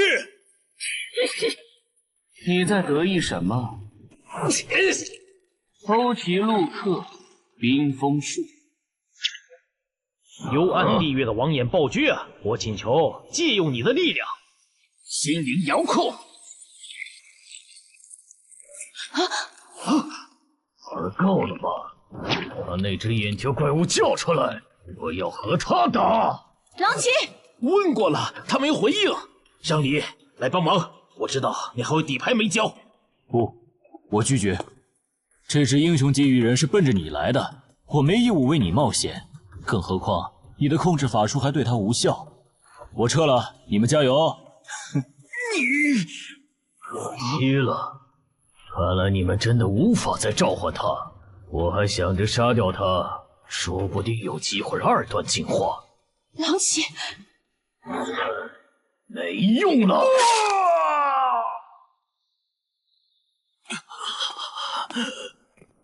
慢点，慢点！首次捕获的对应级点，等地下城结束后，会根据 BOSS 的强度核算给你。到时你可以来换取想要的东西。我很期待。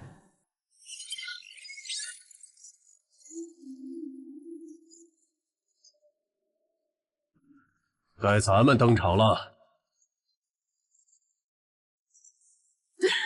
差异了。虽然对10级人类冒险者的强大有一定预期，但强化到9级的精英巢穴守卫，竟然这么轻松就被干掉了。这个高等级的人类冒险者和森林里遇到的那些完全不一样，不能再……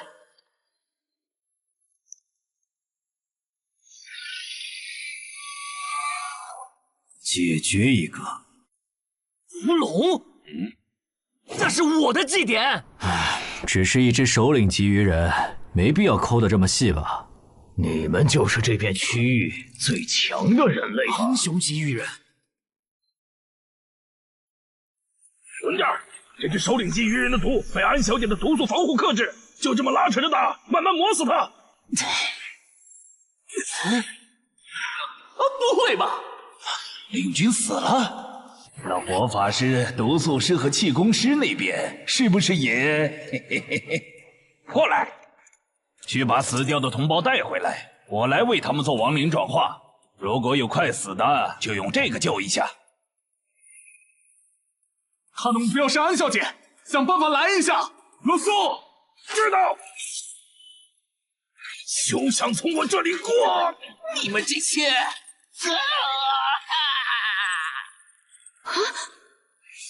天使，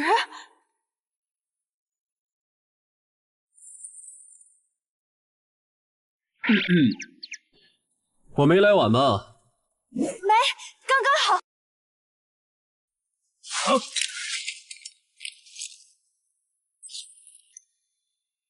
这谁扔的烟雾弹？不对，我感知掉了，正常烟雾弹没有这种效果，这是奇物化的烟雾弹。火法师和领军死了，主人让我喊你回去。别管我，我不奢求进化，等下我随便杀个红点就脱离。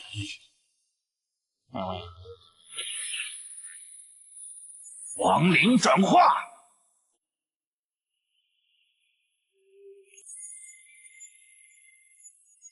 我变成亡灵了。对。主人，我回来了。啊！气功师和毒素师呢？气功师被人类的冒险者捕获了，毒素师他好像受到了打击，现在不想进化，只想尽快脱离这个地下城。这样吗？被那只首领级鱼人逃了。能找到他吗？已经找到了。他刚刚翻墙离开了小区，现在正在向西逃窜。帮我规划追击路线，还有通知就近的冒险者过去拦截。好，很好。那些人类冒险者没有追过来。我现在明白上位、中位、下位种族的不同了。像我们下位种族，当上首领才有职业，可中位种族里的精英，每个人都有职业。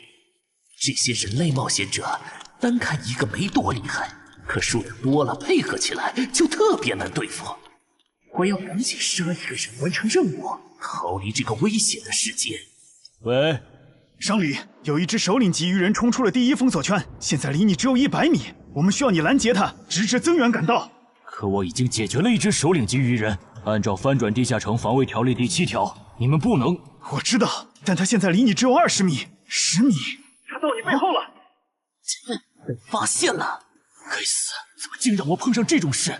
不管了，反正是下位种对中位种，但身为首领级的我，没理由会输给精英级。让开！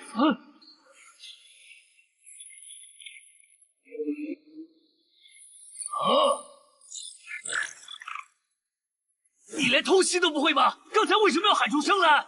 笨蛋！我那是在帮你解围。这2个黑点移动的速度好快，这样看，我这边应该是来不及了，有点可惜。本来我还想着吃掉他们，升到11级以后再进化的。啊，那是进化之光。等等，英雄级鱼人竟然还能进化，这不是6到10级地下城吗？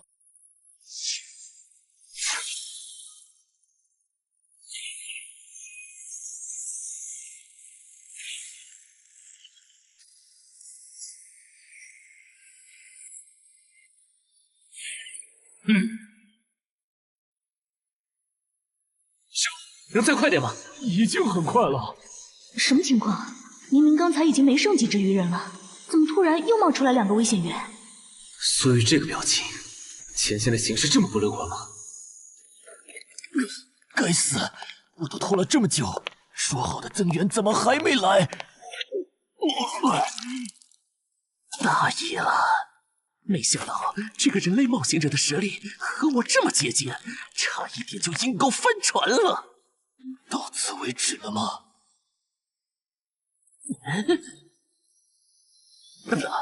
这2个黑点，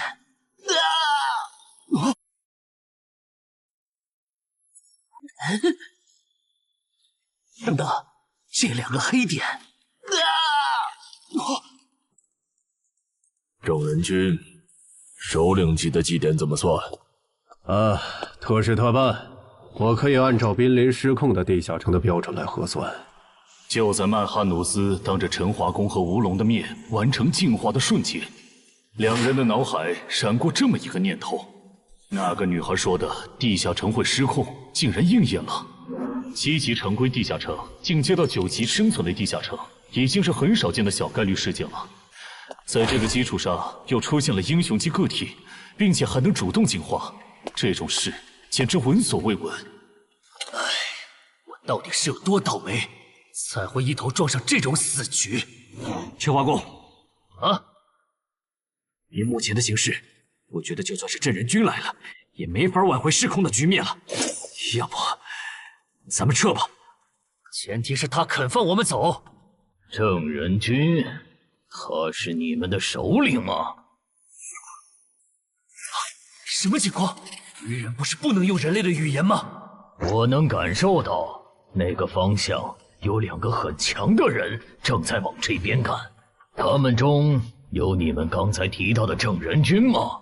有的话，能告诉我这位正人君现在是传奇吗？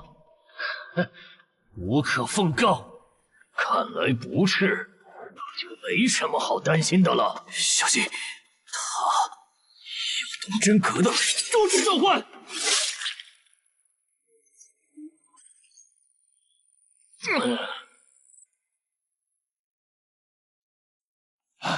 终于出现了黑点，不过保险起见，还是先完成脱离任务，先去解决一个红点吧。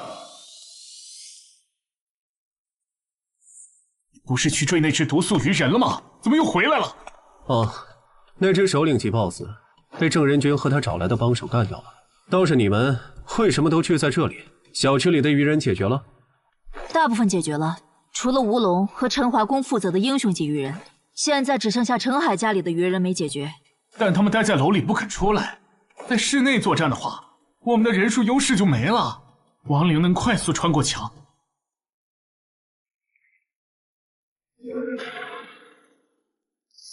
这些人类冒险者怎么聚到一起了？麻烦了，人类聚到一起，人数多了，自己反而兵力不足了。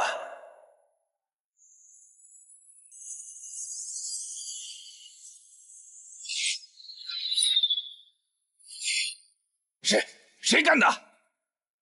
我家现在还有几只鱼人？还有5个，其中1个特别弱小。好，跟我走一趟吧。我需要你站在明面上帮我分担火力。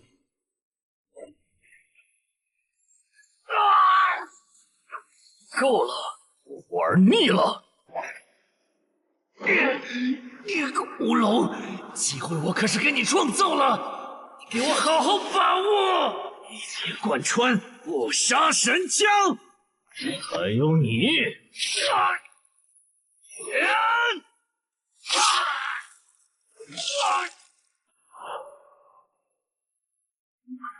还没看够吗？厉害！你是怎么发现我的？与生俱来的天赋，我能闻到等级和我相当和在我之上的强者的味道。那边的也别藏着了，我是不会露出破绽给你们的。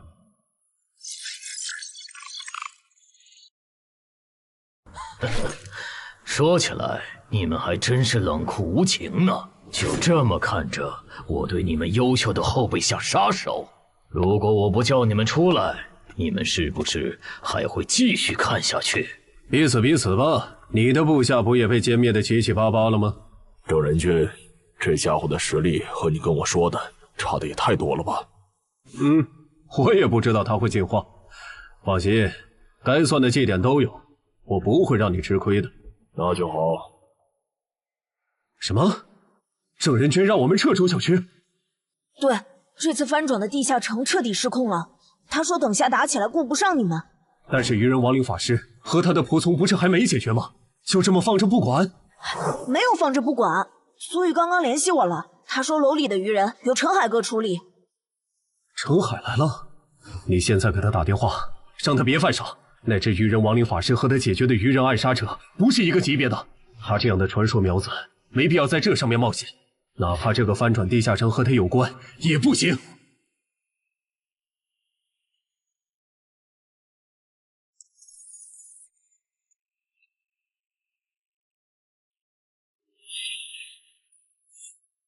别回头，继续往前。又被瞬杀了，开什么玩笑？这可是7级精英种亡灵，没办法了，你们去给我干掉那个绿大个儿。好。他这样的传说苗子没必要在这上面冒险，哪怕这个翻转地下城和他有关也不行。小哥，不行啊，陈海哥关机了，电话打不通。关机了？好啊。需要帮忙吗？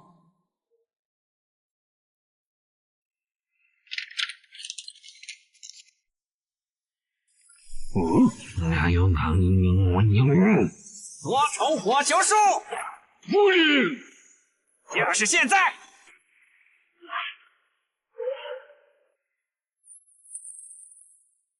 和暗杀者有着相同技能的人类，怪不得那2个巢穴守卫会被瞬杀，这样就解释得通了。上一任，走廊的愚人就交给你了。多重火球术！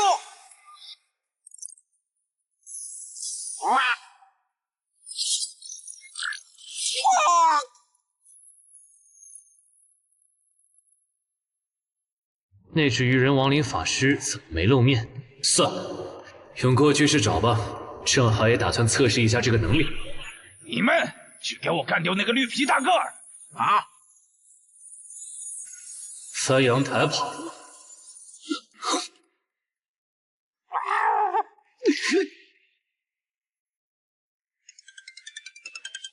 表哥，我这边抓到了不用来探路的普通愚人，这个先放一放。你现在在哪儿？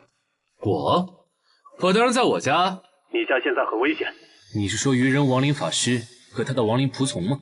那些亡灵已经被我处理掉，但那个愚人亡灵法师我没逮到，被他翻阳台跑了。什么？你提醒下小区里的冒险者，注意别被他抓。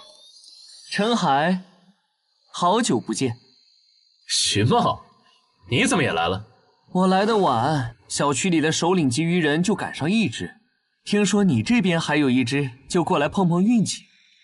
那你算白来了，大鱼已经跑了，他手下的亡灵也被我和我的哥布林随从清干净了。可不，那把武器，这些等等再聊，咱们得撤了。撤？不去帮吴龙和陈华攻吗？已经帮不上忙了。你和宗玄是对的，这个翻转地下城确实是苦闷。虽然回音受到的伤害不会同步给本体，但回音被毁是会消耗体力的。而且打到现在，我这边的牌基本都展示一轮了。安然，如果你的暗杀拳杀不了这怪物，那咱们今天都要交代在这儿了。再来一次，显现回音。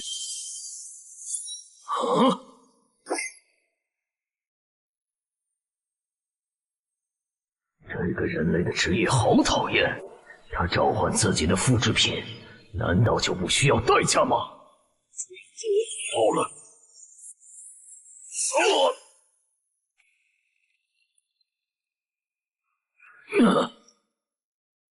这都没死，看来他其他属性免疫很强啊。郑仁君，这个 BOSS 太难杀了，我要求按15级翻转地下城 BOSS 的标准核酸祭典。可以。好，那你接着磨，出机会了我再出手。或许是镇安军和安忍的职业技能给到了曼哈努斯足够的压力，也可能是他们表现出来的态度刺激到了曼哈努斯。靠着职业的加成就能击败我，简直是痴心妄想。这让曼哈努斯做出了草率的决定。我要选择职业，筛选出有远程攻击手段的职业。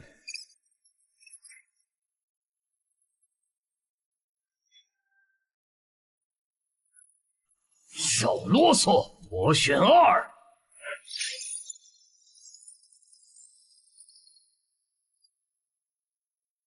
那我们先走了哈。注意安全，有事给我打电话。喂，萍姐，那只鱼人亡灵师被陈海哥打跑了，我把他的逃跑路线发你，他现在落单了，应该比较好对付。镇人君竟然亲自下场了，看来这个翻转地下城应该会很快结束。虽然中间出了不少插曲，但好在是活下来了。可算找到我的猎物了。是从什么时候开始的呢？我的人生走入了死胡同。等很久了吧？啊，没有很久，李伯。这是我之前跟你提到的周畅，传说级冒险者周建明的孙女。这是云霄市的新兴冒险者商礼，她是咱们省唯一受到影之国王后青睐的冒险者，以后大有可为。你们认识一下。你好。你好。是从那次李博介绍周畅给我认识的时候开始的。那又是什么时候，我的冒险者生涯正式步入坟墓了呢？早生贵子！我变成周家女婿，官方给我分配超出能力上限的攻略任务，而我的妻子却袖手旁观的时候。还没好吗？他快撑不住了！岿然不动。完了！五环法术，怪物定身术。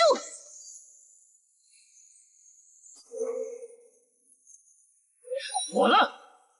殇灭！重击！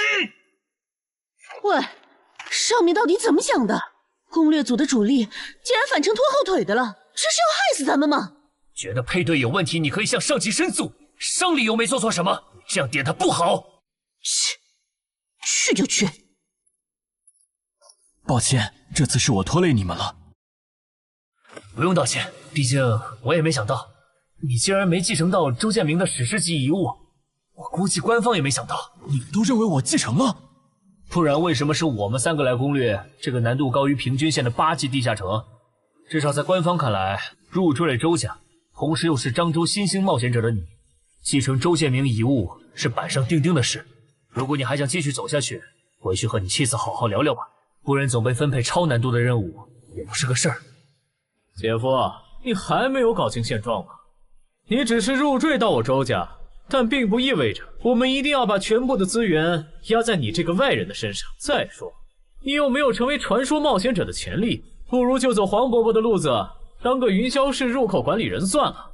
我觉得可以，你留在云霄正好可以照顾周德，而且也不用再去。如果那个时候我没有入赘周家，我的冒险者生涯会不会就是另外一种样子了？要是能重来一次，我把他转化为亡灵嘛？办不到，我只能转化同种族的鱼人。看到了，他们就在前面。这些人类来得好快！快有什么用？脱离任务已经完成了。脱离。喂？什么？伤离死了？对，并且那个亡灵法师已经……糟了！那只英雄级鱼人又进化了。不是，这怪物还能再次进阶吗？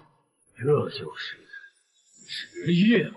我现在有点理解，实力远不如我的你们，为什么有了职业的加持以后，可以给我造成这么大的麻烦了。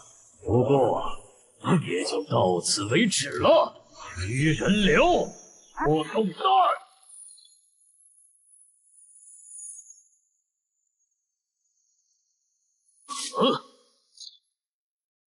移形换位，欠你条命。这种时候就不要说什么欠不欠的了。哼，原来你的复制品还可以和别人交换位置啊！是啊，很方便嘛。那如果我同时攻击你和你的复制品，你该怎么躲呢？传奇下！好快，感觉好像躲不掉了。别傻站着了，那样紧接不了。我的人联系黄泉，这怪物的实力已经摸到传说级的边了，咱们不是他的对手。无意义的挣扎。喂，那个大小的气弹可不是开玩笑的。去！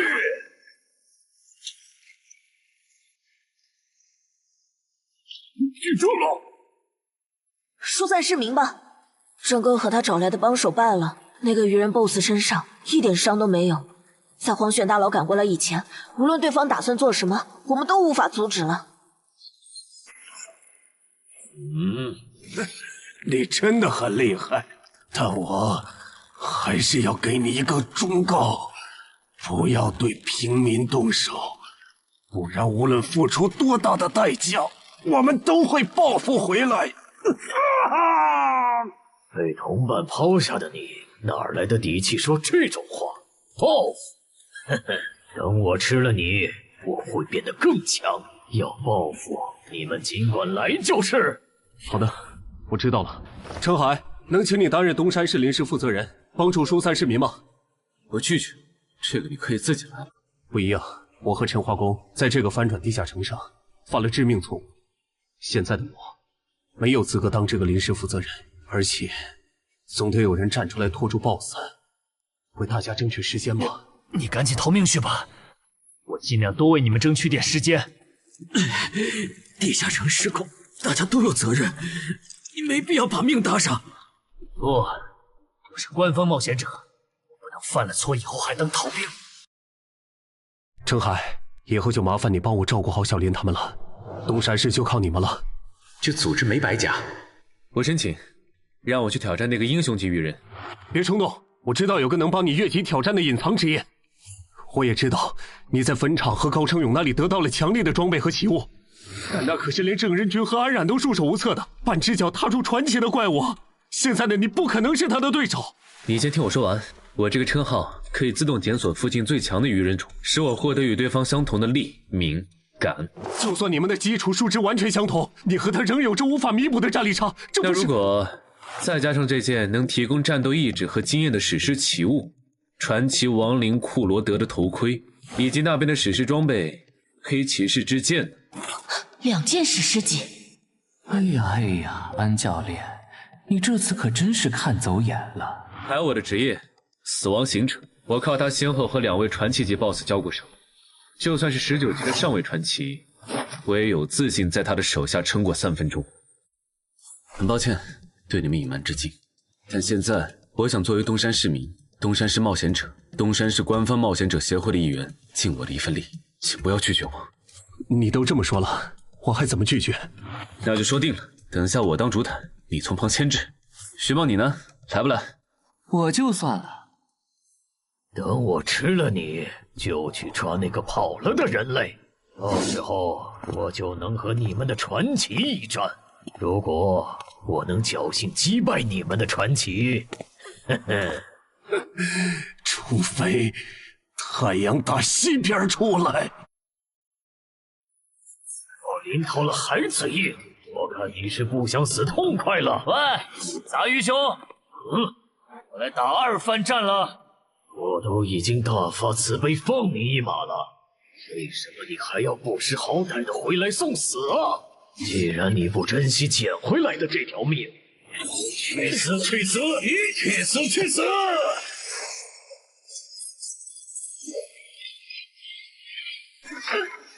糟糕，死！移形换位！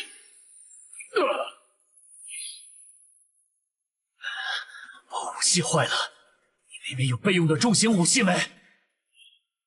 有。竟然还在垂死挣扎！你们在聊什么？聊得这么起劲，也带我一个吗？